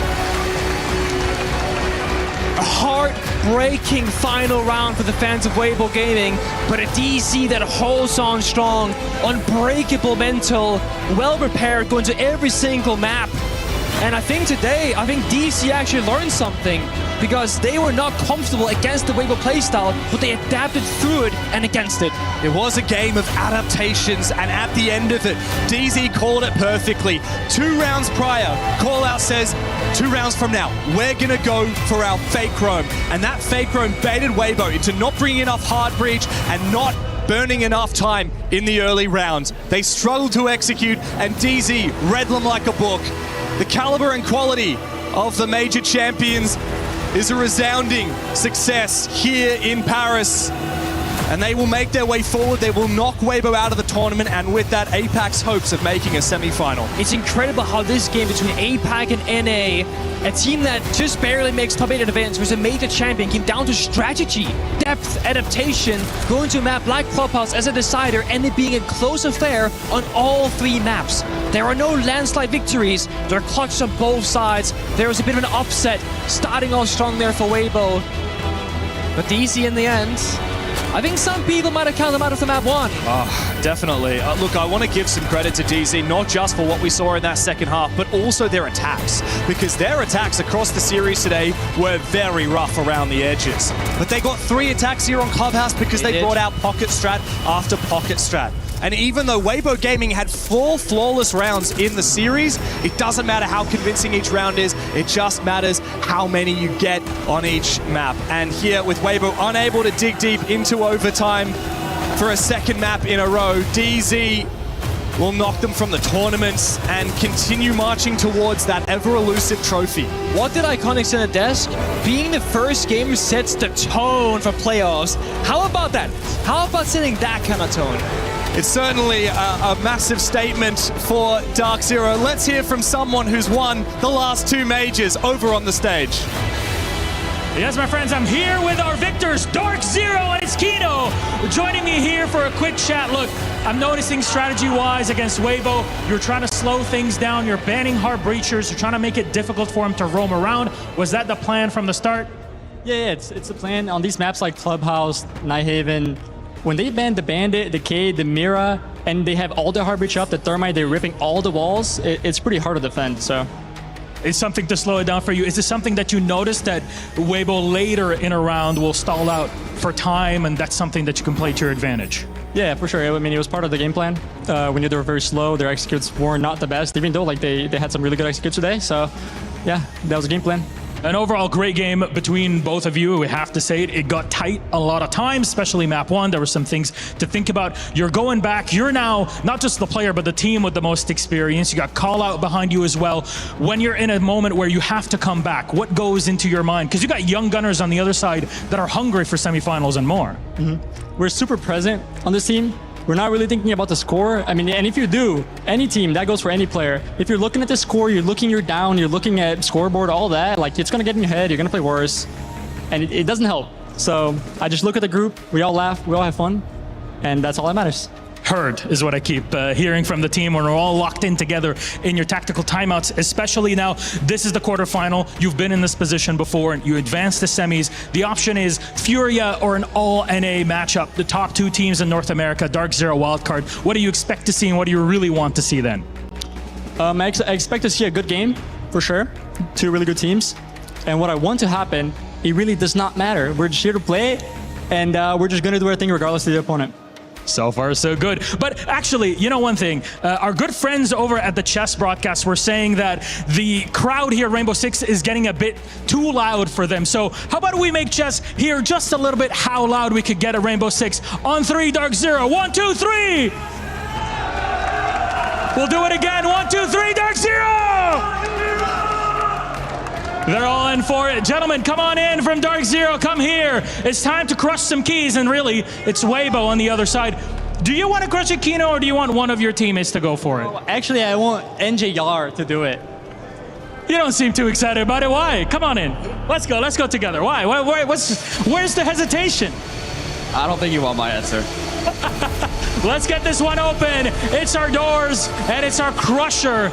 I'm gonna call her Gertrude for today. Please come on in. Our key master here will tell you where to go. We'll guide you through. Dark Zero have been in this position time and time again, and this year they've done it in Salt Lake City, here to make it to the semifinals. They crushed Weibo and the Asia Pacific Hearts, and they're down to nothing. Smushed. That's Weibo despite all their best efforts. Dark Zero advanced, and now it's time to tell what really happened in the game with our wonderful disc. Take it away. Thank you, Milos. Only one can move forward. One story can continue, and it was not the side of Weibo Gaming that would see their first semifinal. They'll have to wait another day as their key is crushed in typical Esports World Cup fashion. It would be Dark Zero who would claim the next step, next part of the evolution of this playoffs, and we'll see how that continues on. But from Kino's words and the rest of DZ, they say they are staying present. They're not worried about the future, and I love that approach as we come back to the desk. Iconic and Alphama, this is one of those games that went down to the wire. I think both teams can probably be happy with what they did today. Obviously, Weibo going home would have wanted a different result, but you know, they mentioned it, 4 flawless rounds, took them to a 3rd map. I mean, it was a decent performance that could have ended up in a win. They just didn't have what it took to get past easy in the end. And of course, I feel like too, it's very important stepping stones. You know, look at the course of a year. It's not about one event, but about how you can just really fuel your year and kind of go from event to event and learn how to improve. And that was really a great showing that they're building that resilience, that great mental fortitude. But like all great things, that it takes time, and you can't really put a timer on it. You just have to kind of go through it as a team and go through those losses and learn from it. I think the result was expected, but the way it happened was unexpected. I think that's the biggest takeaway, right? We expected that DZ are going to be the heavy favorites. They're going to win this matchup. We expected that Weibo, they've always struggled to get to the semifinal. It's always going to be a big question for them. Can they actually beat one team of the top 4 to make the top 4? I think they had it in them. I'm not going to lie. I think even if you look at that last map, how close it was, a 5-7 loss. And once again, Reaps being the best rated player. I think overall, you know, I think we can be proud of the performance of Weibo. Yeah. We've seen the evolution from that team. They're getting closer and closer every single time. They've added a new player to the lineup. And once again, DZ in terms of mental, they have to be that one team that has the, I don't know, they have that magic in them that the comeback is always possible for these guys. They always believe. They never look at the score. Listen, as someone who, again, I'll say this phrase a couple of times over this week, you'll hear it, the eye test, right? Basically, what do you see and what's the takeaway without doing too much analytics? They have a great mentality, but not just in terms of executing, in terms of realizing what is their responsibility, but also, Iconic, realizing what isn't their responsibility. You've played with these guys quite often.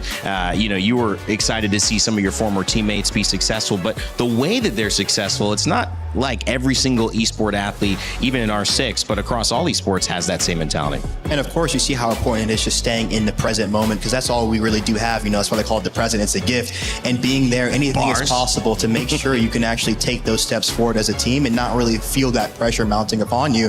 And, you know, we'll try to pin narrative towards them, pin expectations on them, but your expectations, they try to put the limit on it, and they don't have a limit. They just go out there, have fun, and that will just give them just a endless product. Well, we set up 2 narratives coming into this. Alphama, you raised the question, can North America do it back to back? That's the challenge for you. You know, they've won, they've been in the mix, but can they do it twice? Now Dark Zero continue on that journey. Yeah, can they build that legacy? I think the answer is yes. I think that they're not feeling the expectations. That's the biggest thing. I think many people would feel the pressure looking at the scoreboard, or you looking at your achievement. You'd feel like we've won the last major. Everyone expects us to be the best team coming at the EWC, and we need to be that best team. I think DZ, they don't think that way, and they are probably one of the only teams, if not the only teams, that think that way. Let's not think about us winning EWC. Yeah. Let's take not even every match by match. Let's take it round by round, and like you said, be in the present. And that just speaks a lot about that team's mentality that's unlike any other in our scene. You kind of set up a story, and I think this was important, about how they ran out of options towards the end. And even Kino was mentioning that, you know, they had some pretty good executes on the day, but they knew that that was maybe where the weakness would be. They took advantage of it. One player who was in the front to stop, I think, the momentum and stop the bleeding from when Weibo took that first map, and then was able to finish it off with that 1v1. Nurs, who was the MVP of this matchup. Talk to me, Iconic and Alphama, about the impact that this player had for DZ. I mean, new Krug, I mean, going all the way back to Charlotte when he first made his debut, just been a player with immense impact no matter what team he's been on, and I'm just so glad to see him really finding the success, because he even said it when he joined this team that he didn't know how serious you could take this game until he was in the part of this system, and I feel like he's really getting the best and most consistent version of himself, and I'm just happy for him. At the last major too, his grandma was there, they did a big chant, so I was very, very happy for him. I think first thing first with Nurs, that giving credit for firing up DZ. He's the one that wins the 1v3 on the very first map on map 2. He's the one that wins the clutch 2 in map 2. He's the one then that goes on gets multiple kills, multi-kills on the last map as well, so that DZ takes the series. He was the one that was the entry, winning the opening engagements on the side of DZ, and in defense he was the time buyer. He was the one roaming and flanking in the last moment to win those moments where Weibo had great executes. So in my opinion, MVP by far, not only by the score, but of actually the impact he had in the game. An incredible clutch, a lot of moments that I said stop the bleeding. Alphama just said also save the day for this team. Dark Zero probably couldn't have done it without Noor's heroics. However, on the other side, to every victory there is a loss. There's a defeat that hopefully is learned from. We have a chance to talk to Speak Easy about falling to Dark Zero here in the playoffs. We're talking to Speak Easy after their elimination. Unfortunate result here. My first question for you would be, did you expect to play Lair today? Yes, we prepped 4 maps, Chalet, Lair, Labs, and Club. And I mean, if you look at that, we kind of won the build, but we can't really execute it in game. I mean, that's my main question about the second map as well. You got really close to an overtime. What do you think went wrong on that map? I think it's just the attacks that I tried to lead with the guys, like it doesn't work well. And also understanding like their win con. I tried to play with the shields, but I think DZ did a great job countering me. I think, props to them. And what do you then talk about after map 2 to get the momentum back and the vibes back for map 3 as well? We just talk about like the pressures on them, and and we're just here to play our game. And I think we just need to keep our mental high, and I think we showed that like really well. That's really good. It's very impressive as well. And I think, I'm not sure if you heard it, but it really seemed like the crowd was on your side today here. So anything you want to say for the fans after their support in this tournament? Thank you to the fans like all around the world. And I see like there's like at least 15 like Weibo fans. And thank you for coming and watching us. And I promise like we will try to do a lot more than just top 8. Awesome. Thank you so much for your time and best of luck for stage 2. We'll send it back to you, the studio, for now. Well, thanks, Zan. Weibo and Speak Easy saying that they're going to do a little bit better next time they come out, but I know the fans back at home watching, and the fans, he was right, filling up these stands, are happy with what they've done and will continue to support them. Gentlemen, as we kind of transition from this match to our second series of the day, some closing thoughts and takeaways from what we've seen so far. Dark Zero moving on. I feel like this game was a great example of what EWC can bring in terms of rivalries and competitions. We've just seen 2 of the biggest regions face each other, the Titan of Asia facing the Titans of NA, and that was only quarterfinals. It went all the way to a 3rd map. We had multiple clutches. We had a lot of emotions and a lot of fans here in the crowd already. Yeah. And that's only the first day of playoffs, so that gets me excited for the rest. I think mentality is king right now, especially this long tournament. You have to make sure that you're really able to push it over the finish line. And I feel like this going into this next series, Furia versus Wildcard, I mean, I'm excited for both. Speaking to both teams, they seem ready for it, ready to go out for the challenge, and it's going to be a bloodbath. If it's anything like this one, we are going to have a show on our hands as well. Make sure you get your pick'ems in, because at the Esports World Cup, you have a chance to choose whether you believe a team is going to win or not and earn your share of prizing, which is a great opportunity for you to also just get some bragging rights, say, I got this, I got that. I also was right about something. For those of you who picked Weibo, you were close, but it was DZ. So we'll see if maybe you can get on the right side of the pick here with Wildcard and Furia coming up next in our schedule. These 2 teams about to go head to head to finish off our series of the day. All right, coming up in just a moment, we'll have our final series. As I mentioned, Wildcard and Fury about to take the stage, but until then, we've got a treat for you. It's Pengu's Confessions, so stay tuned.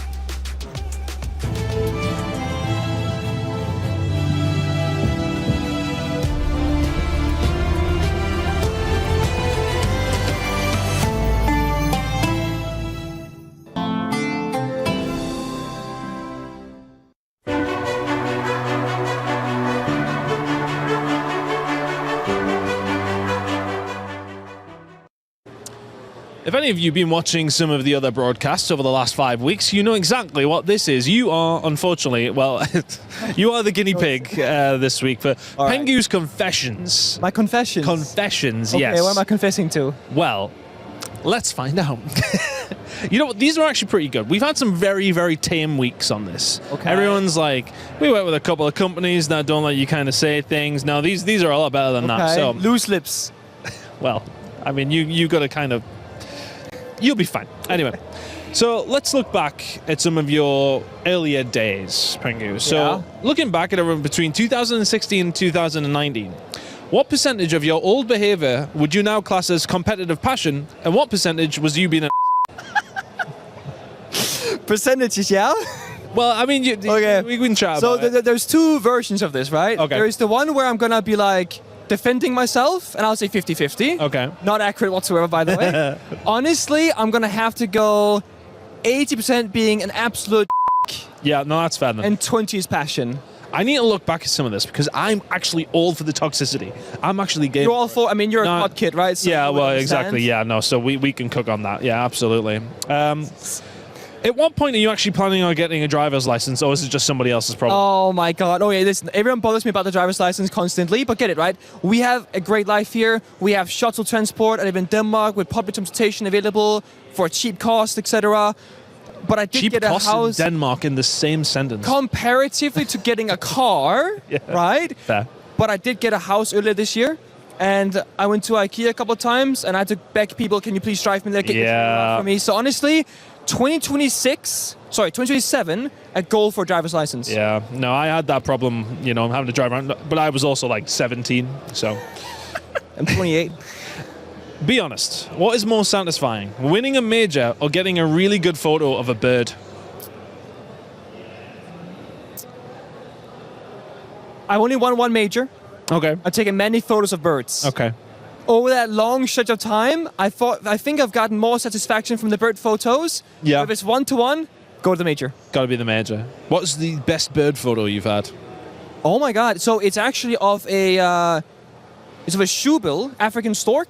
Okay. It's in the zoo in Tokyo, and it's basically an animal that almost doesn't exist at any zoos in the world. Oh, the shoebill's the one with the huge beak, and they like clack it together and all that. It Yeah, sounds yeah. like a gun firing. I know exactly what he means. It's a crazy bird, beautiful, looks very dangerous. Yes. No, they are dangerous though, aren't they? Like, wouldn't know. Wouldn't know. But they look dangerous.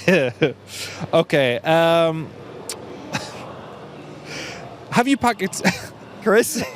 Have you packed more than one pair of socks for this event? I have. Okay. But I will say there has been a couple of it. Oh my god, that's why this question is from. Oh my god, yeah. There's been events in the past where I would just bring the pair that I arrived in, realize 3 days in, that's the only pair that I have. Yeah, that's And guess what I did? What'd you do? I just stuck it out.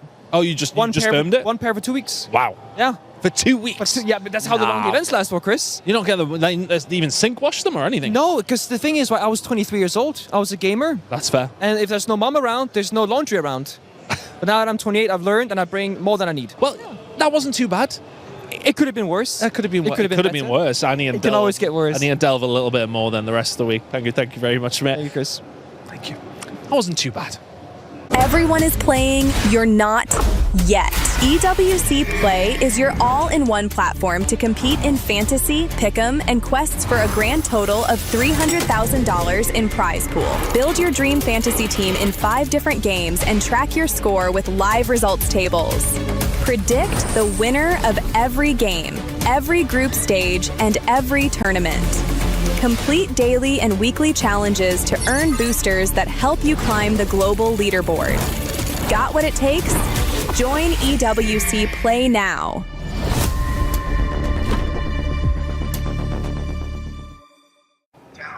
An update from the Gdynia City Grid, a big moment in the club championship, a game that ag.al were looking towards to not even just pick up points, but to go far in. Hasn't went well. Did not go well at all. I think a little bit of an upset for them in that regard.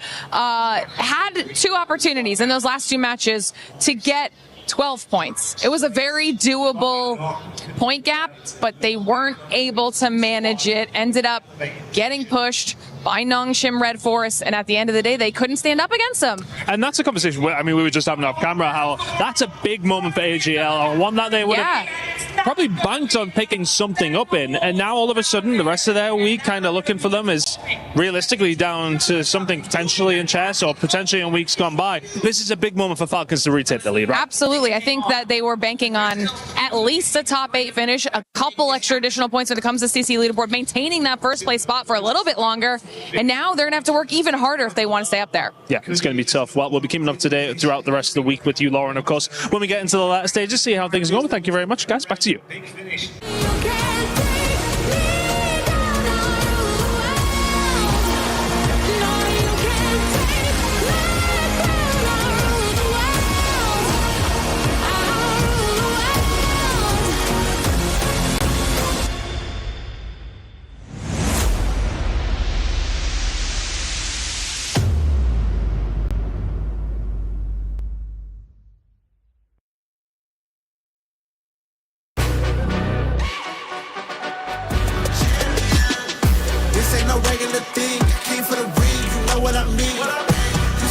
dim of the lights. Better get right, I'm champion.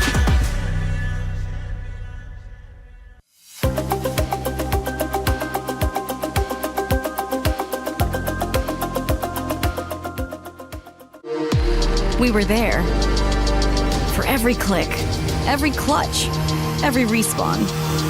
We were there for the years of grind, and we're here now. The proud founding partner of EWC, powering the biggest event in gaming, shoulder to shoulder with the world's best, making history. Greatness deserves a stage. Lenovo Legion, reach your impossible.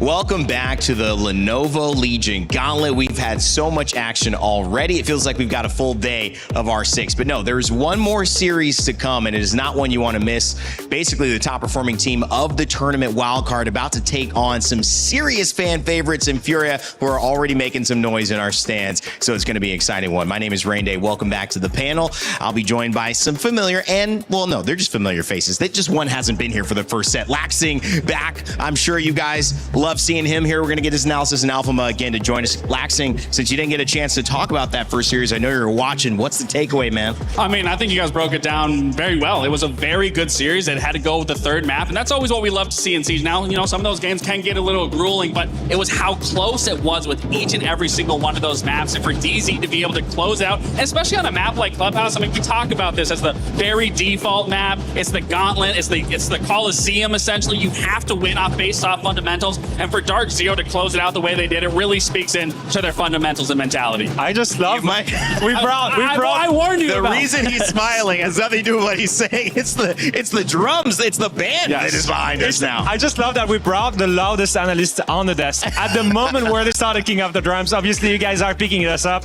You remember EWC 2025? Yes. I was down there. You remember Furia and their drums and their fans, and Brazil is here in Paris with those fans. Brazil! I just love it, Come on, man. Let's go. Vamos, Brazil! Vamos, Brazil. Toc la bola. That's what I know, because I was over there playing some soccer. Man, 20 years ago. Can you believe it? That's when I was over there. Big shout out Fluminense. Big shout out my Brazilian people as well. Got a lot of Brazilian talent managers also. So, you know, Abner, Norton, Gio, we got to send love to you guys. But here's the deal. We have got storylines to say, even though we've got drums as well. And that's why we want to introduce our PS5 story of the day. Wild card. From wild card to favorites. Talk to me about that.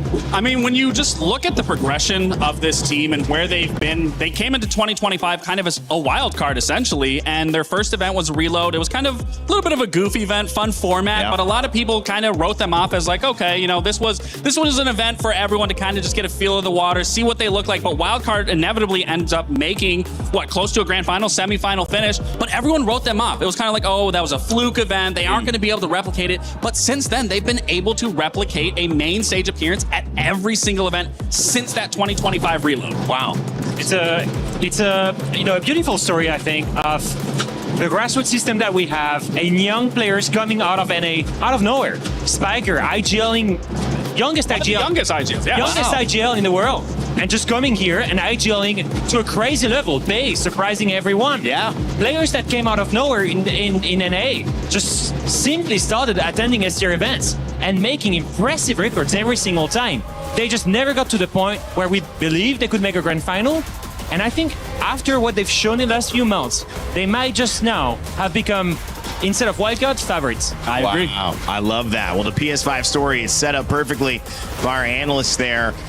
Laxing Alphama talking a little bit about what this team can bring. You mentioned Bay. He has the highest player rating coming into this playoff run. Also undefeated so far, which is an incredible, just little star to add to already a great performance. Again, it's exactly what you want out of these players, and Bay being one of their top fraggers, essentially their entries, to be able to be putting up the numbers that he does. I mean, that's the confidence you want. You heard him in his interview where they got into the playoffs. His mom was flying all the way over here. We have a lot of their parents in the crowd. We have Baby Shark, a French living here. He has his family here. So they have all the support of their family here. And I'm telling you, to not only be able to feed off the crowd and the energy there, but you have your mom in the crowd, you have your sister, your brother, your dad. I mean, that really sparks and ignites a fire from underneath you. I mean, when you look at the recent results of this team, there's a reason we're talking about them, whether you just look at the group stages and how they've done, but you had kind of touched on this, Laxing. Alphama, obviously, since Reload, they have been nearly unstoppable in reaching the playoff rounds for every tournament. Yeah, they've been unstoppable. They've always made main stage. And the biggest question is that form. It's the momentum, right? And the fact that they reached Salt Lake City without playing with Adrian, their main recruit from EML during the 2026 Mercato after SI. And now they have it. Now they're with Adrian. And finally, for the first time ever, they win the NAL Stage 1. And that's the biggest thing to me, Lax. They won NAL. They are undefeated in this tournament. They look unstoppable across the last 3 months. And that's the thing. They always were met by some sort of threshold, whether it was a top 6, top 4, top 8, and then even domestically, right? They were never that good domestically. They were always kind of 3rd, 4th. They would squeak into an event, but then they would always be the best coming into the event from North America. But this is the first time where they are managed to get first place and actually taste that victory. And then you see the performance and the level of tenacity that they bring into each and every single one of these matches. It's hard not to believe in this team. This team has got something going for it, whether you've been watching them in the group stages or you've seen their run over this last year, winning NAL coming into this. Wildcard have been phenomenal. You talk about Bay's performance, but maybe even looking deeper at Adrian, a champion himself, who had a chance to catch up with Ann before the match. We're speaking to Adrian from the game today. Now, Adrian, you guys got to pick with Wildcard, and you picked Furia. Do you feel like there's a specific reason that you picked Furia? There's definitely a specific reason, but I'm not the person to know it. That's all up to Lagonis, the coach, and Spiker mostly as the captain and ag.al. I'd assume they saw something or just have a game plan in mind before, and they chose them over Weibo. All right, awesome. Well, you've had a really dominant tournament so far. You've only showed us like 3 maps as well. Do you feel like we're going to see new things from you guys in the playoffs? Definitely new things. There'll definitely be new things. We don't like to keep the same. It's awesome. I think Wildcard has had some really good, consistent international results. There's just this one thing that's missing for you guys to reach the finals. Do you feel like you are that missing piece, or you think it could be something else? I could be the missing piece. It could be something that I've brought in from Secret as well, or it's just something we've learned together as a team, I think. I don't think it's one specific thing, though. I think it'll be multiple things working out on the day throughout these next 4 days. I mean, you are coming in as the EWC Championship defender. You were the MVP last year as well. Has that given you any kind of motivation as well to perform even better this year? I think the motivation's always there, but I think it helps me kind of guide the others, especially because this is their first EWC, so I can help them as well, kind of guide them what kind of goes on, how it's done, and how to kind of... I mean, they already know how to get into the top 4s and stuff. It's just that, I guess, extra little step as well, and I guess once we're there, I'll be able to help as well. Awesome. Thank you so much for your time and good luck with your game today. Thank you as well. Wildcard obviously coming in as potential favorites now, but Adrian himself, I mentioned champion, won this tournament last year on the side of Team Secret, recently acquired for Wildcard and helping them maybe push to that next level. And we're jamming again. You guys can see it in the background right there. They're having fun, man. I feel like I'm in Rio. Hopefully you guys hear it too. Okay, let's dive in a little bit onto this team who's making so much noise, though, because I know we've talked about Adrian. We heard that interview. Now I want to switch gears towards Furia. What does this team look like for you? Where do they come in this week? I mean, I know Leo is looking at me because obviously he's surrounded by NA talent, and he always kind of gives us a little bit of crap because, you know, we're choosing our teams. But I got to give a lot of respect to Furia. I mean, this is a brand new team that just came into the SAL just this year. But when you have to look at the team, you have to look at some of the players. They have a world champion inside of Herds. They have 2 major champions. One's also being Herds, the other being Volps. And then you have to look at the runner-up from last year of Loira, who was on G2 that lost to Secret last year in the Esports World Cup. I mean, they have big names on this team, and this is their first international event, and they're on a main stage. They're on the up and up. I'm going to get your thoughts in just a second, but first I want to introduce the roster of Furia because we've got to get to it. This team comes in with experience. They come in with a bone to pick, trying to get themselves into a top 4. We have 2 other Brazilian teams that want to also be there with them in FaZe and Liquid. This is one of those teams, though, that you have to respect. We had a chance to speak with them before the game as well, and hopefully you can hear them a little bit better than I can hear right now. We're speaking to Laura ahead of their game. Now, Laura, you guys got picked by Wildcard. What do you feel like was the reason they picked you instead of Weibo? I think they picked us mainly because the teams expected us to be a little bit better at the beginning of the tournament, I guess, because we were good at the Brazilian League. So when they saw us not being that dominant on the first matches, I think they expect us to be worse than maybe Weibo or any other team. So that's the reason. I want to talk about that a little bit more because you guys had some visa issues with Salt Lake City, like limited scrim time as well. Do you feel like this is a redemption for you guys so far? Is this a better representation of what Furia is? Yeah, 100%. Like, we had a terrible preparation for Salt Lake City because of what you said, the visa problems. Like, we couldn't scrim for 1 or even 2 weeks before the tournament. So we were like slow. But now we had a great boot camp. We are in Paris for more than 2 weeks already, I think. So for sure, we are in a better shape, but still growing in international tournaments. It's awesome. And you played the finals as well last year with G2. Is that giving you any kind of extra motivation to get there again and do a little bit better this year? 100%. Also, like, I always say I love EWC because of last year and also because it's summer, it's like nice vibes. So, of course, extra motivation. I want to be there in the final again, win this time. So, pretty confident. And then speaking of the vibes, what are they like with Furia before the game today? So good, so good. The vibes are always good. Also because we are a new team, like 6 months maybe we have. And the vibes are always good with this guy, so all good. That's great. Sounds very good. Thank you for your time and good luck with the game. Thank you. It's summer in Paris, and it feels like summer in Rio as well at the same time. But Furia, Alphama, they feel confident and ready to go for this one. Absolutely, and I have to say this is an important one for them, especially for one player on their side, and that is Hertz. Hertz, who won everything with the same roster. We think of Felipox, we think of Nate, we think of Casey, we think of these guys that he won everything with. Everyone abandoned him after a side. Yeah. All 4 teammates. The brothers that he called a family, all left and rebuilt everything with Liquid. He was left alone and he had to rebuild everything from scratch. Now is the time for him to prove on an international stage that he can reach the same heights without these guys, that he was the leader that they needed. And I think that overall, maybe he has that chance. Salt Lake City was a fluke. They struggled, they got grouped. This time, they've had the boot camp. They've had a great SEL stage, you've mentioned it, Lax. Yeah. And on top of that, they've looked good coming into EWC. I mean, so it might just be the moment for them. Yeah. I mean, the one thing that I love that you talk about the veteran leadership coming out of hers, even in the series that put them in to be able to make these playoffs, we saw those big names really come alive in their performance. We saw Hertz pop off, we saw Bolts pop off, we saw Loira pop off, and those are the players that you are going to be looking to in moments like these to be able to ignite that flame from underneath them, to really prove to themselves that they deserve to be here, they can keep up with the rest, and that they can be an Esports World Cup champion.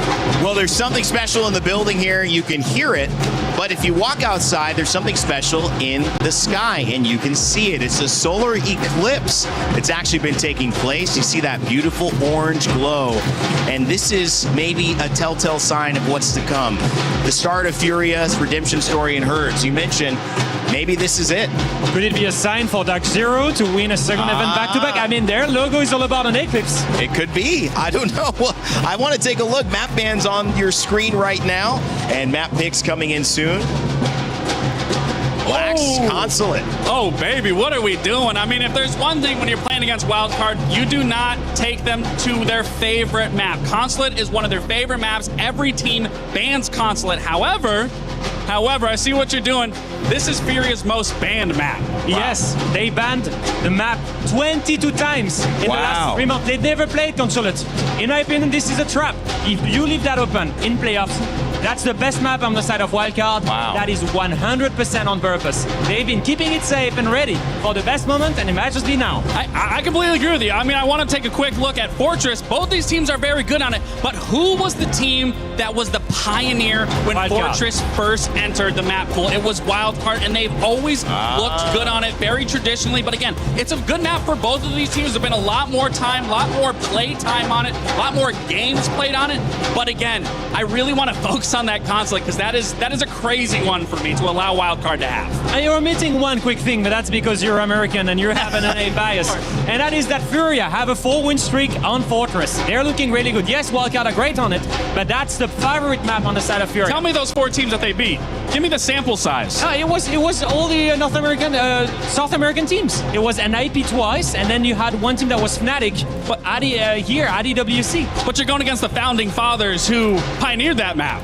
That was 6 months ago, man. That's years ago in terms of esports. Well, you're looking at, teams being able to do back-to-back. You're looking at years ago. Give it up, Granddad. Give it up. I love it, man. I mean, the energy for this one is just amazing, gentlemen. So fun. Wildcard coming in as the best performing team from the group stages into the playoffs. From Bay, who has the highest player rating, to Adrian, right there on your screen, who was a former EWC champion, trying to do it yet again with a chance to go back-to-back and a new roster. However, new rosters also on the side of Furia. Herds, the only remaining member of that iteration of that team, now has a chance to go on his redemption arc. And we mentioned the sounds that you can hear from the fans from the SAL. Brazil has traveled in full to Paris, France to see their team step into the semifinals, but it will be anything but easy. The maps have been selected, the team's ready to go. I'm surprised we don't have Vuvuzelas up in here, but we do have the drums. And maybe war drums is the best way to describe them. It's time to begin our second series of the day as R6 continues here at EWC. Welcome back, my friends, to the Lenovo Legion Gauntlet. I'm telling you, we're going to bossa nova into this next matchup. As first, that quarterfinal went the way of Dark Zero. It's the only eclipse that I've been watching here in Paris. That is for sure, despite Weibo's best efforts. Very true, my friend. I have no idea whether anybody can hear us right now. It's so loud in here, which I'm loving. But I feel like 10 foot tall right now. My chest out. I feel good. Okay, taking a lead out of DZ's book there. Unbelievable scenes, beating up Weibo there. 1-0 down, winning 2-1 in the end, going through to the semi-finals later on this week. It's going to be immense. It's going to be amazing.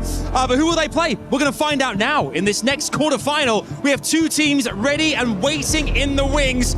In here, the energy is out of control. You can't wait to meet them. I can't wait. I know you can't too either. So let's bring them out. Our first one is Wildcard Gaming! Wildcard no more. It's more of a sure run what they've had so far, as they're considered the #1 North American team at this point through this stage, making it to EWC. They've impressed in the group stage. They've made it to the main stage here in Paris. This has always been the problem, the glass ceiling. Can we break beyond this? But Baby Shark, he's back home. He's in France, he's in Paris, and the pressure is all off as they play with the hometown crew. That's right, but waiting in the wings to face them, would you please make some noise for Furia! The second best team in the SAL, just behind FaZe. Salt Lake City disappointment is behind them. And under Herds' leadership, they're ready to write a brand new chapter. They are ready for this. They're excited for this. The fans can't wait for this as well. It's going to be absolutely enormous. Mark our words here. So before we send our players to a spot, we're going to tell everybody just to calm down for a little bit, because we have some words to hear from both of our team captains. Yeah, we welcome, but we ask that our players, you can go to your seats, but our 2 captains come forward, please, for this final showdown. Kicking things off, Wildcard, Baby Shark, let us know. This is our chance here to talk to your opponent. Any final closing words that you want to say before you go head to head? I never lost to him. I'm never gonna lose to him, and that's it. It's gonna be a great match with great fans, but that's it. I never lost to Loira. I never lost to him, and I'm never going to lose. He's very confident. KZ, any words? Baby Shark never won anything. This game is for big boys, not for babies. I am the new era. I am the new era. Here we go. This is. Let's see. Gentlemen, please. Please, you can shake hands, or you can have a moment here to say, best of luck. Please take your seats here. Incredible. You can hear the fighting talk between them both here. But and the audience here as well. Can't wait for this. They're absolutely loving it. So we're going to have to hear from you guys first. Let's get some wildcard cheers! And we want to hear as well for Furia. Make some noise! Wow, wow. This is going to be interesting. We can't wait to see this one, how it kicks off. Let's head back over to the desk and get ready for this next quarterfinal. Let's go. Thank you, gentlemen. Adam, I'm surprised you didn't say something about Baby Shark because you've got 2 kids. I know my daughter, when we hear the word Baby Shark, we start saying do-do-do-do-do-do. But this one is totally different. I love the trash talk, guys. Siege is just lighting it up here in France. I mean, that guy also, he's playing in his home country, in front of his family. He's done so 6 months ago at SI. He was in front of them. He wanted to win in front of them. That wasn't for him. I'm sure he believes. You can see him on his tattoo here. Yeah, tattoo. He believes that he can do it. And it would be a beautiful story for that young player. I mean, he was overlooked by many people in Europe. He had to go to NA to get his shot at a professional level, and what a journey since then. Wow. It absolutely has been, and you can't argue the results. I mean, Baby Shark isn't wrong to feel the way that he does. I mean, he's beaten G2, he's beaten the old Furia. I mean, sure, he hasn't beaten this team yet, but the confidence definitely has to be there, and that's exactly the mentality you need to be an Esports Cup World Champion. The new era. It's what he deemed himself. When you make big proclamations like that, it's time to put them into the test, and that's exactly what this next match will do. I mean, it's an atmosphere you would, I'm sure, Lax love to play in. It'd be nerve-wracking in some ways, but also this is what you do it for. I mean, this is what you live for, though. I mean, being in moments like these, whether the crowd's against you, whether they're with you, I mean, you thrive in this environment, and none of these players are not familiar to this. They love being in this. They love being in this moment, and we've heard Iconic just talk about you have to be in this moment. You have to make the most out of it, and each and every single one of these players absolutely will. Pick some bands coming up in just a second, but Alpha Mal, kind of say that to you. I was a guy who kind of got more jazzed up when people were against me, personally. What about you? Yeah, I think in general I liked it as well. Just play with the crowd a little bit, get your 1v3 clutch and start raising, looking at the crowd and being like, shh, don't even try. We're going to win this. This is my thing right here. This is my thing. Yeah, I love that, man. This is already set up to be a really passionate matchup as well. And obviously second place behind FaZe and SAL. They've got kind of that rivalry to prove as well, because many people think Lax that FaZe is the best team here in this tournament. Yeah, and respectfully so. I mean, they're the 2-time world champions for a reason. They have some of the best players in the world, if not the best players in the world, and they themselves have to prove it as well. But again, when you're looking at all 5 of those players respectively, they all have their own right to be here. They all have their own name, their own legacy, especially a player like Hertz, where we talked about in 2023, they absolutely dominated that year, and I know Hertz wants to get back to that form. I had the chance to sit down with him and talk a little bit about what it meant to having to rebuild everything. And it was clearly the biggest heartbreak of his career. But in the end, he told me one sentence that stuck with me. He told me it was all for the better. I think that the teammates that left built Liquid around a more traditional, slower play style. He wanted to be aggressive. Hertz, if you followed him for a long time, he's one of the craziest, most chaotic player ever. I think he's found the perfect teammates to follow that play style, to be aggressive. And basically, as we start to see here, it's the battle of the Clash bands, the battle of the Shields bands. I'm not surprised. I mean, you know Wildcat, you've seen them for a long time play in NAL. They absolutely hate to play against those Shields. I don't think they want to face them. Yeah, I mean, they're also a team that doesn't let the narrative control their play in terms of Shields. We've talked about it time and time again. What separates Wildcard when they're on the attacking half is they don't force the Shield play like an M80, like a Dark Zero, like an SR. And I think that's the leverage that they have whenever they do get to their attacking half, is they have a lot more operators to be able to use. They don't force those Shields unless absolutely necessary. And getting rid of them, it's definitely going to make it a lot easier, especially on that defensive half here on Consulate, where we know how congested this map is, how tight the corridors are. And when you think about how they play the early aggression. They get the first pick going into their favor, and then they play back into those layers, but they won't have a clash. So very good heads up from Furia to be able to remove it. Yeah, at this point, Furia, they're going to have to attack this without any shields as well. And I'm just wondering, you know, how Wildcard are going to control that aggression. Like the side of Furia, you know, they've been known to be the most aggressive team of the most aggressive region. But that's the biggest thing. When you look at Wildcard and where they absolutely thrived during the NAL is they led in those opening kill frag department. They led in to be able to convert that. So if you're Furia, you have to be swinging these opening kills into your favor and playing into that man advantage, especially going into the late round when you can go for that execute, have the extra man advantage. Because if you can't do that, Wildcard is already going to be beating you to the punch. And we all know that Furia is the one team with the biggest risk-taking ever. They follow the leadership of Hertz, we've stated before, right? Chaotic player. But every single player doubles down on that. That's Volps, for example. That's Loira. Some of the most aggressive players in the world. Some of the most mechanically gifted players in the world. All assembled onto one roster. And what's the backline that's going to save this? Buck.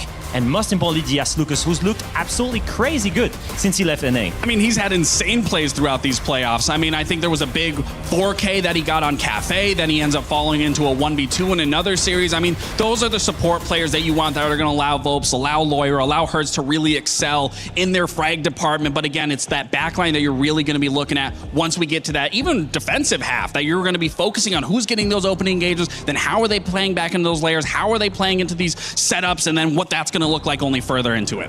Yeah, I'm just looking back again at Wildcard, and I'm just so proud of the evolution of this roster. I think we mentioned it before, right? And there were a bunch of young kids basically overlooked. I think young NA players that came in, but also young French players that came in that didn't have a name back then. They made their name already. They've recruited, in my opinion, the best there was in Europe as a backline. That is Adrian, champion of EWC last year, obviously. Finally, he's got a little bit of time as they're setting up his PC here. He's got a little bit of time with that roster for the last few months. And we've directly seen the results. NA champion, 3-0 coming into WC, Bay on 41 kills after 3 maps. I think maybe we're starting to see the wildcard that can break the ceiling of, yeah, you're making main stage every time. But can you really contend with the title? We never really thought they could do that. And I'm starting to be convinced, maybe it's because the Americans are all surrounding me, I don't know. I don't know, should we step closer? Should we? I think leave me alone, guys. But I think, objectively, you have to think that they have it in them now. That's a good answer. If you had said something different, you know, we might have had to turn against you. Like okay, I'm going to leave now. Yeah. And I've got the advantage here. I love it.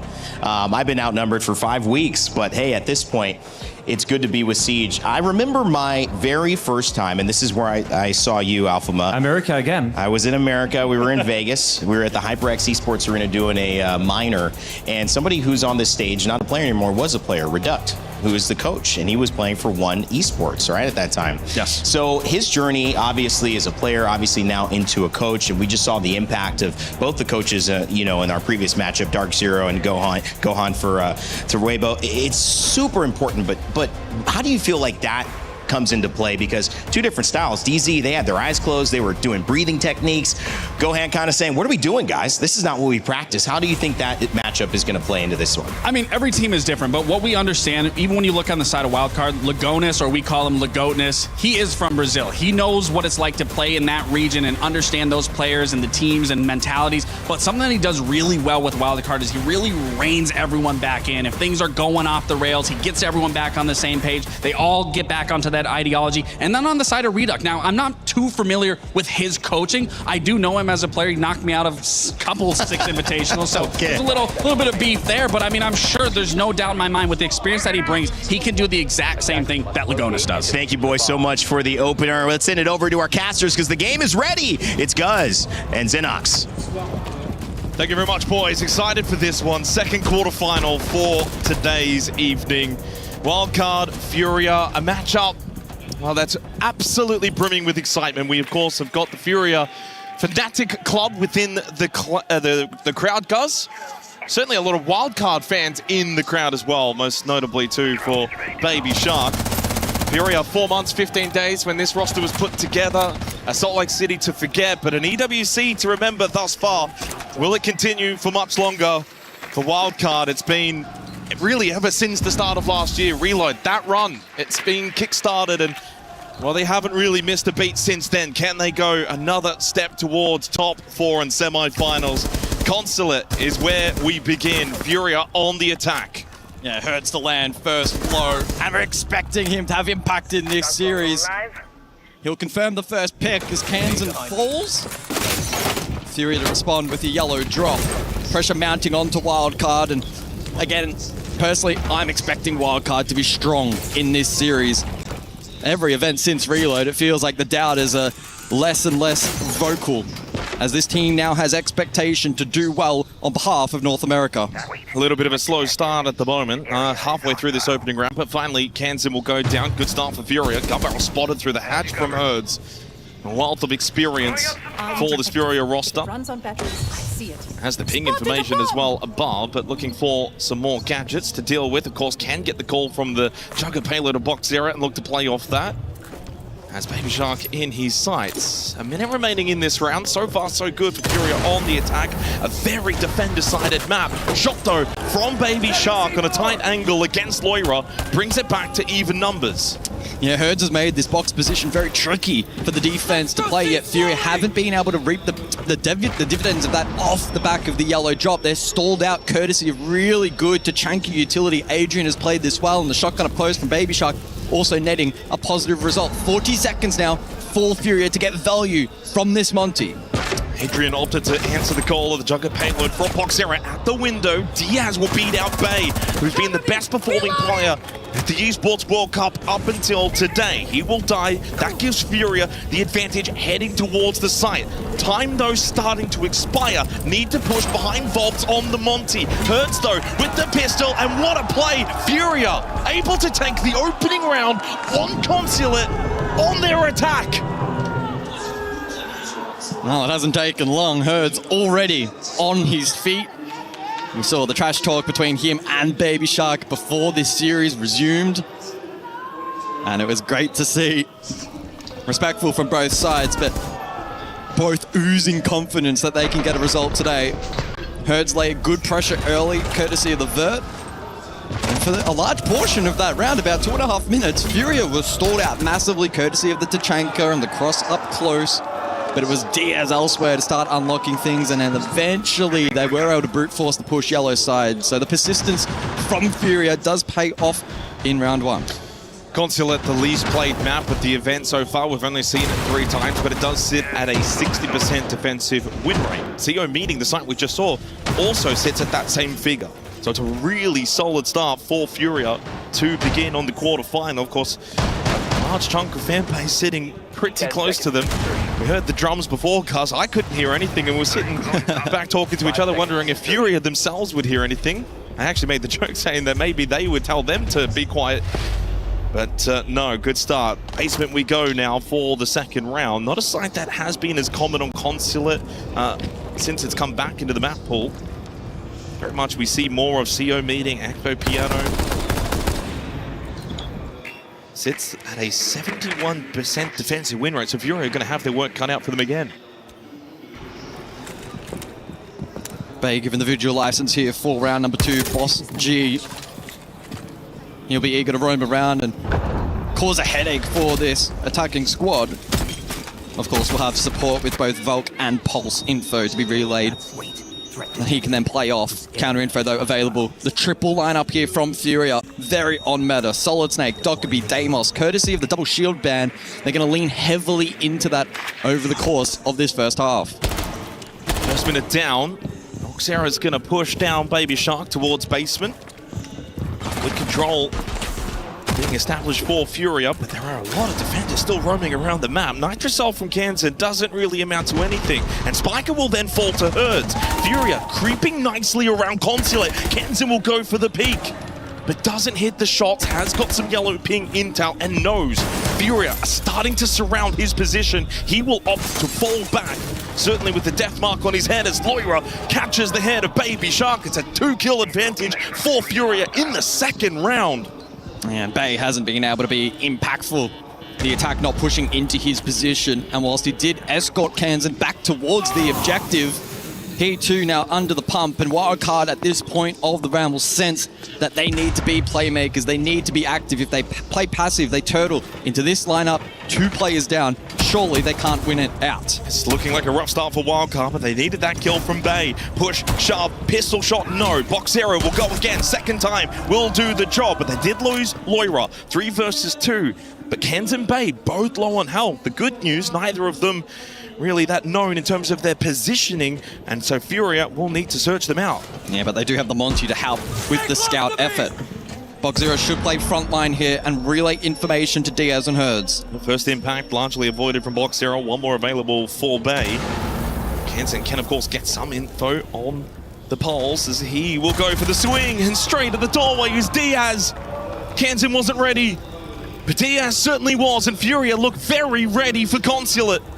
Bay needs a 1v3, but with the Monty alive who can go for the plant, that's exactly what he's going to do. Herds is over towards yellow, so Bay pushes out into that hallway. Box Zero is actually going to push up to Bay, and Herds then from bot yellow gets the kill. This is a fantastic start for Furia. And once again, on his feet. Herds in top form is one of the best players to watch, one of the most enjoyable players to watch in Siege. And he's off to a strong start here on Consulate. So much so that it procs the tack time out from Wildcard. They're just playing or not doing nothing, correct? Let's use the echo. You can hide the echo in the preface, stay on def right there, okay? And then you cry first. Let's play more, okay? Play more the game to flank more. Yeah. Let's try to play more. We're just waiting, and like it's not working, right? One thing, let's avoid basement, okay? Spike later. Let's go Tellers, let's go piano bomb sides, okay? For later on the match if we need, okay? Don't forget about 2 Baron, guys. 2 Baron can be something. For the demos, especially right there, if you need to run with 2 Baron can be. But the main thing for us, playing more the game. Talk a little bit more, calm down a little bit communication. Talk about the non-information. You guys know what is happening, right? But not being able to react. Let's try to play more the game. Select someone in power. And Shaka, round to spawn pick. Do spawn pick for us right now. Let's be a little bit aggressive, okay? Let's change the pace a little bit, change the mood. And now is the moment. Okay, guys, let's go. Let's go. So we got to hear from Lagonas there in the tactical timeout for Wildcard. It's well prompt, but it's also valid.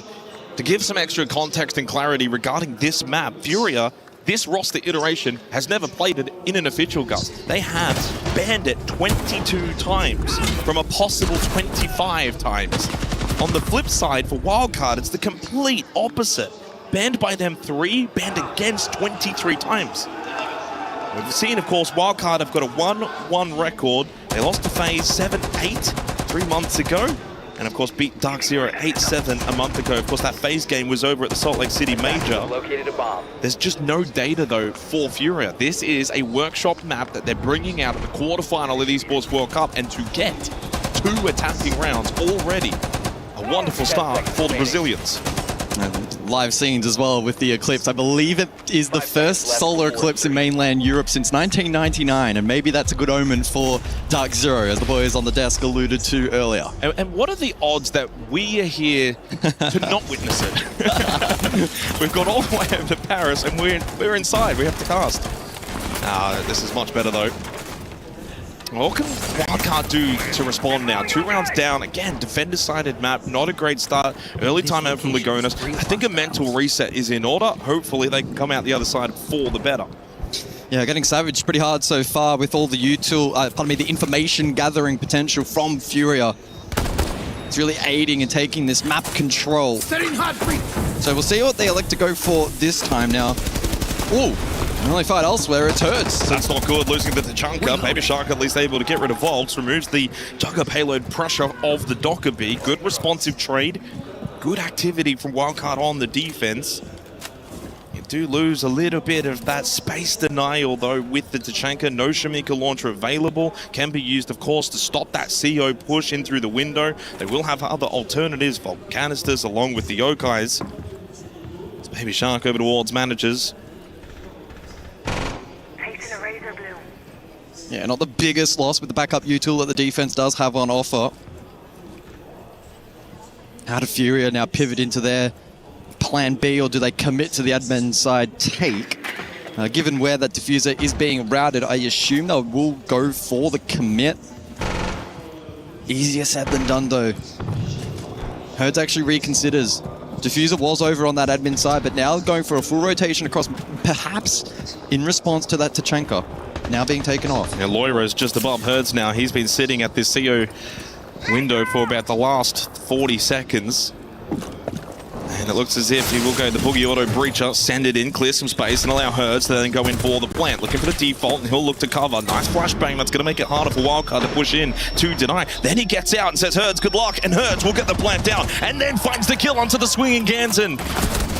doesn't quite die below either as Bay falls. Spiker finally gets the kill, but so much work to be done in this round. Furia are on the verge of 3 straight attacking rounds. Yeah, such a difficult post plant, a player down, but now we're 2 versus 2. What can Spiker do? He sees the rappel, but he can't find the angle. Diaz, though, is still inside of the building towards the hallway fighting Baby Shark. They'll take a stalemate, and as he loses Spiker, this now becomes virtually impossible for Baby Shark. Barring a mistake or a collapse, it won't happen. Lyra converts. Furia make it 3 straight on the attack of Consulate. This is a statement. It sure is. A near perfect start for Furia.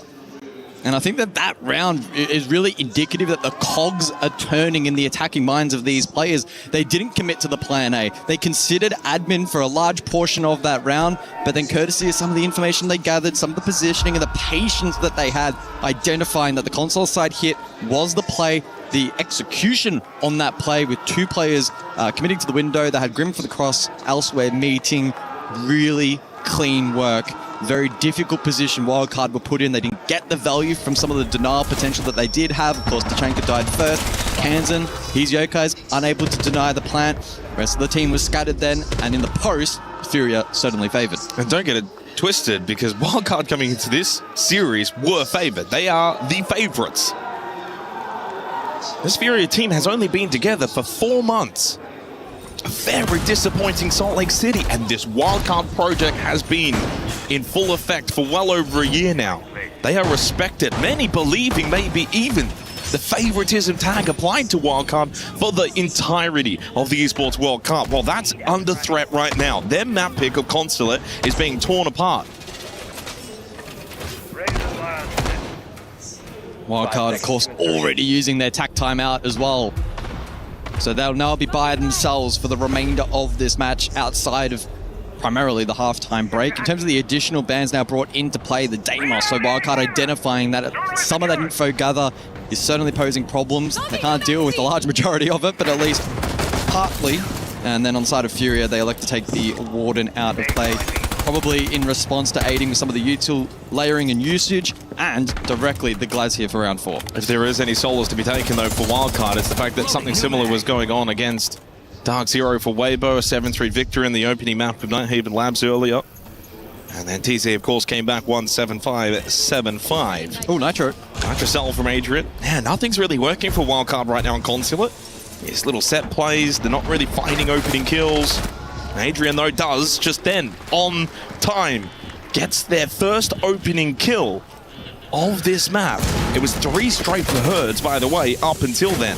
He's 6-1. Adrian goes down. A 7th kill acquired for Herds.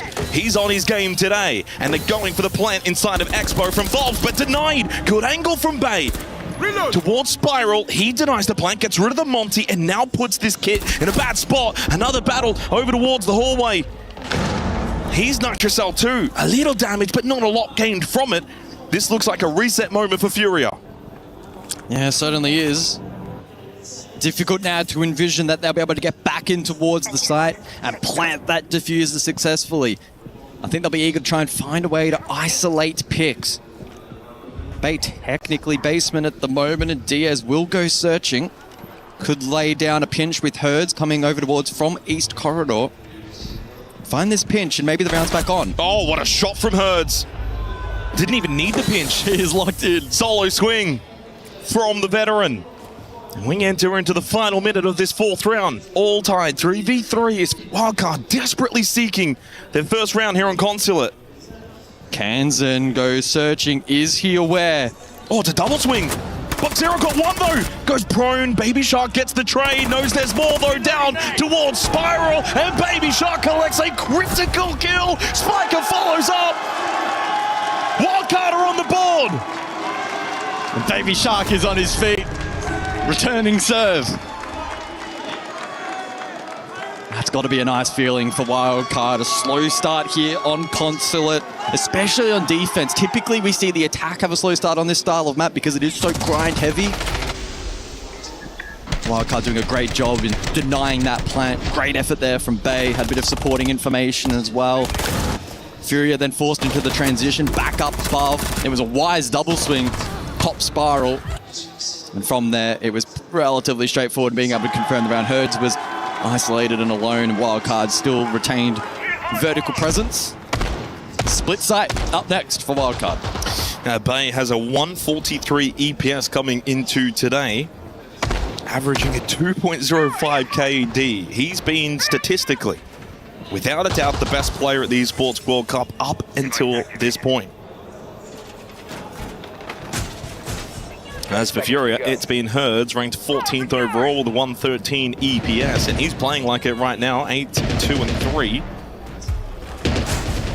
As the sun has turned into a nice red crescent moon.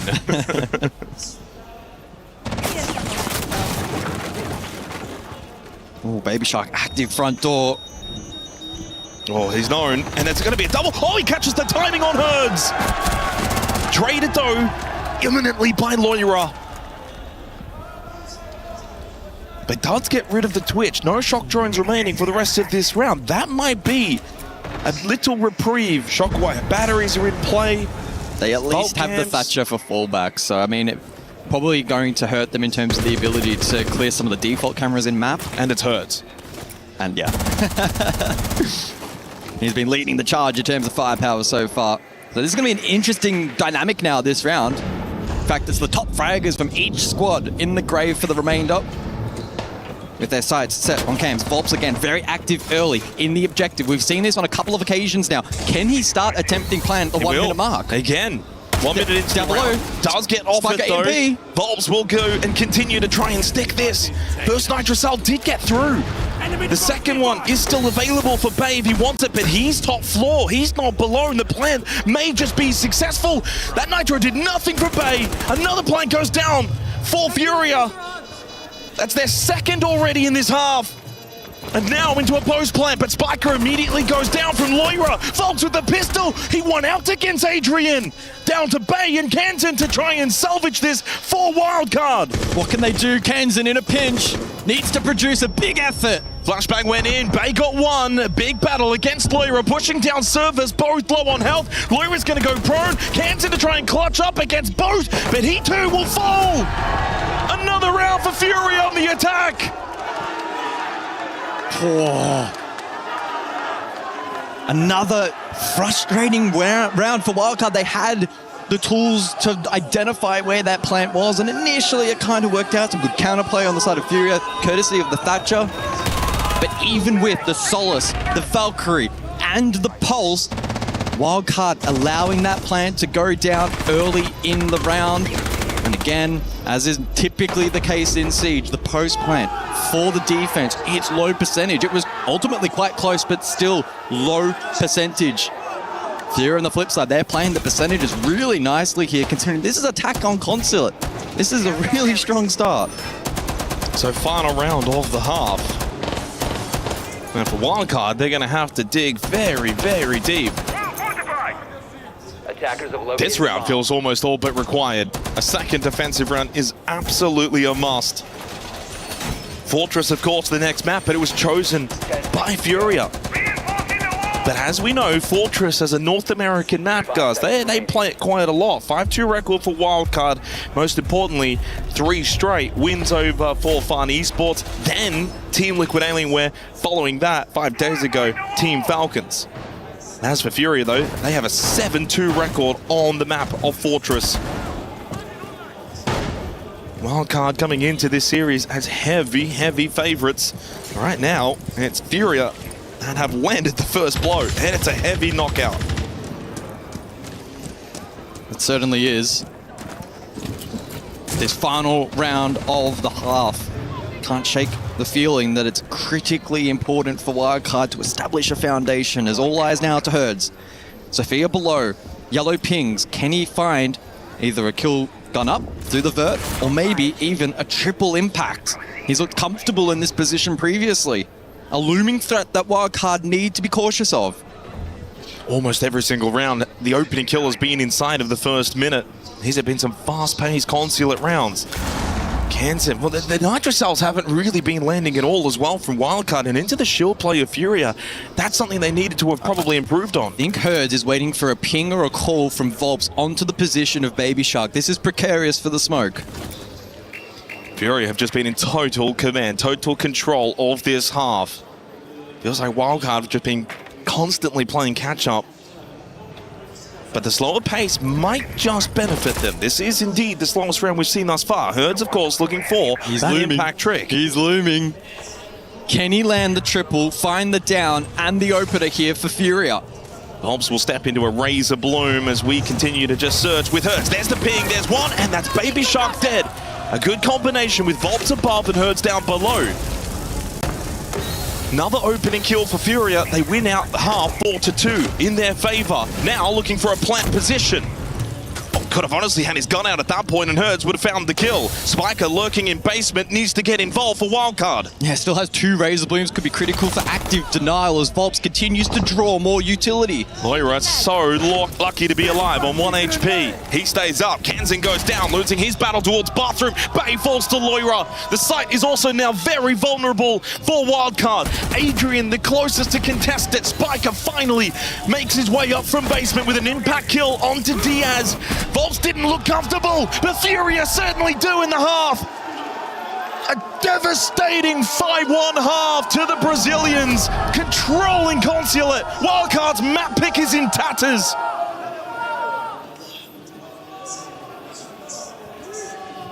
Share a little bit. Just one thing, guys. First of all, about communication, right?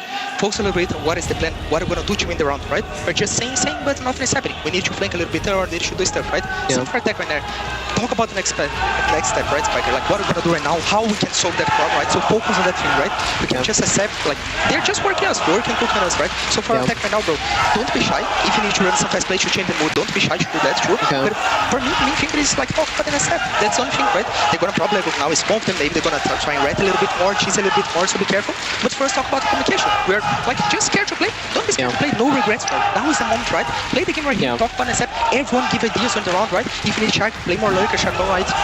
Shark's playing good, let's use Shark a little bit. His strength, like he's being our strength right here, use him for us, right? Eles gostam de fazer a play da DM, virando 2 redonda no mid, 1 ponto amarelo, a gente já sabe disso. É só a gente comunicar as mira e fazer o cruzado. Eles gostam de fazer play amarela foguetando, que é o conforto deles. A amarela lentinha é um lixo, eu acho que eles não vão querer fazer, mas a gente tá muito bem de trap. Foca nos cruzados do mapa, tipo, mesmo que o round tiver difícil, guys, é fácil ganhar round de desvantagem nesse mapa. Vamos se concentrar full nas win-con, fechou?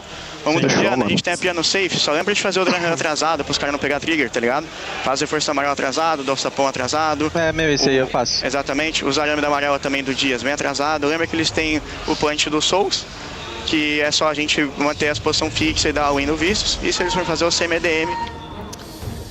Oh, so halftime break, but it's a difficult halftime break talk. I think if you're Lagonas and Wildcard down 1-5 going onto the attack at Consulate, you know it's not going to be easy. But we always say Siege is a game of 2 halves. It's the beauty of this. And you know that, yes, this is a defend-decided map, but if Furia can do it, guys, if they can do it, and they just did it, why can't we? That has to be the thought process in the mind of Wildcard.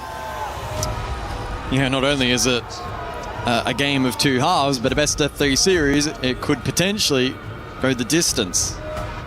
The concern, though, for Wildcard is that this is their map selection. Certainly wouldn't rule them out. Their fortress is pretty strong, and so too their cafe. There's got to be an unsettling feeling being significantly outmatched at the moment by their opposition. Furia going in with a very direct game plan, introducing info, playing heavy vert. The util layering was on point. And even when Wildcard tried to aggress a little bit or go for flanks or find tools to deal with the Monty and some of the other tools that were challenging, just not quite landing. It's certainly not at a consistent enough rate to find success in that first half. It's the half, though, that you look at and say, that was Furia. That's not Wildcard, that was Furia. They controlled the pacing, their entries were absolutely amazing. They didn't really do anything wrong. For Wildcard, yes, you could probably argue maybe at the start they were a little bit lackadaisical, a little bit on the back foot, but then they tried to switch it up. They tried to go for those opening picks. We saw Adrian, then into Baby Shark, back-to-back opening kills. Ultimately, though, Furia were just far better into attack pause to begin the second half. But the takeaway for me is this. We've seen so many best-of-3s over such a very long period of time in this game. Most important thing to remember, it's a marathon, not a sprint. The first map, yeah, it may be your map pick. It's not impossible to think Wildcard wouldn't have the ability to win Fortress following after this. But if you're Furia, well, it's all smiles. Certainly is. It would appear that the technical pause has come to its conclusion, and so we can jump back into the second half. Kaid, Bandit, banned alongside the Grim and Deimos. So Wildcard putting all the chips on the table and trying to make Hard Breach far more feasible over the course of this second half. And Furia not wanting to contend with a large portion of the information gathering that was so devastating when used against their opposition back in the first half. So that does, though, mean that Furia will potentially need to deal with a little more shield play if Wildcard elect to go that route. And so the strategy and the dynamic here of the second half will probably be a little different to what we saw back in the last 6 rounds. Well, it's going to go one of two ways. Either this is going to be an attacker-sided Consulate, Wildcard bring him back, and this turns into an all-timer, or Fury get the job done in that 7-1, 7-2. It's probably not a lot in between. I mean, you could have maybe a fake comeback, but we'll see what happens. 5-1 lead for Fury as we switch halves. Kaid, Bandit, Grim, and Deimos as the bans, pretty much as you would probably expect. Wildcard are going to have to play with the same vigor and ferocity that we saw from Furia. For the first 5 rounds, the opening kill was in the first minute. They went for plants at the 1 minute mark, 1.5 minute mark. And they weren't wasting a lot of time, were Furia. The opposite of the 20-second meta, that was kind of what that first half was. It was almost 20 seconds, but 20 seconds 20 seconds into the round. Yeah, their pacing was just extraordinary. Well, speaking of, Spiker with a lurk yellow here, shotgun sledge up close. Maybe trying to catch a member of this defense off guard. It could be a potential shotgun battle against Diaz, holding the line. Oh, Diaz is not ready for this, or maybe he is. He's going to get pinched though with Bay. Wildcard will bring the same pace, the same vigor. They find the opening kill. But a lot more work still to be done in this round, and they lose Bay. Loira finds his 9th kill. Now top fragging for Furia. Spiker and Kansan both combined. Wildcard showing Furia that they can do to them what Furia just did to Wildcard. This is a stomping in the first round of the second half. Wildcard are not done with Unconsulate. Oh, this could get very interesting. I should have known better. When I saw the veto and I saw Consulate pop up, I was like, oh, this could be a bit of a grind fest. It could be pretty slow pace. A lot of defensive round wins. A lot of late round action. It's been anything but. And if that's anything to go by for the second half, Wildcard may be looking to deploy a similar play style. Great lurk yellow, good pinch from Bathroom, and then they had the back hit on the opposing side, which meant that Furia couldn't fall back, play the back line, maybe look for denial. Davis with the first pinch, and then the back line got pinched courtesy of the back hit. Overall from Wildcard, really nice work. It just says early on to start the second half that if you're Fury, it's not like job's done. Yeah, we smash them on the attack, we go into the comfort of defense. That's not how it's going to play out, apparently. Justin very happy backstage. Wildcard find their second round. But so much more to be done, and there's zero room for error. They cannot make any real mistakes. You lose a round and there's 6, Fury got OT secured, and then it's suddenly a long, long way back into this map. But everything to play for as we head basement for the 8th round. Only the second appearance of this particular objective across this map thus far.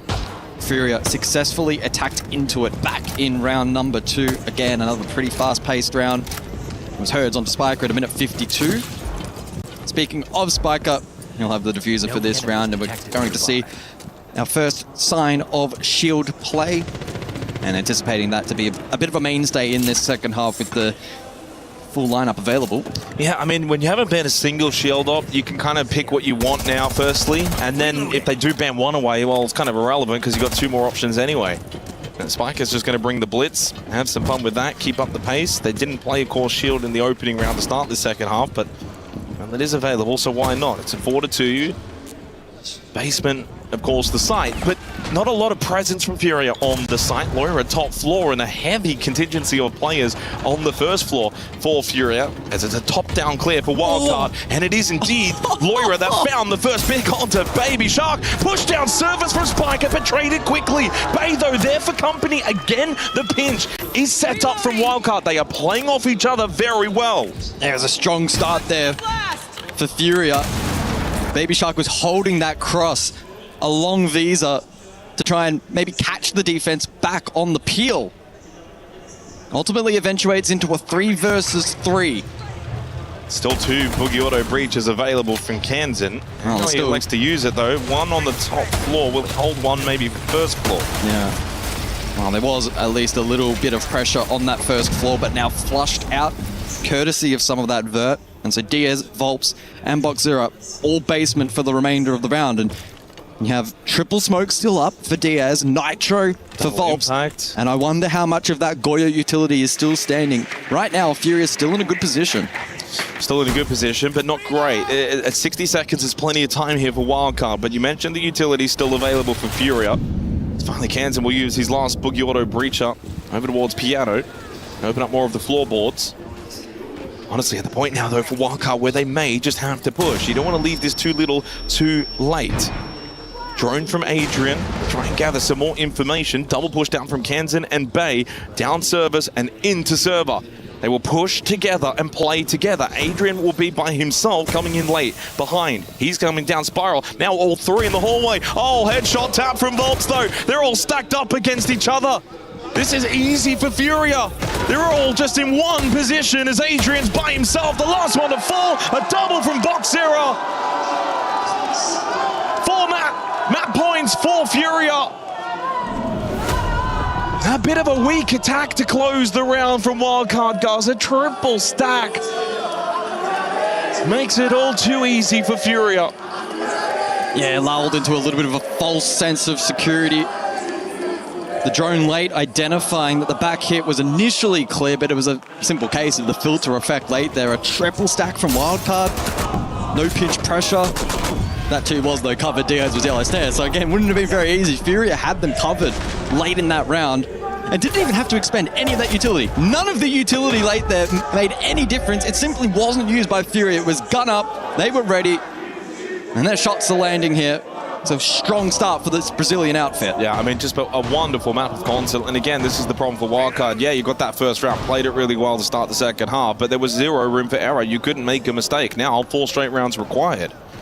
You're in a position now where it's looking very likely that you're going to lose your map pick. You chose to come here, and Furia have said thank you very much. Again, a reminder, Furia have not played this map ever with this roster. Which is 4 months, but still enough time. Attacker's objective is to defuse a bomb. And they've looked really, really sharp. Again, a very defender-sided map, but their attacking half was just lethal. 9 kills from Herds, 10 from Loira. Battling to see who will be the top fragger by the end of the map. And Herds thinking about something on the top floor, but not to be. He'll fall away. Expo, Piano. Hertz has been the most successful player on entry inside of the server. 3-1s, well, +2. And critically, he's cost at 88%. So having consistent impact over such a huge majority of these rounds. Loira as well creeping up to double digits. 10 for him.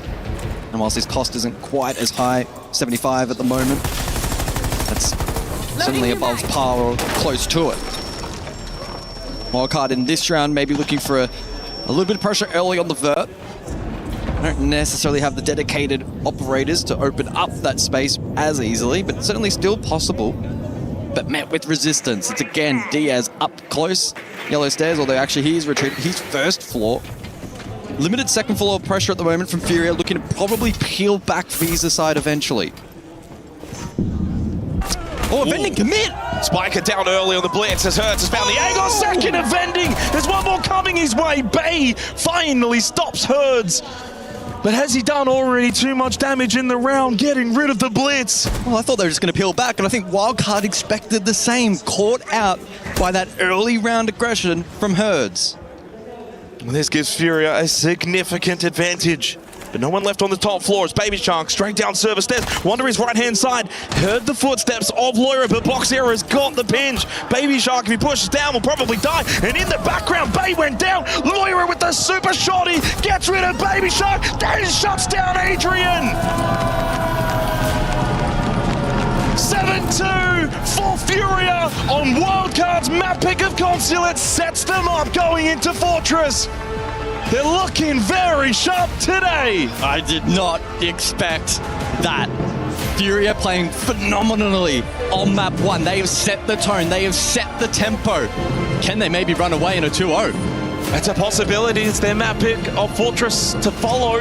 Wildcard, you don't count them out. Not just yet. Too experienced of a team over the last 12 months especially. But they've got some soul searching to do backstage. Figure out where did this go wrong and how can we solve it moving into the next map.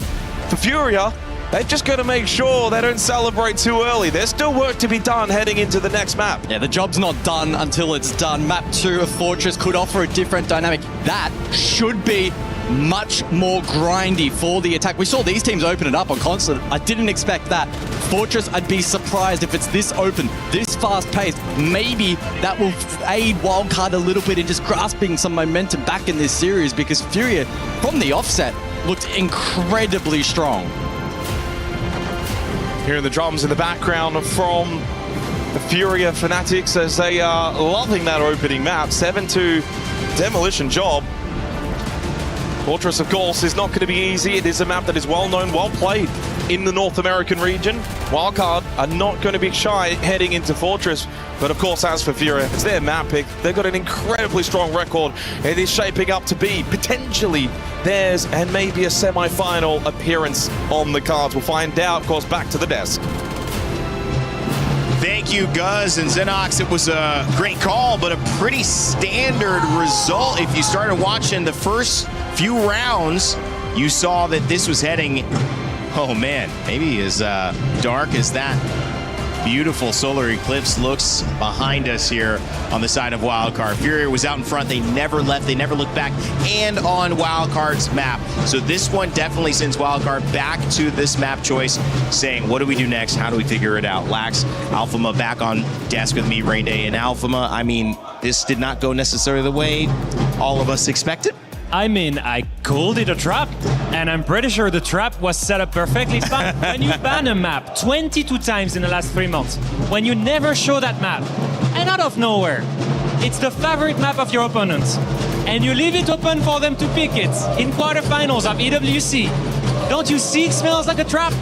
I mean, listen, you were absolutely right. You called it a trap. It clearly was 7-2 finish for the side of Furia. I mean, a phenomenal performance. And they clearly had the formula, understood how they wanted to overthrow Wildcard, and they did it seamlessly. I mean, it was really well executed on their attacking half. Go ahead. Yeah, I mean, there were a couple of question marks on my side. I mean, the other bans was the first one, right? We see Wildcard remove 2 shields. Yes. 3 shields are up in this game, right? Technically, if you shield, but no one speaks about it. Yeah. That meant that basically Volps could be on the Monty almost all the time, and he could apply a lot of pressure. Pressure means movement, and every time a Wildcard player was moving, they were expecting that and they were punishing him. And I was surprised to not see them completely ban out the shields, because they abused it as much as possible. Furia, so strong. 5-1 on one of the most, if not the most defended side in map in the meta. I mean, what's more confusing to me is Wildcard plays in a region where shields are heavily abused, and they're able to handle them, but this time they were not able to ward off that aggression and the space being taken from that shield and the pressure that was being applied. My question is, if it's so clear, and I almost made the joke, you must have been a rabbit in a past life because you were avoiding traps like nobody's business. No one could see it out, but you did. You sniffed it out. So the idea is this a mistake from the side of Wildcard not seeing this coming? Or is this calling their bluff, saying, we know you might have something for us, but we like to attack. We got Bay, who's performing well. We know what Adrian can do, so we'll take that map. I mean, we've both been there before, right? There is the 50-50. You feel super confident because it's your map. Yes. You've never lost it. You feel great on it. The scrims have looked amazing. You can beat FaZe in the scrim. You can beat anyone.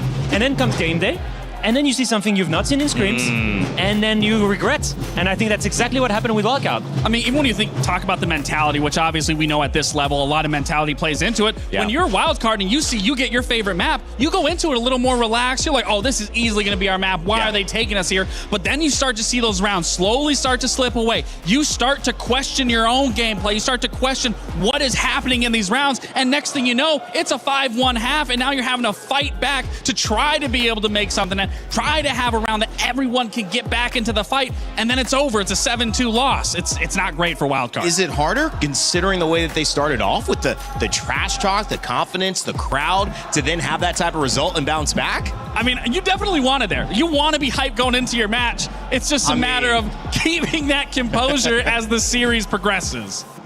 Yeah, we've seen a lot of trash talk on their side, and I think, honestly, it's going to carry on. I think the momentum, especially you can hear their fans, the players are following the same thing, the same trend. And I'm about to dance as well, so let's get to your telestrator before we do it. I know you got some clips set up for us, Alpha. Black's going to help you out there with the mic. So I want to talk to you a little bit about what made Fury a special map, and starting round 1, I see something that's one tiny detail that I don't think anyone spotted. So we've got 43 seconds left on the timer here, and you pay attention to the position of everyone. You see 4 players on the top floor, and the Monty is pressuring on that side, and at the same time, Wildcard are trying to be aggressive, and they're gonna try and challenge Diaz on that spiral window. Now pay attention to this gunfight, it's critical. We're gonna see Diaz being challenged by Bay, instant kill, that's 4v3, that's beautiful. Most importantly, I want you to pay attention to something on your screen now. The CEO Rappel player, Buck, is calling someone, and that someone is Adrian. Adrian is getting called. And why is that super important? Adrian is the one defending the bomb site. And what is there downstairs? IQ. When IQ sees the phone with her scanner from downstairs, Herds with IQ can now kill Tachenka directly from below because the phone is ringing. One tiny detail, one tiny piece of gadget, and that's it. The rest of the defense crumbles. Everyone can rappel in. And from a 4v4, it's suddenly a 4v0. That synergy between Dokaibi and IQ was absolutely amazing to see. And that's the difference between a Furia that is completely lined up on the momentum and Wildcard right now.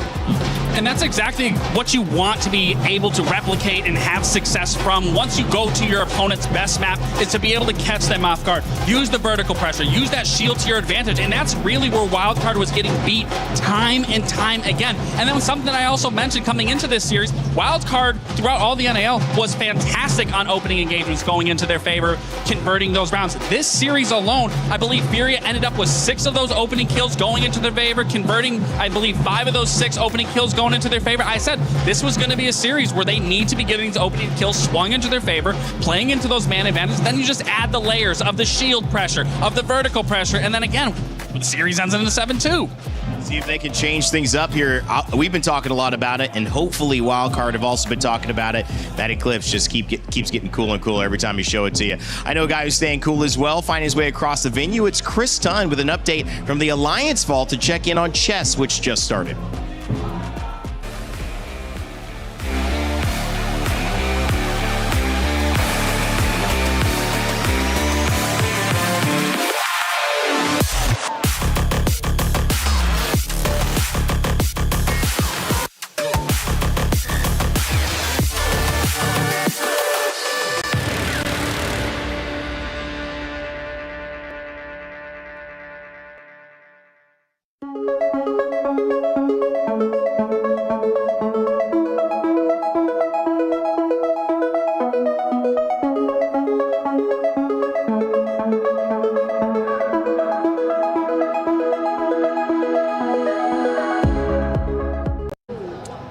Another CC update heading your way. Interesting game, of course, on the Alliance Vault this time around. We've got chess, and we just had arguably one of the more hyped matchups that are probably, well, chess-wise, but of course, for CC side of things as well. Magnus Carlsen playing for Team Liquid. Important game for him to win, and how did it go? Well, he managed to get the win pretty convincingly too as well, I will say, and he's against Hans Niemann as well, which is For those who know chess, quite a bit of a grudge match, to be honest with you, and it did end the way you'd expected. Magnus walking off stage without shaking his hand, so still quite a lot of bad blood between those guys as expected, but Club Championship-wise, he's guaranteed himself a place in the playoffs now, and it's Hikaru versus Dennis Ladvig, who's going to be playing for those spots as well, which is Team Falcons versus ag.al, so a massive storyline over on the B stage as well. So they're the kind of teams we're looking towards. Virtus.pro going to have to come back tomorrow and try earn their spot, but it's looking very good at the moment for Magnus Carlsen. And as far as CC goes, though, when it does come down to chess, our favourite is obviously going to be Magnus, winning last year for the side of Liquid. But looking as a whole, though, what are we expecting outside of that CC-wise? Because Falcons have got some real big names here, right? Yeah, so Falcons managed to come second and third last year. Obviously, Hikaru being the name he is, we expect him to be up there as well. But as I said, he's still got to get through Dennis today, who's playing for ag.al, and that's going on at the moment. Seemed like a bit of a tense back and forward game, but, you know, as I said, we expect big things from him, so we expect him to get far. Yeah, going to be interesting as the week goes on over here at the Allianz Vault. We'll be keeping you up to date as we go through. Guys. He thinks he can come in here and play my game. Let's go. He knows nothing. Let's go! Tyler Wine, you're done. Raw energy. Half and blow the house down. Play is in our DNA. Whenever we let it out, it becomes our superpower. Now imagine an entire city being built to supercharge it. Kadir City, powered by Play.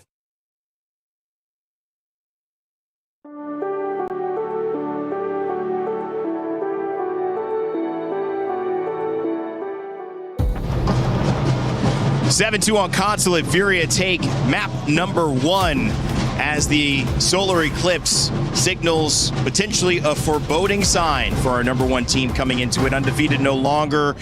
Well, obviously they still have a chance to remain undefeated in series, but that map loss is a big one. And Black's Alphama, what is the biggest, I've asked this question before, turning point, or who needs to do what if Wildcard are going to get back into it and respond? I mean, if I'm a player and I'm in Wildcard shoes right now, you lose your map pick, going into now your opponent's map, it's still a comfortable territory for them, so they can be relieved in that regard, but you just don't have a lifeline. Now your back is against the wall, and they are no strangers to this, whether that's in the NAL stage, whether that's here at events like these. Fact of the matter is, no player on that team was able to pop off. You know, we've highlighted Bay, we've highlighted Adrian, Baby Shark, Cans, and everyone across the board, but nobody was able to really get their foot in the door and get that pop-off round, and that's so crucial in moments like these when you're down, your back is against the wall. One player has to have that round that everyone can just rally behind, really believe in themselves, dig deep, and finish this map and push it into a map 3. And going back to the tactical aspect now, we've just seen the bans, and that means that Wildcard, they start defense on Fortress. Again, it's important to look at the bans. They've removed Blitz, okay, that's one great thing, and then they removed Solid Snake. Yes. It's a really important operator to abuse to try and clear those areas, because Fortress is quite big, try and clear the anti-roam basically as quickly as possible, but that leaves Blackbird open, that leaves Monty open. The few operators that were so hard for them to counter on Consulate. I don't think the tactical problem is here. I think the problem is mental.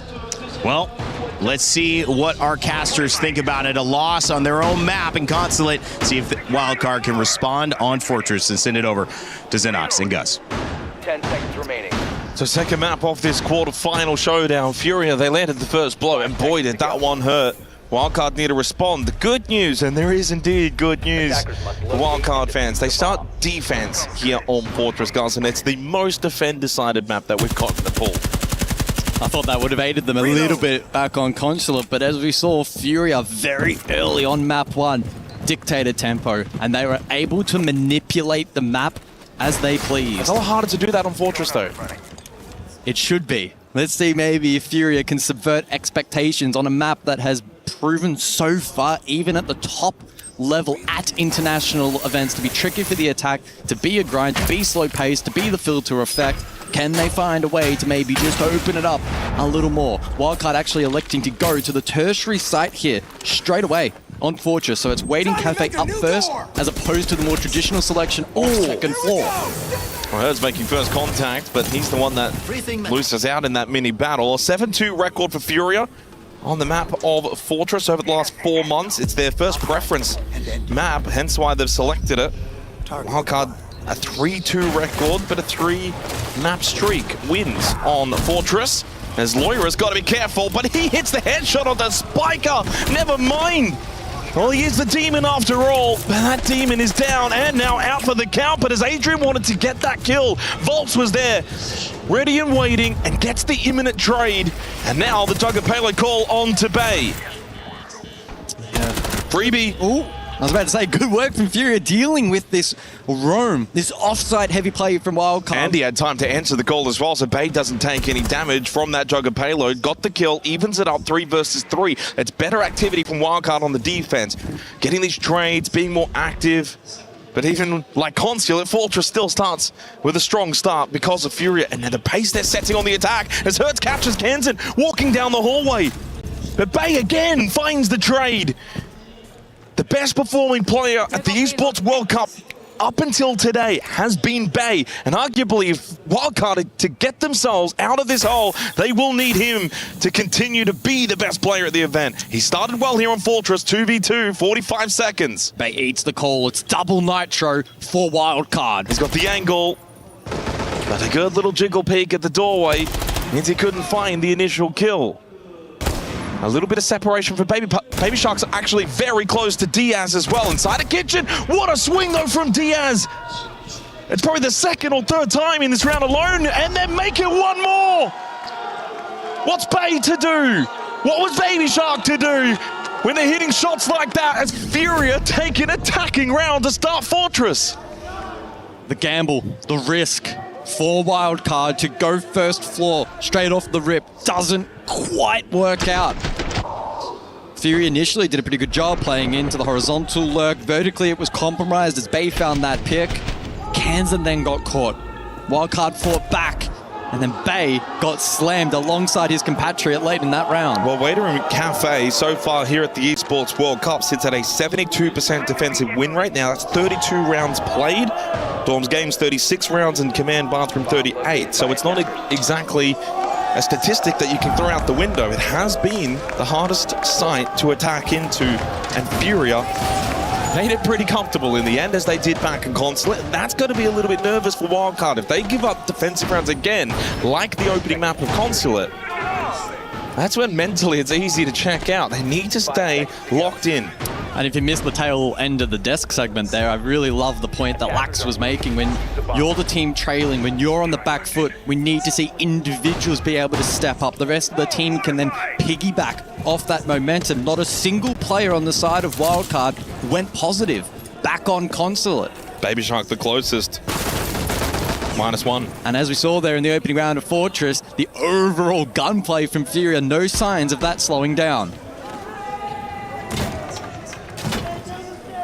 Into this round, double shield with the finger combination for the attack. Do Furia look to continually play high tempo? Volts with the Monty should be rather safe. Spiker caught at the doorway from Box Zero.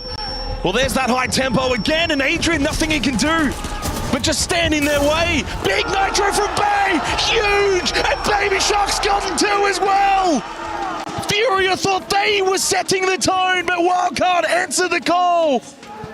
It's only Diaz left. After a fast, frenetic start, Wildcard finally gets something to go their way.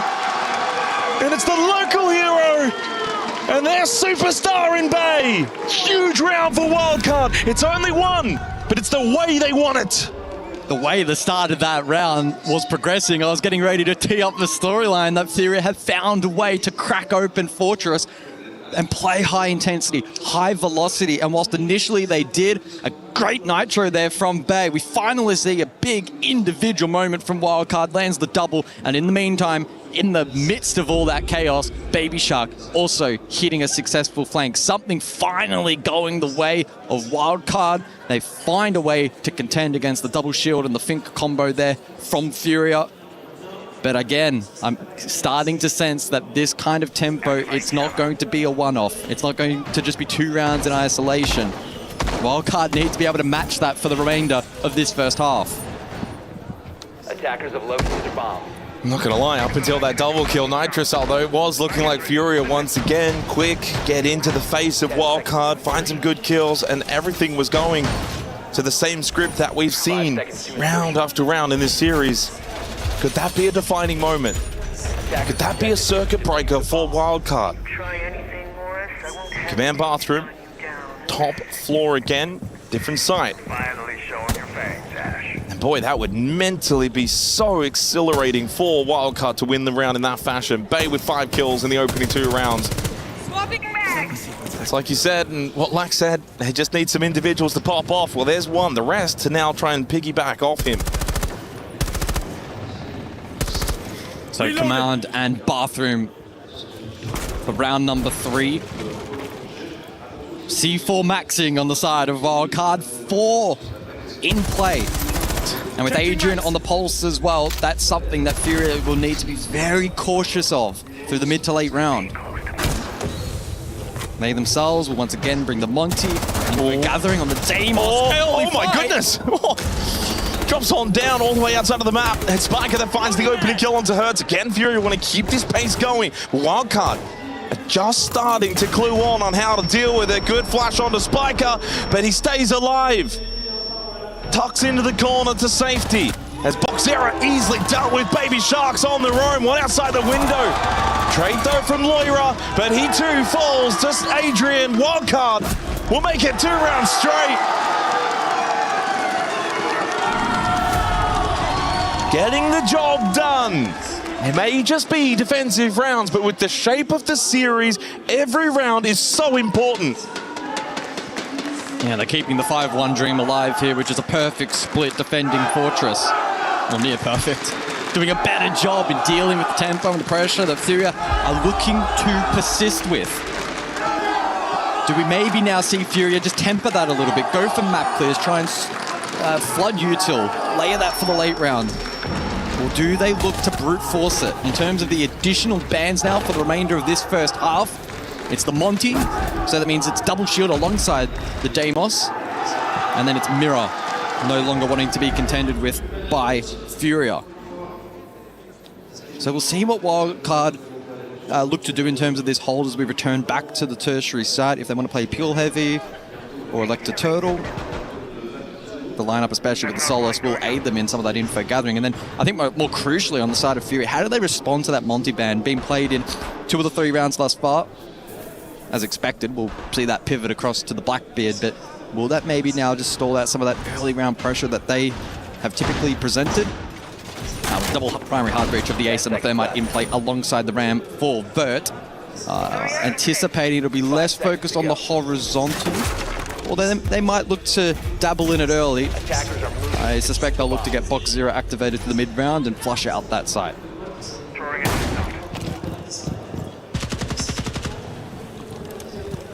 The best thing Wildcard can do as well is just keep meeting Furia head on, try and beat them at their own game. Furia want to play fast, quick siege, that's fine. You just got to be ready for it.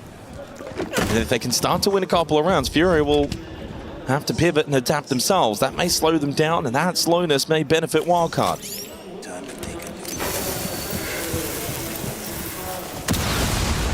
Solo presence up above on the top floor, courtesy of Baby Shark, getting the early Jugger payload call from Volps.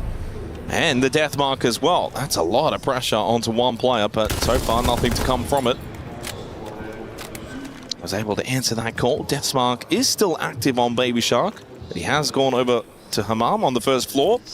And that means Bay rotates back up to Games to just keep some presence on the top floor. Baby Shark towards main stairs.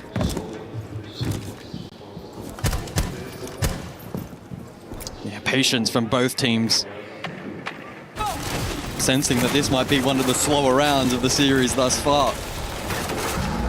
Wildcard not wanting to completely forfeit above. Will play a pure defense, game side and main stairs, courtesy of Bay and Shark in those positions respectively. Can also chip away at some of the drone economy here of Furia. Interestingly, the Vert being used on this Hammam side across as opposed to the site directly. Probably then opening up a route for the rotation for Furia late to play, courtesy of the early hard breach and the horizontal opportunities that will present. Will Wildcard clue onto that and be prepared?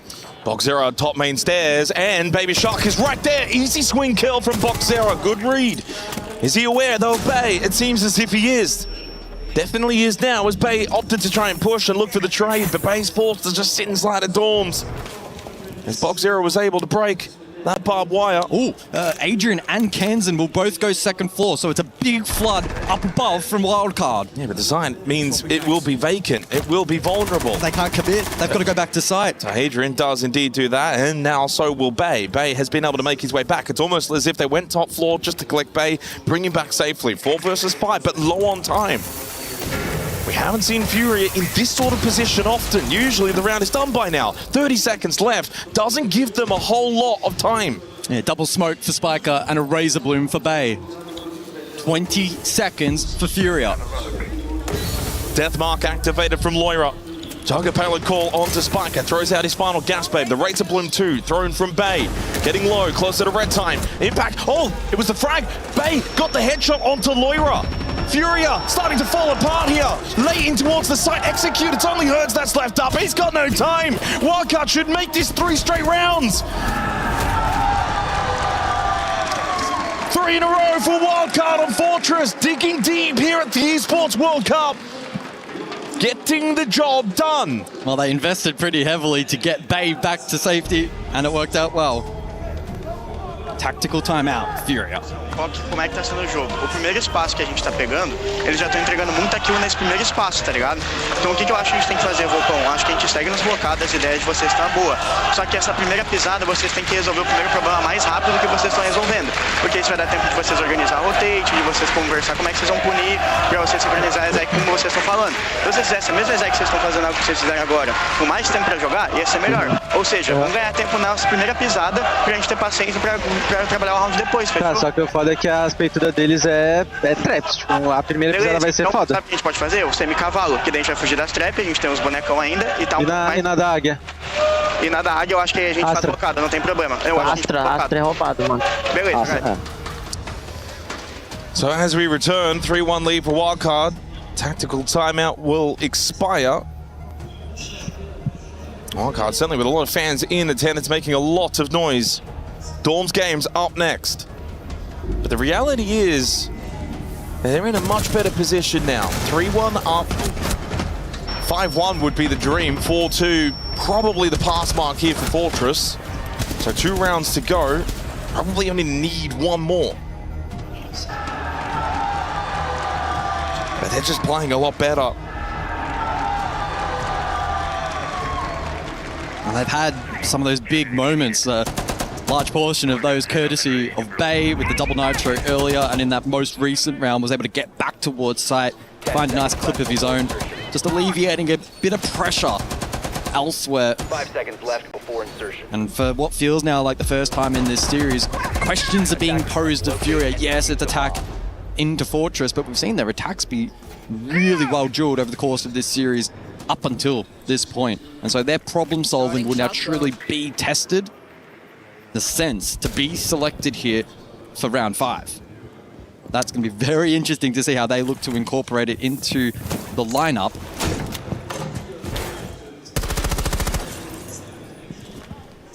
$201 EPS for Bay, sitting at 8-1 with a 100% cost. It's been a standout performance up to this point.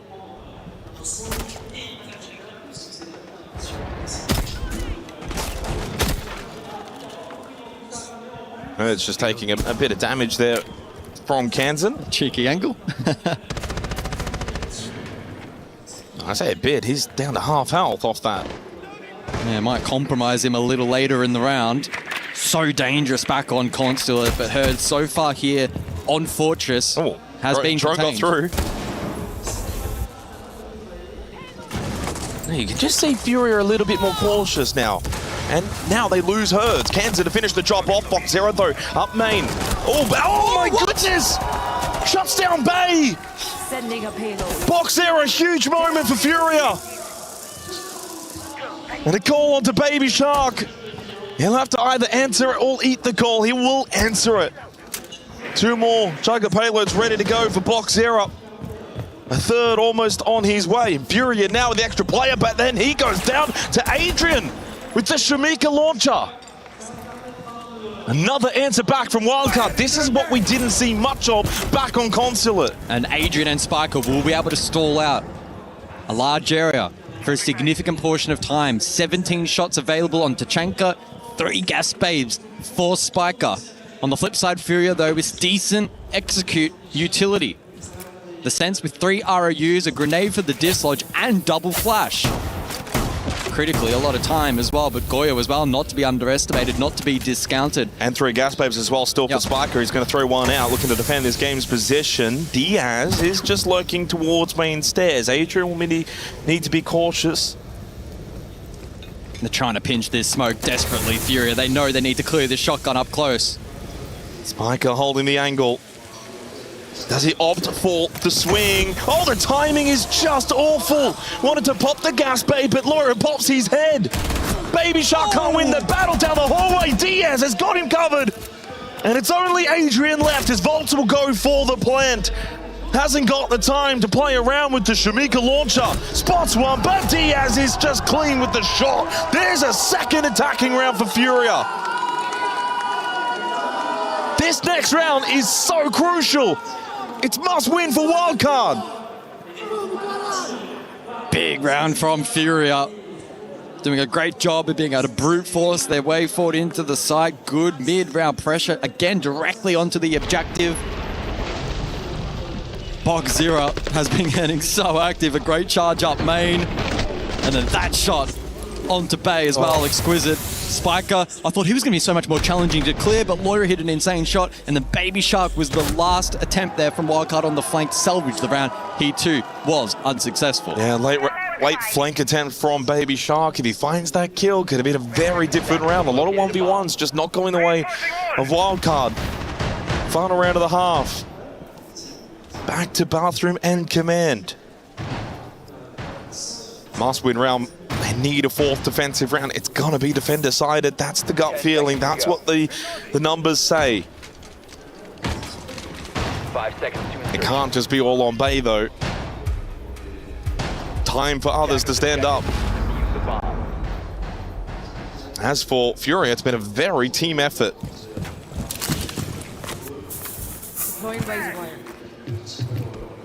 And still doing quite well on the opening kills. They lead 3-2. It's been a big part of the series across both Consulate and Fortress now. Dominating in the early parts of these rounds. 4-3 for Herds, 2-1 for Loira, 2-0 for Boxera. Only one player going positive for Wildcard in the entry. It's Bay, 1-0 though. Heartbeat sensor deployed. I need to make that 2-0.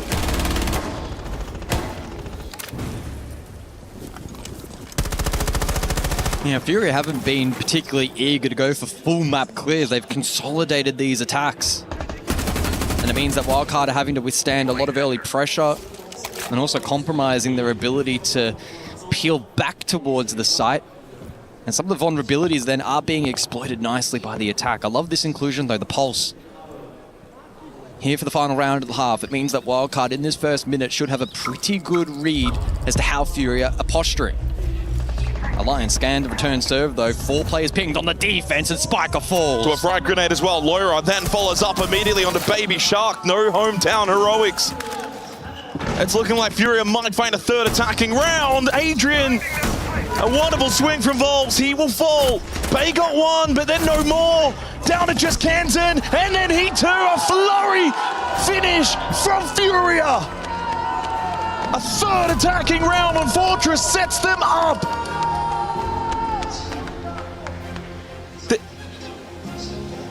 Okay, can you guys listen? All good? Yeah. Just one thing that I think right here, at the end of the day right here, for this attacks, if go to overtime, like, they play a little bit more spread, right? They did the latter when this was kind of split, so be careful, probably overtime they're gonna do something similar. You guys can be more aware. If you guys need to get closer, can be some get closer near the flank right there. Okay, so there's not much gap, so you guys can, if you guys are compacted, it's easier, you guys know that. Okay. Just talk a little bit about attacks. Remember, guys, aggressive ropes is important. Check if it is the cafe to work, cafe bunker, right? That is super important. For bathroom, remember what I said, right? For now, at least I'm beginning to match my opinion. Oh, Spiker. We can play clear a little bit more, doing the step by step right there. Talk about how we're gonna clear bunker, right? To the bathroom plant right there, that how we're gonna do. Chacon can keep with the lurkers, Chacon, but be aggressive. Make sure to play the game right there. If you're not confident, don't do it. Just bring interfag right here. And one thing about the flanks, if you need to bring a great lock, you guys can, of course, and still have grenades. Can be something, okay? Because Chacon I'm going to be playing opposite side of the map, right? Yeah. So remember this, okay? This is something important. Or I think if you're going to play 2-on-2, something faster, bro. Let's play the game, right? Don't be shy. Like, let's be a little bit more aggressive. Let's get the checkers, get to the talk, horse door, etc. Remember, guys, operator's name. Talk about the operator's name right there, right? We need so much about that so guys can track. Sobre os bans, guys. Blitz Montanha. E se passar choque, Maverick. Passar choque, Maverick. Não tem mistério. Deixa eu ver o que mais precisa ser falado. Só isso, guys. Só botar fudendo, mano. Vocês estão bem demais. Dá uma respirada. Top, guys. Só. Beleza, então. Big, mano. Tamo big mesmo. O bagulho é doido mesmo. Round é round, guys. O jogo é a gente contra a gente, mano. Foda-se eles, cara, mano. Foda-se eles. Vocês estão muito concentrados, mano. Mantenha o foco full, mano. Full time. Fechou? Bora? Fechou, mano. Fechou, mano. Bora? Well, calm on the side of Furia and Redoctor. As for Wildcard, Lagunas had the children watching the teacher. They were all turning around, making sure to pay as much attention as possible. 3-3 half. A spot in the semi-final up for grabs here at the Esports World Cup. And what a result it would be if Furia make top 4. 4 months into this roster being put together. They're now just 4 rounds away on Defense Fortress on their map pick with a 7-2 record. It's all set up for them. Wildcard, of course, a team with high expectations coming into this event. And while top 8 is nice for this particular roster, many believe they can go far further. They must now dig deep in this second half on their attack. Leading the way has been Bay, but he needs a couple of troops to help him out. As the Bens come through, Kaid, Bandit, Blitz and Monty. And waiting, Cafeteria will be the first side choice for Furia as we look back at some of the highlights. It's far from an impossible position for Wildcard, but it's fair to say that a 3-3 scoreline attacking into Fortress, it's just a little unsettling, a little uncomfortable. Furia will be pleased, but the job not done yet. In terms of bans for this second half, as we actually once again go off to the tertiary straight off the rip. Kaid Bandits are not too notable there. Furia actually electing to go for double shield ban. Now, this is not something that Wildcard have typically been contested with. When you look across at the operators that are banned against them, typically you're looking at the Solid Snake, the Glaz, the Dokkaebi, the Grim, and even Ace on one occasion. Those shields are typically left up. So that's now going to force a pivot from the side of Wildcard. 5 seconds remaining. So it comes down to this second half now for Wildcard, facing elimination from the Esports World Cup, losing the first map, 7-2 on Consulate. That was their map pick. Fortress has been a little bit more even, a little bit more equal, but they started on defense. Furia, for me, in the driver's seat.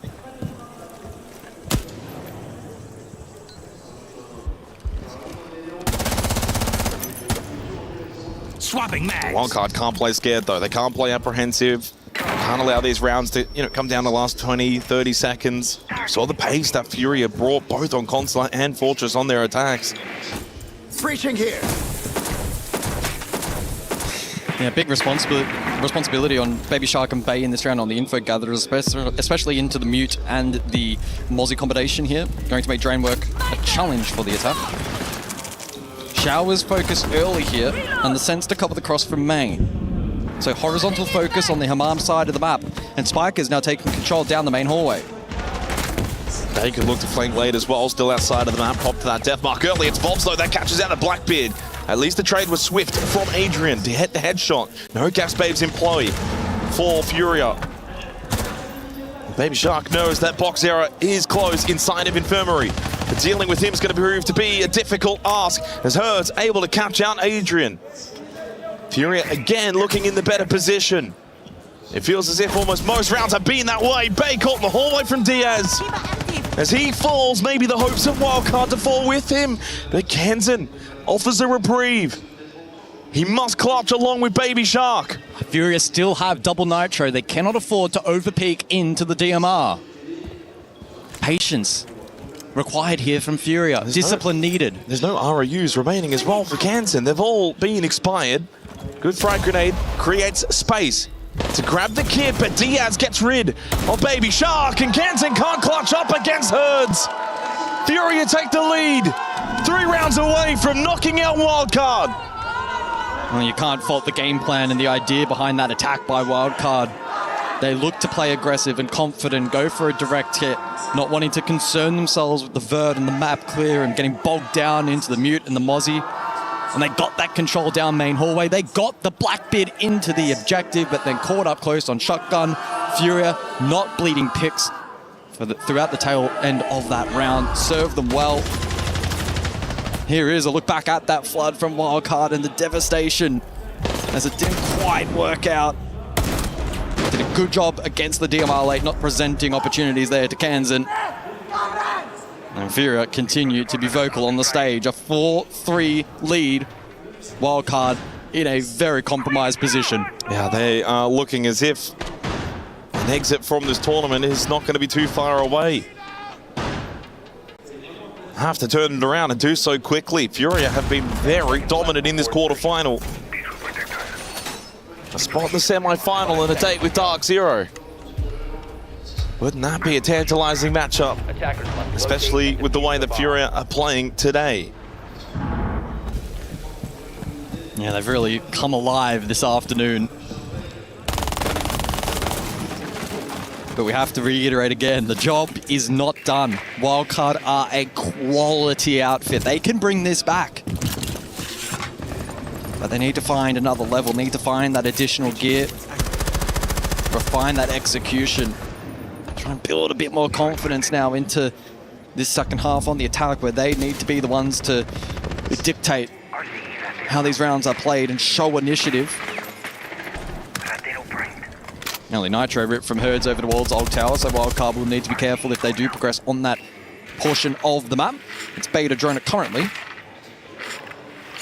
Oh, sorry, he's actually on the opposing side, getting a little lost there.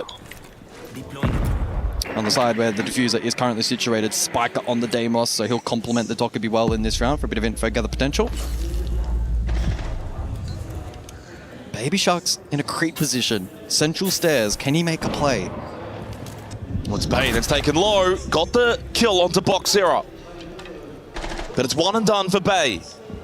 For the star player of Wildcard, now entrusts the rest of the troops to do the job for him. It'll be another round for Furia where they won't be able to play into the gas waves of the smoke.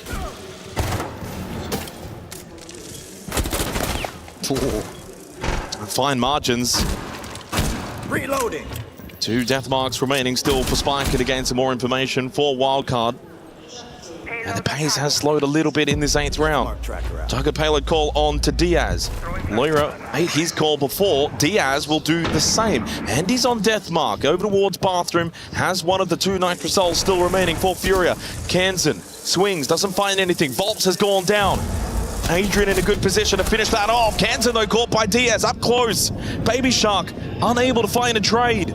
Volp still down on the floor, but he's been brought back up. 3 low health members for Furia. And at the doorway, Diaz then able to get rid of Spiker. Adrian falls, Baby Shark too! Well, it's not happening for Wildcard, is it?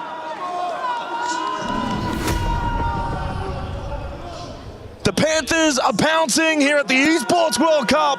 5-3 lead, 2 rounds away from a semi-final appearance. Hello. Yeah. Let's be. We can hear. Oh, no, we can't hear. Can't hear.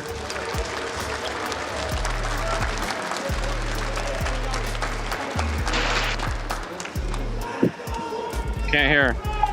He's not talking. Hello. Yeah, there we go. From now on, it's starting right now. Can I speak right now?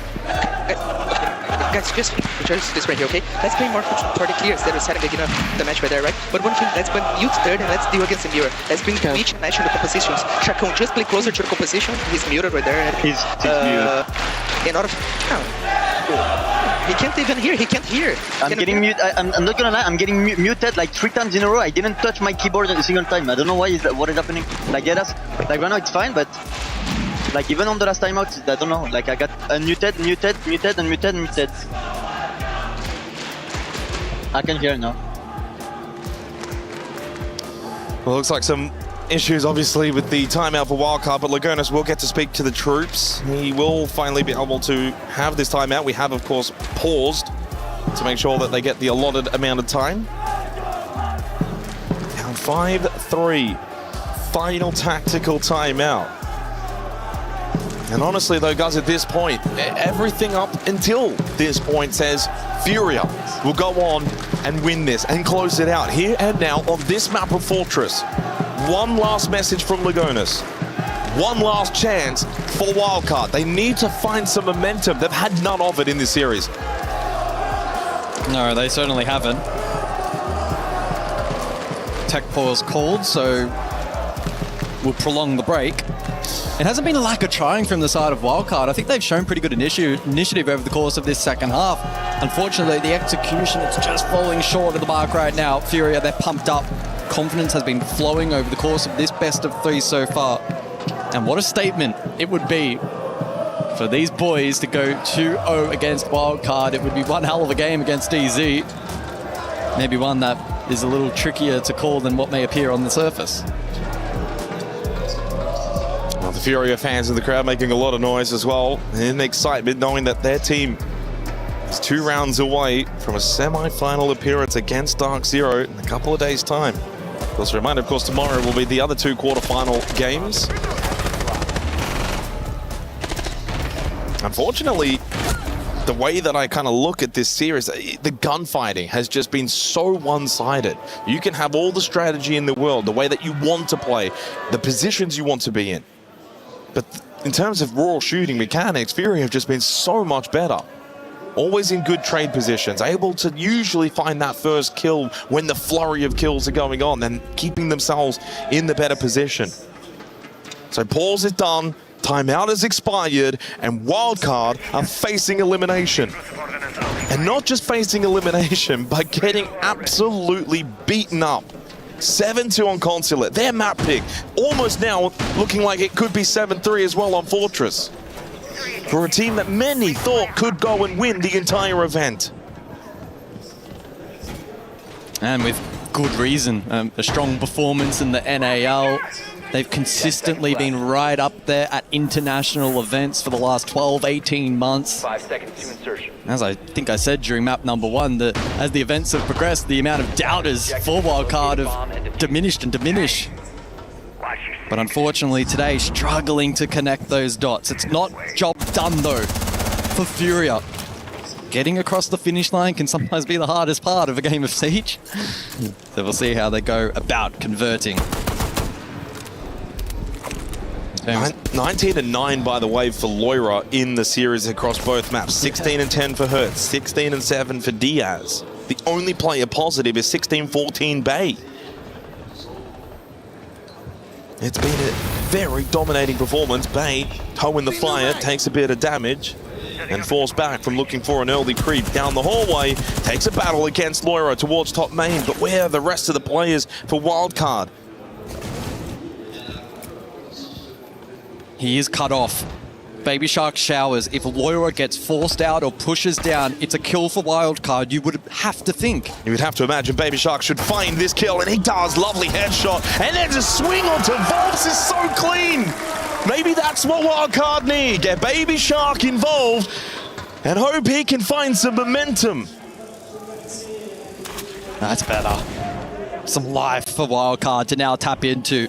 Furia will now activate, they'll aggress, they'll look to play make for the remainder of this round. They will not turtle. Oh! Kenton wins out the battle against Boxera. And out of the tactical timeout, even with some audio issues, it seems like Wildcard have responded to Lagonas. But Diaz keeps the round intriguing as he finds the kill onto Baby Shark. Still has some gas babes, still control around Dorm's games, but Canton, big swing at the breach, finds a critical kill to make sure that Furia can't do anything crazy in this 9th round. Diaz in a 1v4 as Wildcard should find their 4th round and first on the attack. Oh, Diaz is cut off.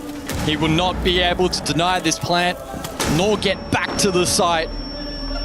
This has been a huge round for Wildcard. Diaz, of course, not going to give up on it, but now he's got no chance. And maybe there is still a chance for Wildcard. First round, have they been able to win on their attack in this second half? And boy, has it come at a good time. Into the bands. Into the bands we go. And look, full credit and respect to Wildcard. Given the frustrations facing them in terms of the scoreline and tech gremlins aside, they've been able to push that out of mind and produce a really solid round of Siege. They put Baby Shark in that playmaking position. He produced the double. And if they can tap into that maybe just a little bit more and relieve the load off the likes of Bay, Wildcard might be able to fight back into this round. Well, it's the second kill. It's this one here. The first one we kind of thought would maybe be a given, but then the swing onto Volps. Close battle for Boxera to try and snuff out the attack. 4 alive as well. That's a really clean round for Wildcard. So the Blackbeard and the Mute will be banned away. Mute played once back on Waiting Cafe in the 7th round. Blackbeard's been played twice from Spike Up. Yeah, Wildcard won't want to contend with the Mute Mozzie combo. It also means that Bay will have a little bit more freedom on the Deimos, less counterplay on offer for Furia, unless they elect to go the two-barrel route. Triple shield as well, so Furia with the full commit. The dynamic on this particular side of the tertiary has been very interesting between both teams. How much emphasis on the horizontal versus the vert, where they want to situate themselves early, mid, late round. It's only been the more dynamic site between the three here on Fortress.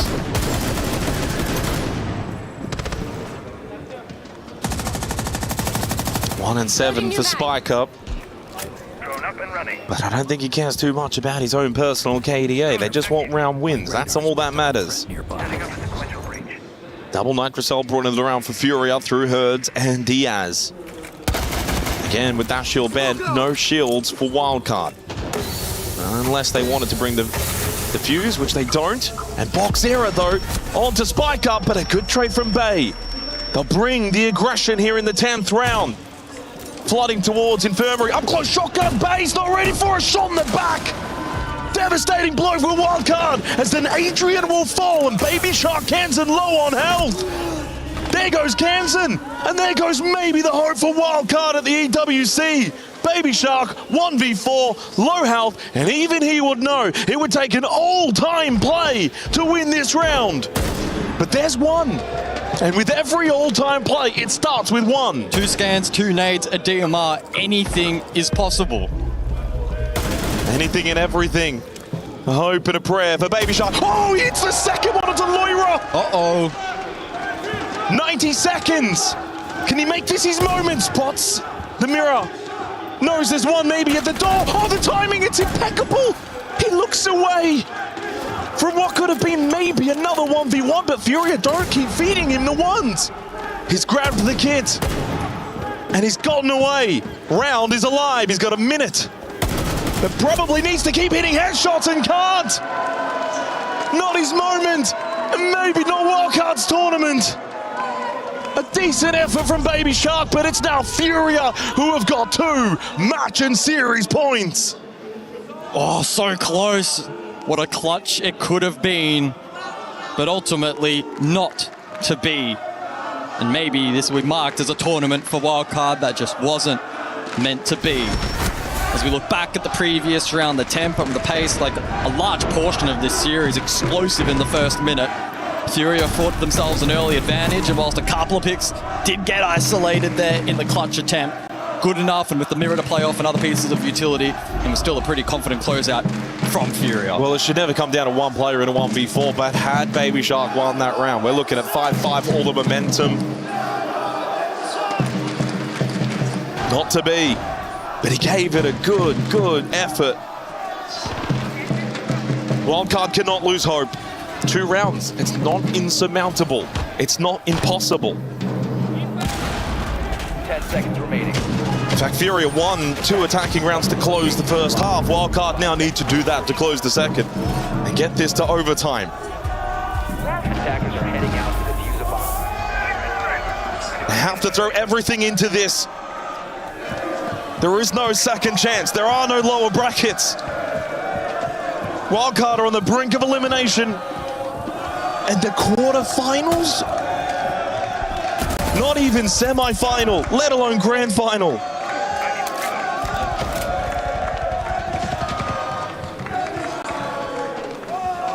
Opening kill will be critical. Necessary probably for wildcard. Only one nitrocell in the round for Furia. Command bathroom is the site. And they look to draw a little bit of initial pressure Dorm's side, but it's not a full commit from wildcard, at least not yet. Shock drones in play for Baby Shark. First fight elsewhere. That'd be great counterplay onto the Goyo and the Thorn. Never mind the catch as well, even the Grismot mines. So Baby Shark will be crucial in this round. Oh, Baby Shark, though, has to also be a little bit cautious. Bay close by behind. Volps, by the way, is down, but crawling on over to Loira at the doorway. Loira shoots out the drone. Herds went to try and cut them off, and Cancer found the angle. Two more go the way of wildcard. We haven't seen them do much of this in this series.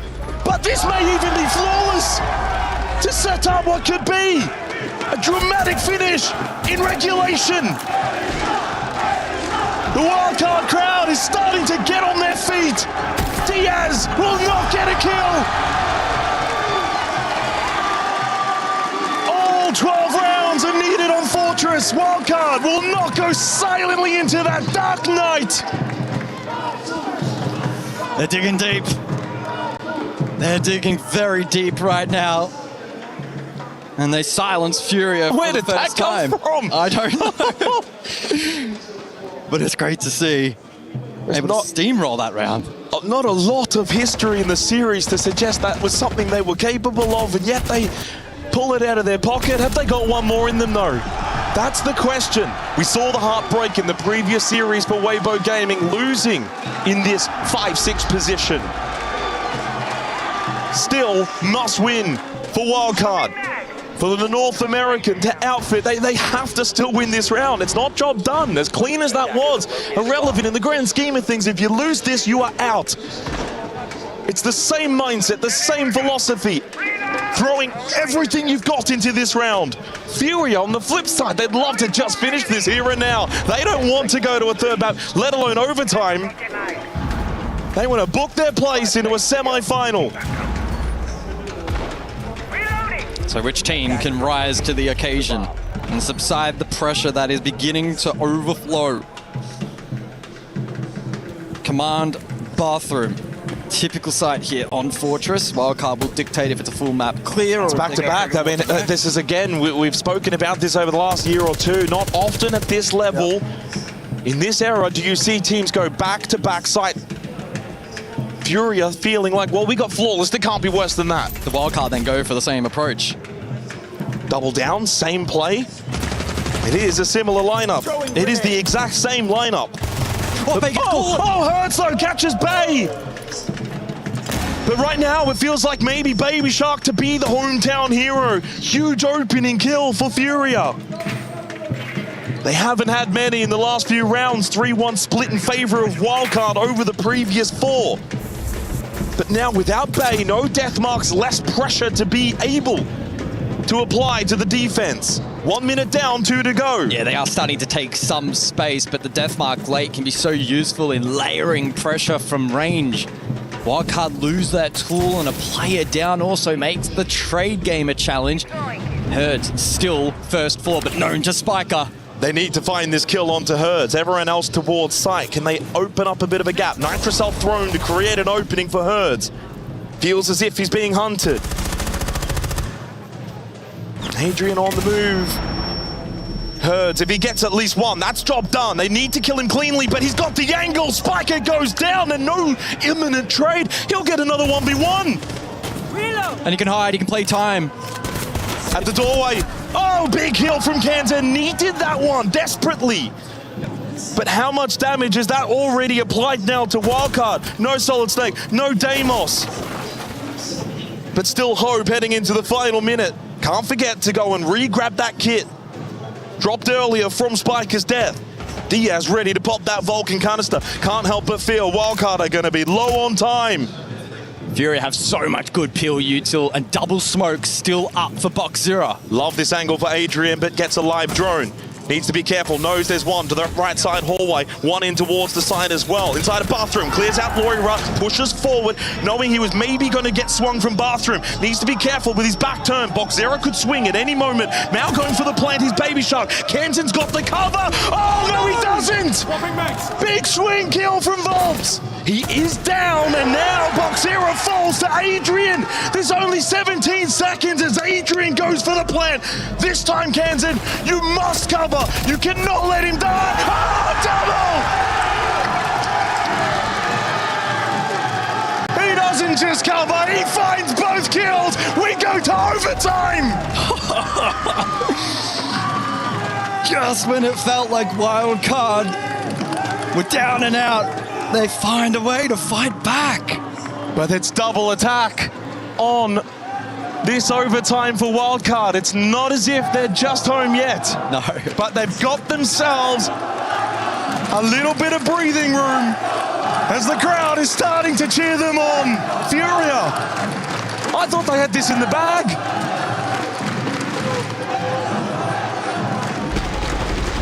Well, the start of the round for Wildcard was poor. It was a 5v3. Herd's got 2 picks uncontested. But the push through from Adrian, who found the timing, was perfect. But then Volps straight up denies the plant. Yeah. And it felt like that was job done. The Kenton made amends. And Adrian found another massive pick. Kenton, as you mentioned, was able to withstand the pressure. Look at what it means to Justin backstage. 2 rounds where that heart would have been racing. He looked a little bit stressed. So overtime is required. And Furia go waiting cafe. Not one by Wildcard on their attack. Attacker's objective is to defuse the bomb. In fact, waiting room cafe as a site. The only time it was one on the attack all the way back in the opening round from Furia, and that set the tone early until Wildcard then was able to get 3 straight. From there, Furia then got 4 straight. And now in the last 4 rounds, it's 3-1 split in favor of Wildcard. It's been a game of momentum here on Fortress. Back and forth. Will the pendulum swing once again? Or can Wildcard hold that momentum through in overtime? Fair play to Wildcard. To be able to tap into that belief. Hard to believe Furia haven't got a single player with double digits. Wildcard's got 3, almost 4. Yeah. This has been one hell of a map so far.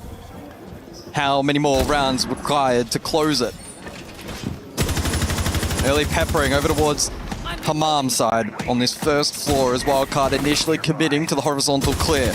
Solid Snake finds 3 pings, so Bay with good info that can then be relayed to the rest of the team. And as we saw in the previous round, the opening kill hasn't really been that high of a conversion rate here on Fortress. It's not the be and all, you'd still like it. We're on the move towards dining as Adrian's just able to creep on up, get a little close, but don't swing that doorway just yet. Oh! Loira dies to Baby Shark! Halfway through this round, and Wildcard now with the player advantage. Furia looking to shut up shop and just fall back, play sight, and go defensive mode. It might work. Double Nitro, triple smoke still up, and the keeper barriers from Boxzera in pocket. He can fortify his position. We haven't seen a lot of Nitro kills, although as I say it, I feel like I might just put the Moz on it. 3 gas pipes, as you said, still 2 keeper barriers for Boxzera. It's gone a little quiet the last half or so. Spiker, just the 1 kill. Could he look to double his kills? To start overtime, still a lot of time remaining for Wildcard, and they find an angle onto Herds, starting to surround the site. Oh, they're flowing now. This may be another flawless. Oh, close enough. That'll do.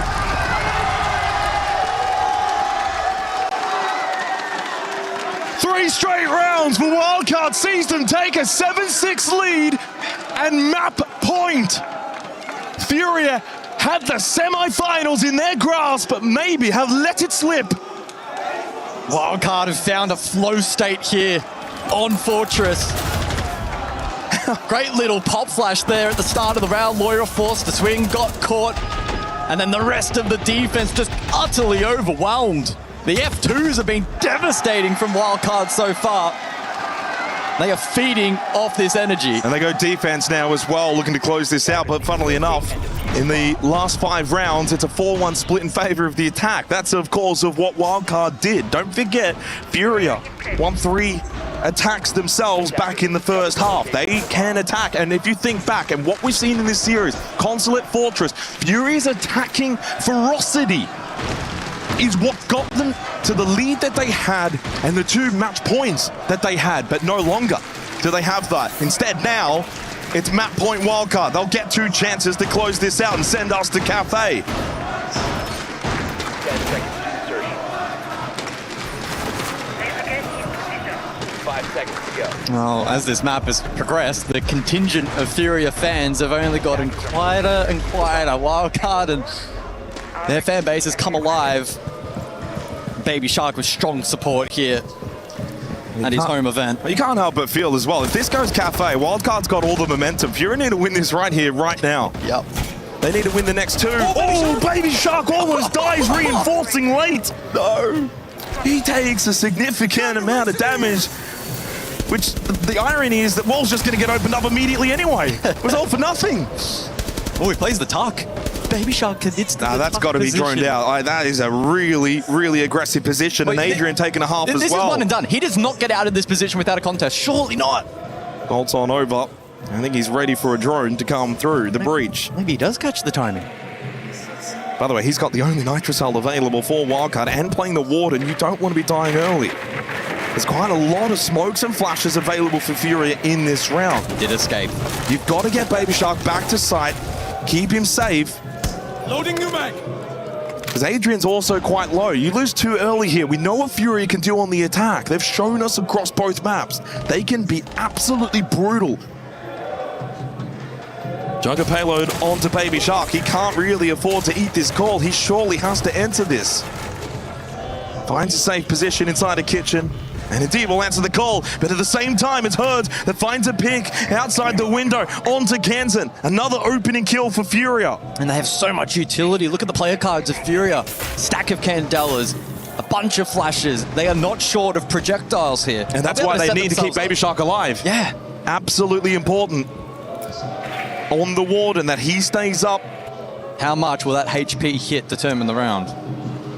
It could be defining. 60 seconds. Next fight feels like the big one. Bay towards Old Tower. Live drone. Thinking about staying and contesting. Boxera's on the move as well through dorms, now heading towards games. Bay still electing to stay top of Old Tower. Baby Shark found the kill onto hers. Boxera's making his move as well. And it is though Diaz to fall. Boxera's got to keep pushing in behind, backfill the position that Bay was holding.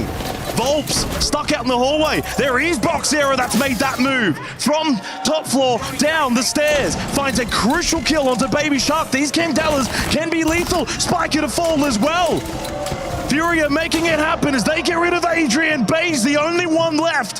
The superstar, the top player at this event up until today, but will not get the space to win this one. Furia get us to all 15 rounds. It is once again match series point for Furia, but also still map point for Wildcard. Which will it be?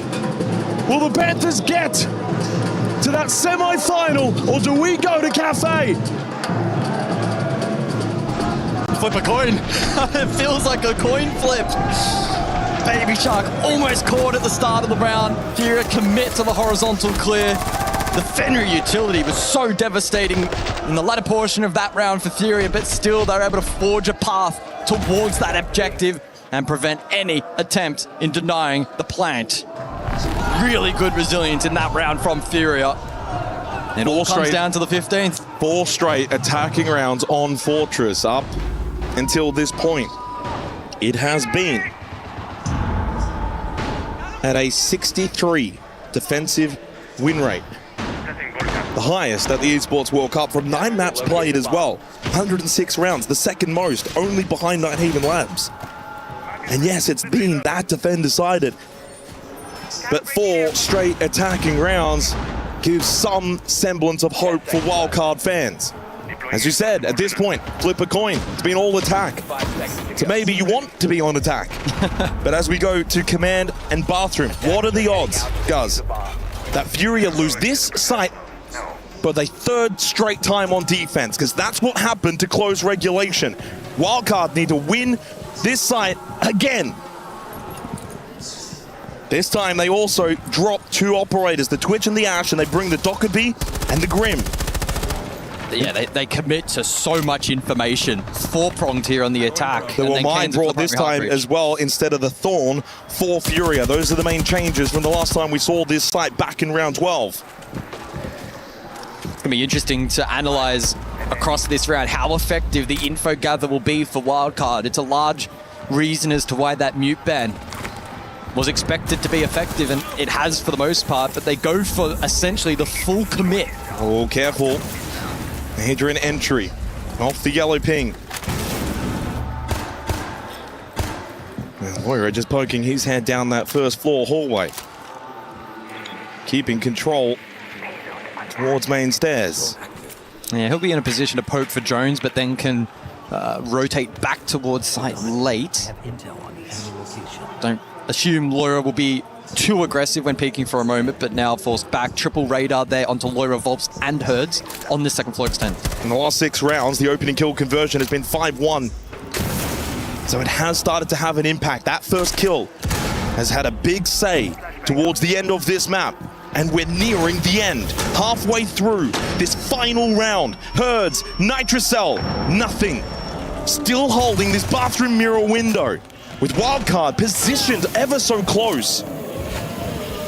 Eats the Jugger payload call. First point of contact is going to be a crucial battle in this final round of Fortress. Still though, a lot of plant denial available for Furia. Final 60 seconds of the round, and Adrian pivots for the pinch split here. Wildcard goes for the risk. It's been a very fast-paced Fortress, but this one may follow the script a little slower.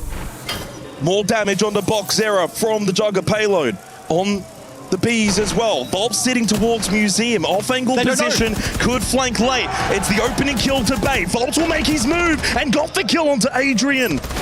And as Bay falls, 2v3. Spike has only got 1 kill. He's going to need a few more. They've got 27 seconds. They look to combine, but this is such a tricky position for Wildcard. Furia can play side. They can play the time. It's up to Kansan and Spiker to push here and now. The EWC fate is on the line, and as Spiker falls, only Kansan to remain. GG call from Volps. They're confident. They know they've got this. A semi-final appearance at the Esports World Cup. Just 4 months after this team was put together, they are top 4 bound. How fitting! And Furia wave them goodbye. Wow, what a statement by this roster. So many big names, but as a team, we haven't quite seen this before. Commiserations for Wildcard. They fought bravely. They fought until the end. They did not give up. They didn't wave that white flag. 6-4 down to then win 4 rounds straight.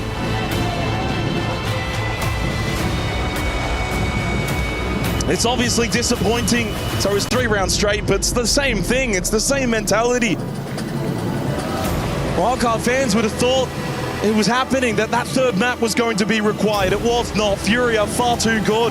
Where to for them? Well, a semi-final appearance in 2 days' time against Dark Zero. Well, I didn't anticipate Furia to win this matchup. Never mind in a 2-0. DZ will have a clear target on their backs. Furia go into that matchup with huge upset potential. I'm certainly not going to be discounting Furia in any matchup moving forward after what they showed today. Consulate, complete domination. Fortress, again, bringing so much attacking flair to a map that is so defender-sided. They made it seem like Border at times. And unfortunately for Wildcard, they end this event, an event in which they were one of the favorites to win the whole thing. Maybe the expectations got to them. It's a lot easier when you're the up-and-coming underdog. It's a lot harder when you are expected to go deep. Now, we have had 2 incredible quarterfinals so far today here at the Esports World Cup. Can't wait to jump back into the server tomorrow with another 2 banging games. It's becoming increasingly difficult to work out how this bracket's going to play out. It doesn't feel like we're going to get an expected result. So many upsets at this event so far, and the best of 3s. Well, maybe there's more to come. Tomorrow you've got the EML Showdown and the old Classico, Liquid versus FaZe Clan. Of course, for Furia, though, they will be semi-final bound against Dark Zero. Top 4 finish. Let's throw it to Adam on the stage. Thank you very much there, fellas. Incredible scenes. Loira joins me here right now. Loira, Furia into the semi-finals of the Esports World Cup. How does that sound to you? Great, sounds great. I've been here before last year. I'm here again with those guys. They're the best. I'm just so happy. It was incredible to watch that first wildcard pick as well, 7-2. Dominant. It seemed that there was so much aggression, so much confidence. You could feel it in the room. A play style for you guys. You seem to come into this feeling 100%. Was it down to planning? How did it work out the way it did? Yeah, I think we planned very, very good for the maps we played today. So we were so confident for the whole series. Like, even if we had to play the third map, would be so good for us. So we were so confident and chilling. So we're just playing, I guess. You had a bit of a real disappointment in Salt Lake City earlier on this year. Here we are now going to the semi-finals of the Esports World Cup. What has changed? What do you think is the difference between then and now? I think experience, because we were a pretty new team, and also another factor was the preparation for the tournament. On Salt Lake, we had some visa issues, so we couldn't really scream before the tournament. Like, for 2 weeks, it was very, very bad, and we were not that prepared. This time was different. We did a boot camp. We were so ready to play the tournament, and we are just getting more experience every match, so good to be here now. You've got DZ in the next round of the semi-finals. They were looking forward to playing against you guys. How do you feel going up against them, and are you ready? Any words, fighting talk ahead of that matchup? No fighting. Let's just play the match. We are enjoying so much playing the tournament, so let's just go there, do our job like we did all the other matches, all the stage, and hopefully we're going to win and be in the final.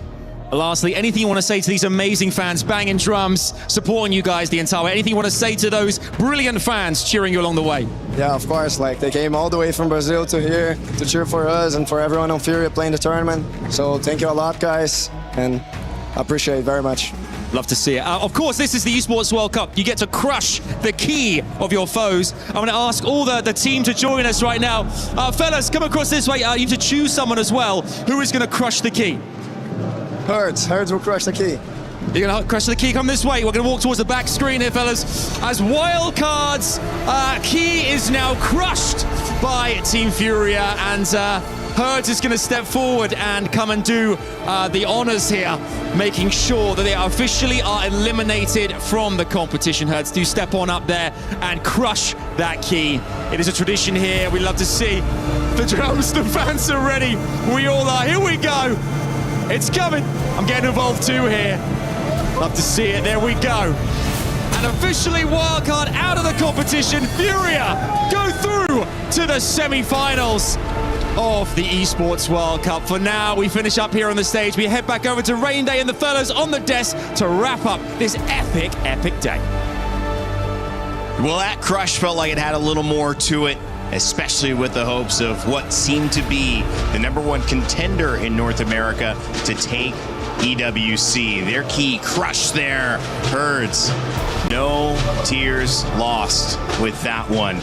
And as Adam kind of had a chat with them on top of this moment, it felt like it was all good. Preparation, different, redemption in many ways from their last chance, their last outing at Salt Lake. And I certainly have proven a lot to the world who's been watching them. Yeah, I mean, it's about the experience. I mean, they are a brand new team. So the fact they can get knocked out of SLC, get back on the saddle, go into SAL, get second place, come into the EWC, granted of going to the lower bracket, now pushing themselves into a semifinal. I mean, the gamble paid off from the get-go of them choosing Consulate and being so dominant. Yeah, and they can be proud of the mental bounce back, like you said. I think they all knew that they didn't show their true potential in Salt Lake City. I actually believe they maybe already had that potential 3 months ago.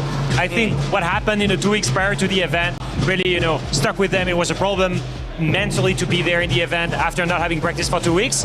No excuse now, and the result is showing. Yeah. And I'm just happy for Hertz, you know, because just look at 1 year ago. He was in semi-final, but with 4 completely different teammates, with an entirely different staff. All of these guys, they left him. Yeah. And despite all of this, despite being alone on the bottom, having to rebuild everything, here he goes. Only a couple of months later, exact same position. Insane. Top 4 secured at EWC, 1 single game away from grand finals, and 2 games away, 2 victories away from becoming the first ever player to have won a major, NSI, and EWC. Wow. I mean, that would be insane for this player. It would be, yeah, absolutely insane. You said it best. That's really an incredible story for Hertz as well. But this entire team had a different approach to this game.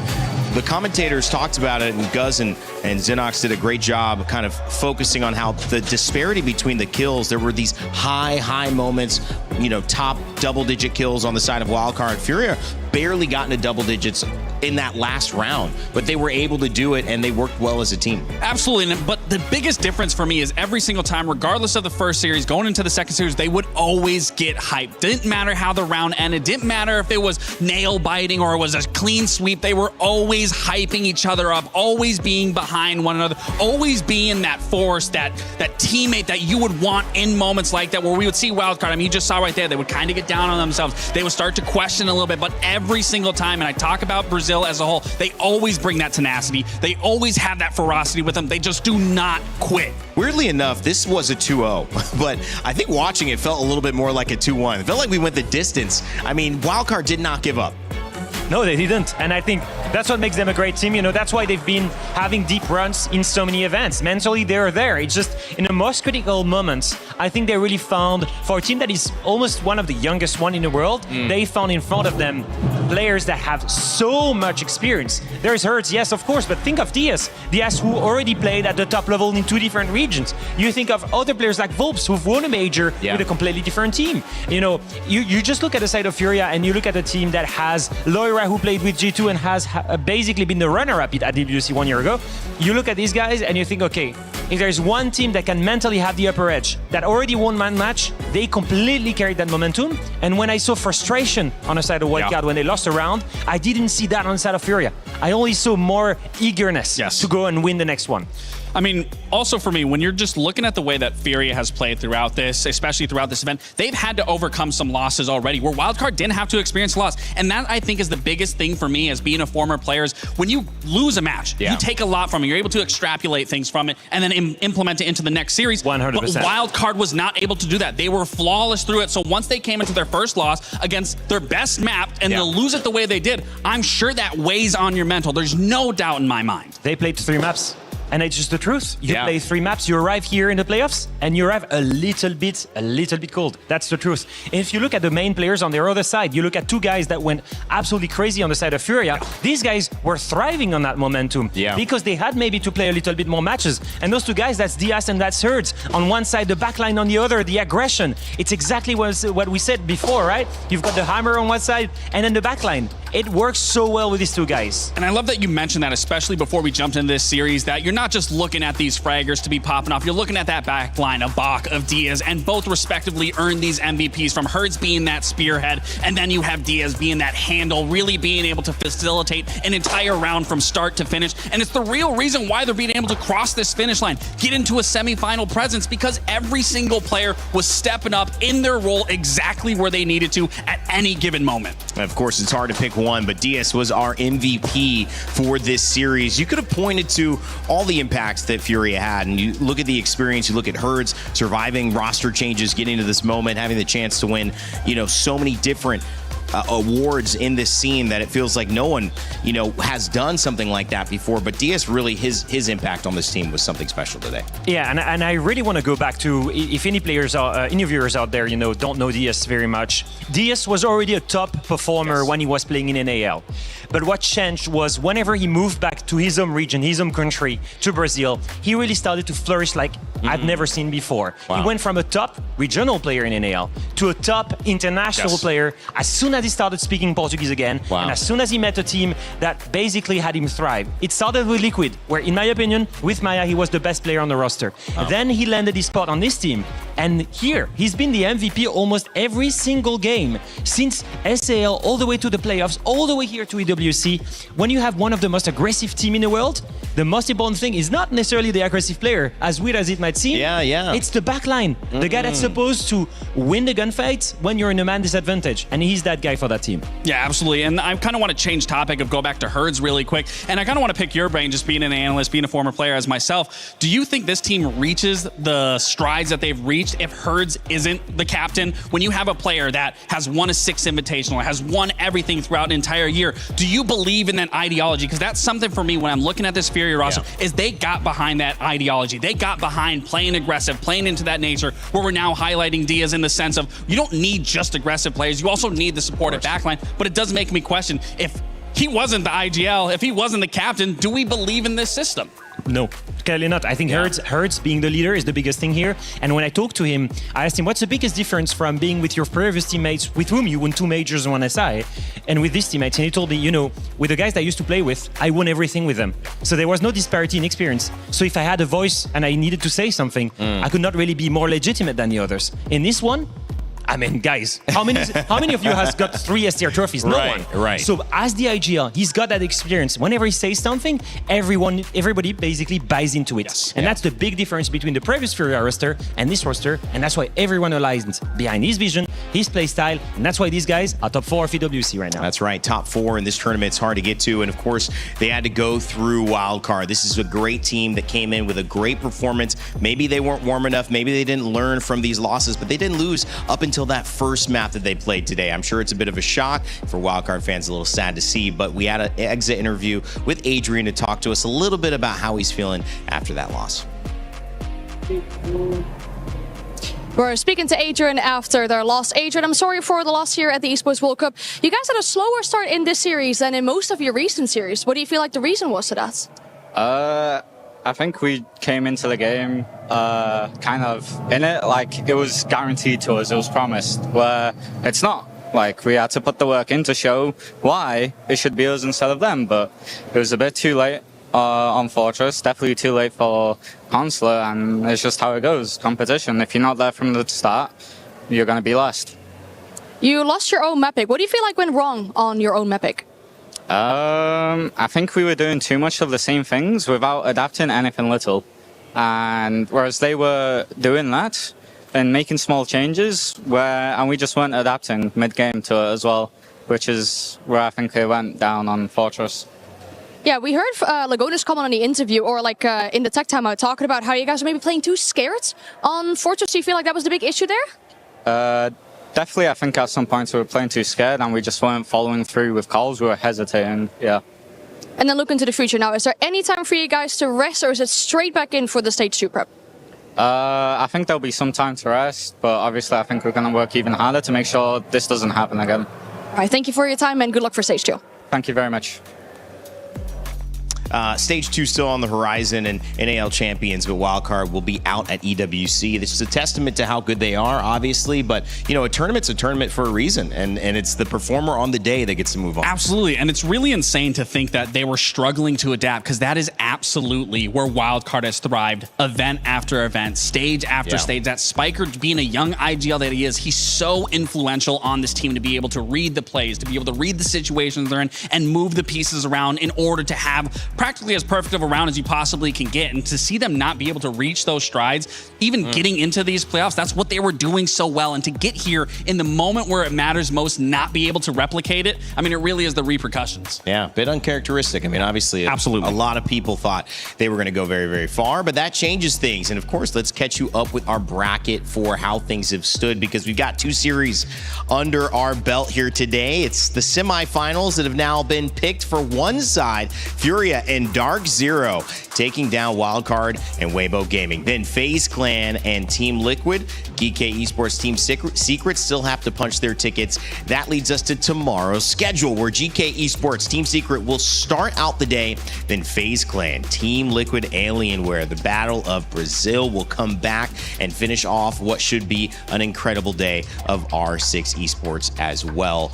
I cannot wait for that one. I mean, I know Furia fans are special, but it feels like Alpha, like this has got to be at least comparable. Like, there's got to be some dancing, some yelling, some cheering going on for that matchup. Yeah, absolutely. I'm just thinking, I'm just wondering how much the drums had an impact on the mental on the side of Wildcard. I mean, I feel like they impacted us. I was gonna say they definitely impacted us. I'm pretty sure it played a part. I think there was the trash talk, there was the experience, and there was the drums that basically froze Wildcard. And just looking at this matchup, so obviously tomorrow will be great. We have two dark horses. The two biggest dark horses of the tournament came from EML.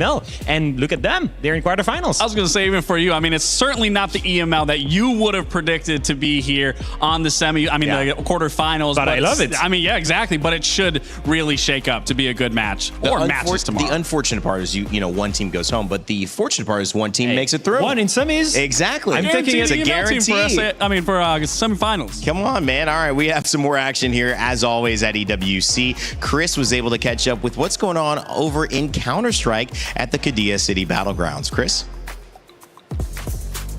It's not necessarily happening this week, but in the STC arena next week, and of course in the Accord arena towards the latter stages of EWC, Counter-Strike 2 is very much in town and coming to town. And a lot of teams adjacent from what we've got going on in Siege. We've actually got Furia and Wildcard playing each other on this stage as well, which is quite coincidental. Of course, there are teams that are involved in the Siege side of things, but Furia being the most prominent. Across the board, though, we kind of know the CS teams that are kind of coming through. We're talking about teams like Falcons, Vitality, home crowd favorites, guys like that, Spirit, etc., all going to be vying for that place. But right now, it's actually the group stages. Top 4 teams go on through to next week in the playoffs, which, as mentioned, is going to be the STC arena. We're going to be keeping an eye on what's happening in CS. It does come through as one of the more popular events, of course, here in EWC, and does have some club championship specification that we are going to be keeping an eye on as well. But it's just starting to build. We had a LCQ last week, group stages now, playoffs next week. We'll be keeping you up to date with everything Counter-Strike here as well throughout the next 2 weeks. Obviously pretty exciting there, and Furia did end up closing out that win over on that stage. Quite crazy to see both those teams going toe-to-toe at the same exact time, different stages here in the venue. Of course, ag.al still lead guys, Team Falcon's still there. I mean, now eyes probably have to keep looking towards, Weibo Gaming, now no longer in it, so you're not going to be able to see them move forward.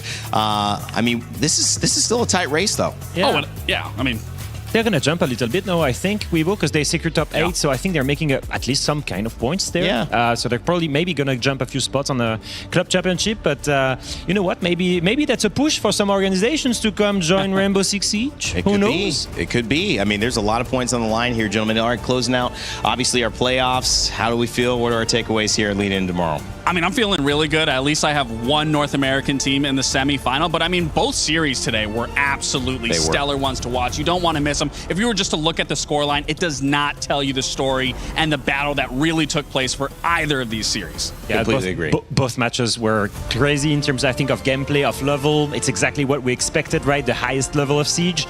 Most importantly, tomorrow, I want to see El Clasico, you know? We have the world, the 2 times world champions face on the new version of the former Furia, the now Team Liquid, and that's going to be crazy. And can I just say, I absolutely loved your telestrations, as I always give you praise with every single event. I mean, I love you holding the mic of my telestration. This time it's a little bit different. I was able to support you a little better, but your telestrations are always top-notch, always fun to watch. You guys did great. It's been fun working with both of you, of course. A big shout out to everyone who's involved here in watching, supporting, and being a part of our production, but a part of our community, maybe most importantly. R6 doesn't happen without you guys. So everyone who's watching and supporting the tournament, we appreciate you. Coming up tomorrow, we have another batch of quarterfinal matchups. El Clasico, as you mentioned. EML takes the stage. One goes through, one will go home. To find out, you've got to come through and be here and make sure you're watching. From the Paris Expo Porte de Versailles in France, we're going to say goodbye, and we'll leave you with the STC recap, but stick around for the EWC Spotlight Show, which will be happening right after that. From all of us, my name is Rain Day. Remember to never give up, never stop gaming, and we'll see you all tomorrow.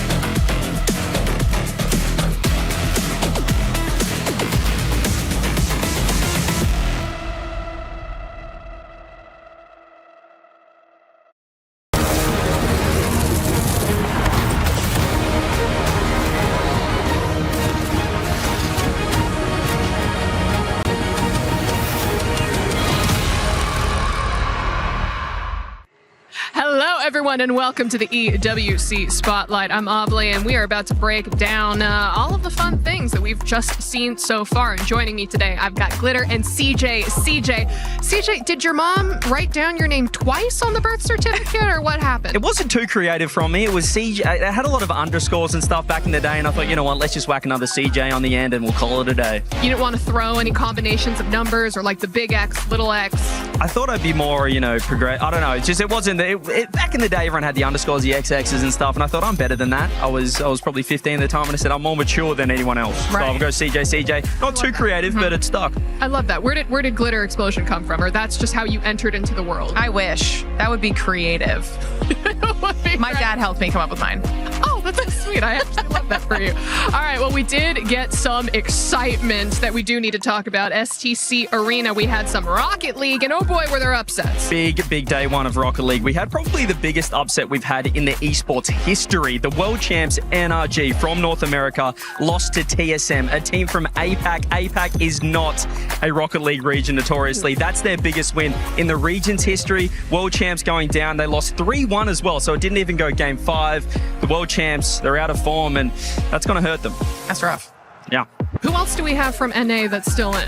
Oh, everyone's still in. It's only day one. So group stage, of course, but Shopify Rebellion just lost. That's another upset. The other teams are looking okay. Space Station Gaming, they're the young kids from North America. They're looking pretty good. It's been a little shaky from North America all around. Europe, for the most part, they've been pretty cruisy all the way through. When you say young kids, I need to know what that means, though. We're talking 16, 17 years old. We're talking young. Fantastic. Just because I got my butt whooped by like a 9-year-old playing Rocket League one time. Never recovered.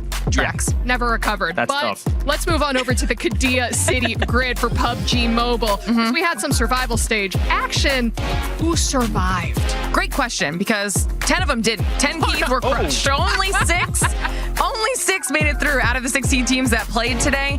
And it was a very close back and forth battle. Actually, in the final match, we had our 8th and 9th place teams finish 1st and 2nd to knock out Goat and Wolves from the top 6. It was a battle all day back and forth. And honestly, one of the big things we were following was whether or not GK Esports and ag.al were going to make their way through.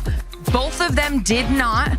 So that was a little bit surprising on the ag.al side of things as well. And if we're talking about long-term storylines, what this means for PUBG Mobile, our 2024 champs, Alpha 7, gone. Our 2025 defending champs, the Yangon Galacticos, also out. So we are getting a guaranteed new winner this year. We love when we have new winners at EWC. But also to your point, ag.al, and they got their points last week. They don't need to get more points this week, right? Right? It's not like we're tallying them all up at the end. I don't think that's what they want to hear. I think they want to make sure they get those points on the board. Absolutely. All right, well, we did have another game over at the Alliance Vault stage. Probably the most physically taxing esport of all. We got some chess. Yeah, and honestly, I went over there to watch a little bit. It was really cool. Not only was it packed, people were very excited to see, obviously, some of the big names on stage. If we're talking about chess, we're talking about GM Magnus, right? The big dog. Liquid. Of course. Big opportunity to get some points on the board for Liquid. They've been waiting for this, I feel like, all EWC long. But we're also looking at GM Ali Reza for Team Falcons, GM Hikaru for Falcons. I mean, there's some big names that are doing well so far for the big clubs as well. But as I understand, Catastrophe hit the stage at some point. Yes. Oh. I'm actually glad that you brought this up because a little bit of a surprise with a mouse clicking error out of GM Jan. And I feel like it's just because it's a little bit of a different literal physical situation than what they're used to. And can you imagine having a really close back and forth match and then losing it because you misclicked? You can see the pressure that's on these guys. I mean, with the live crowd as well, with the multiple stages going on at once, and yeah, when you're behind that computer, some things can happen that you don't really want. Do we count that as like the same thing as if you touch a chess piece, you have to move? See, I was asking the same question. We're going to have to get an official to rule on this for us. Like if you touch the donut, you must eat the donut. You can't just not.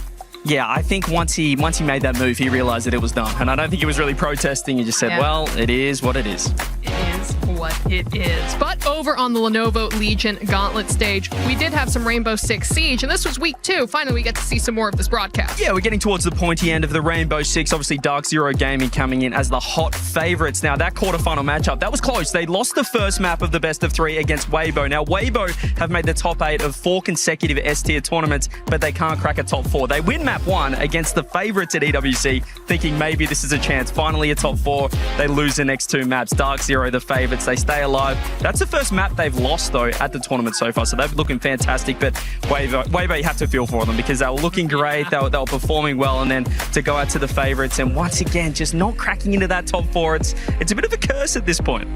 Yeah, you know, I feel like if there's any place to be cursed, you don't want it to be at EWC, where everything kind of... It's not ideal, no, I'd say. No, but I mean, Glitter, speaking of potentially cursed teams, as we transition into our club championship rankings, it's good news, though. It's good news, because Team Liquid and R6, how are they doing? Listen, they've at least made it to top 8, right? We've kind of been tracking how Team Liquid have been doing. Obviously, Magnus as well will probably get those points for the CC this time around. It's going to come down to whether or not they can take on FaZe, and they're going to need to do it because there's not a lot of other options for them this week when it comes to points. Yeah, they've secured points getting top 8, but I mean, really, you need to begin winning, I guess, to really climb up the rankings there in the club champs. And there's actually other big teams that we're focusing that are currently in the top side of the leaderboard that really matter for both of our stages, if I'm not mistaken, because we have Vitality, who are a big player when it comes to our PUBG Mobile Grand Finals. They could potentially take the whole thing home, and I think they're doing, or potentially going to do well in Rocket League, right? I mean, they're looking good. You can lock it in. It's almost like with the chess with Liquid, with Magnus, they know they're going to get points. With Rocket League, Vitality, they know they're going to get at least a top 4. They could definitely win the tournament as well, but Falcons are looking fantastic. They were a little bit shaky online, but they picked up Drali, who's one of the best players in the world. He's moved to the MENA region, and once you get that guy on land, he's won 2 Esports World Cups in Rocket League, and the European side of things, he's looking to win his 3rd EWC, which would be absolutely insane with different rosters every single time. So Vitality and Falcons, it's looking good. Love the repeats. All right, well, before I ask you two for your final thoughts for today, have you gotten a chance to walk around yet? A walk around FanFest? What have you seen? I don't know how good you guys are at crane games, but there's a Vitality booth, and I have won that crane game every single time. Oh, so it's rigged? Or I'm just good. I mean, as a reporter here, we've been lucky enough to really check out all the action. Space Station Gaming booth, we've got watch parties and co-streams as well. From the Rocket League side of things, Fury, he's a Vitality creator. He's absolutely pumped with how well Vitality are doing. We've got chess, we've got Gotham chess, Anna as well. So we've just got co-streamers galore coming in. It's just so much fun. I love the fact that at this EWC, you've got the stages, but then the booths are right there as well. They're all connected. It feels like one big ecosystem. So FanFest is going crazy. All right, man, I love that. And also, CJ, I love the fact that we got to have you on the couch today. Because, I mean, listen, I always have Glitter. You're stuck with me. I'm stuck with you. I'm stuck with. But CJ, anything that you want to say? Oh, it's just great to be. I'd love to be back. Really? Is that a chance? Yeah. I'm more than happy to come back and check out some more, well, I can give you guys the Rocket League insights. You can tell me what's going on. But week 6, so the club champs, the race is getting tighter, and this is where it really gets interesting. Now that he said that, Glitter, he's not allowed to leave contractually. I didn't mean it. You actually sleep on this sofa now. Oh. Sorry. You're going to cast the games from right here. But for everyone else, thank you all so much for tuning in to watch the EWC Spotlight, and we'll see you for the next one. CJ.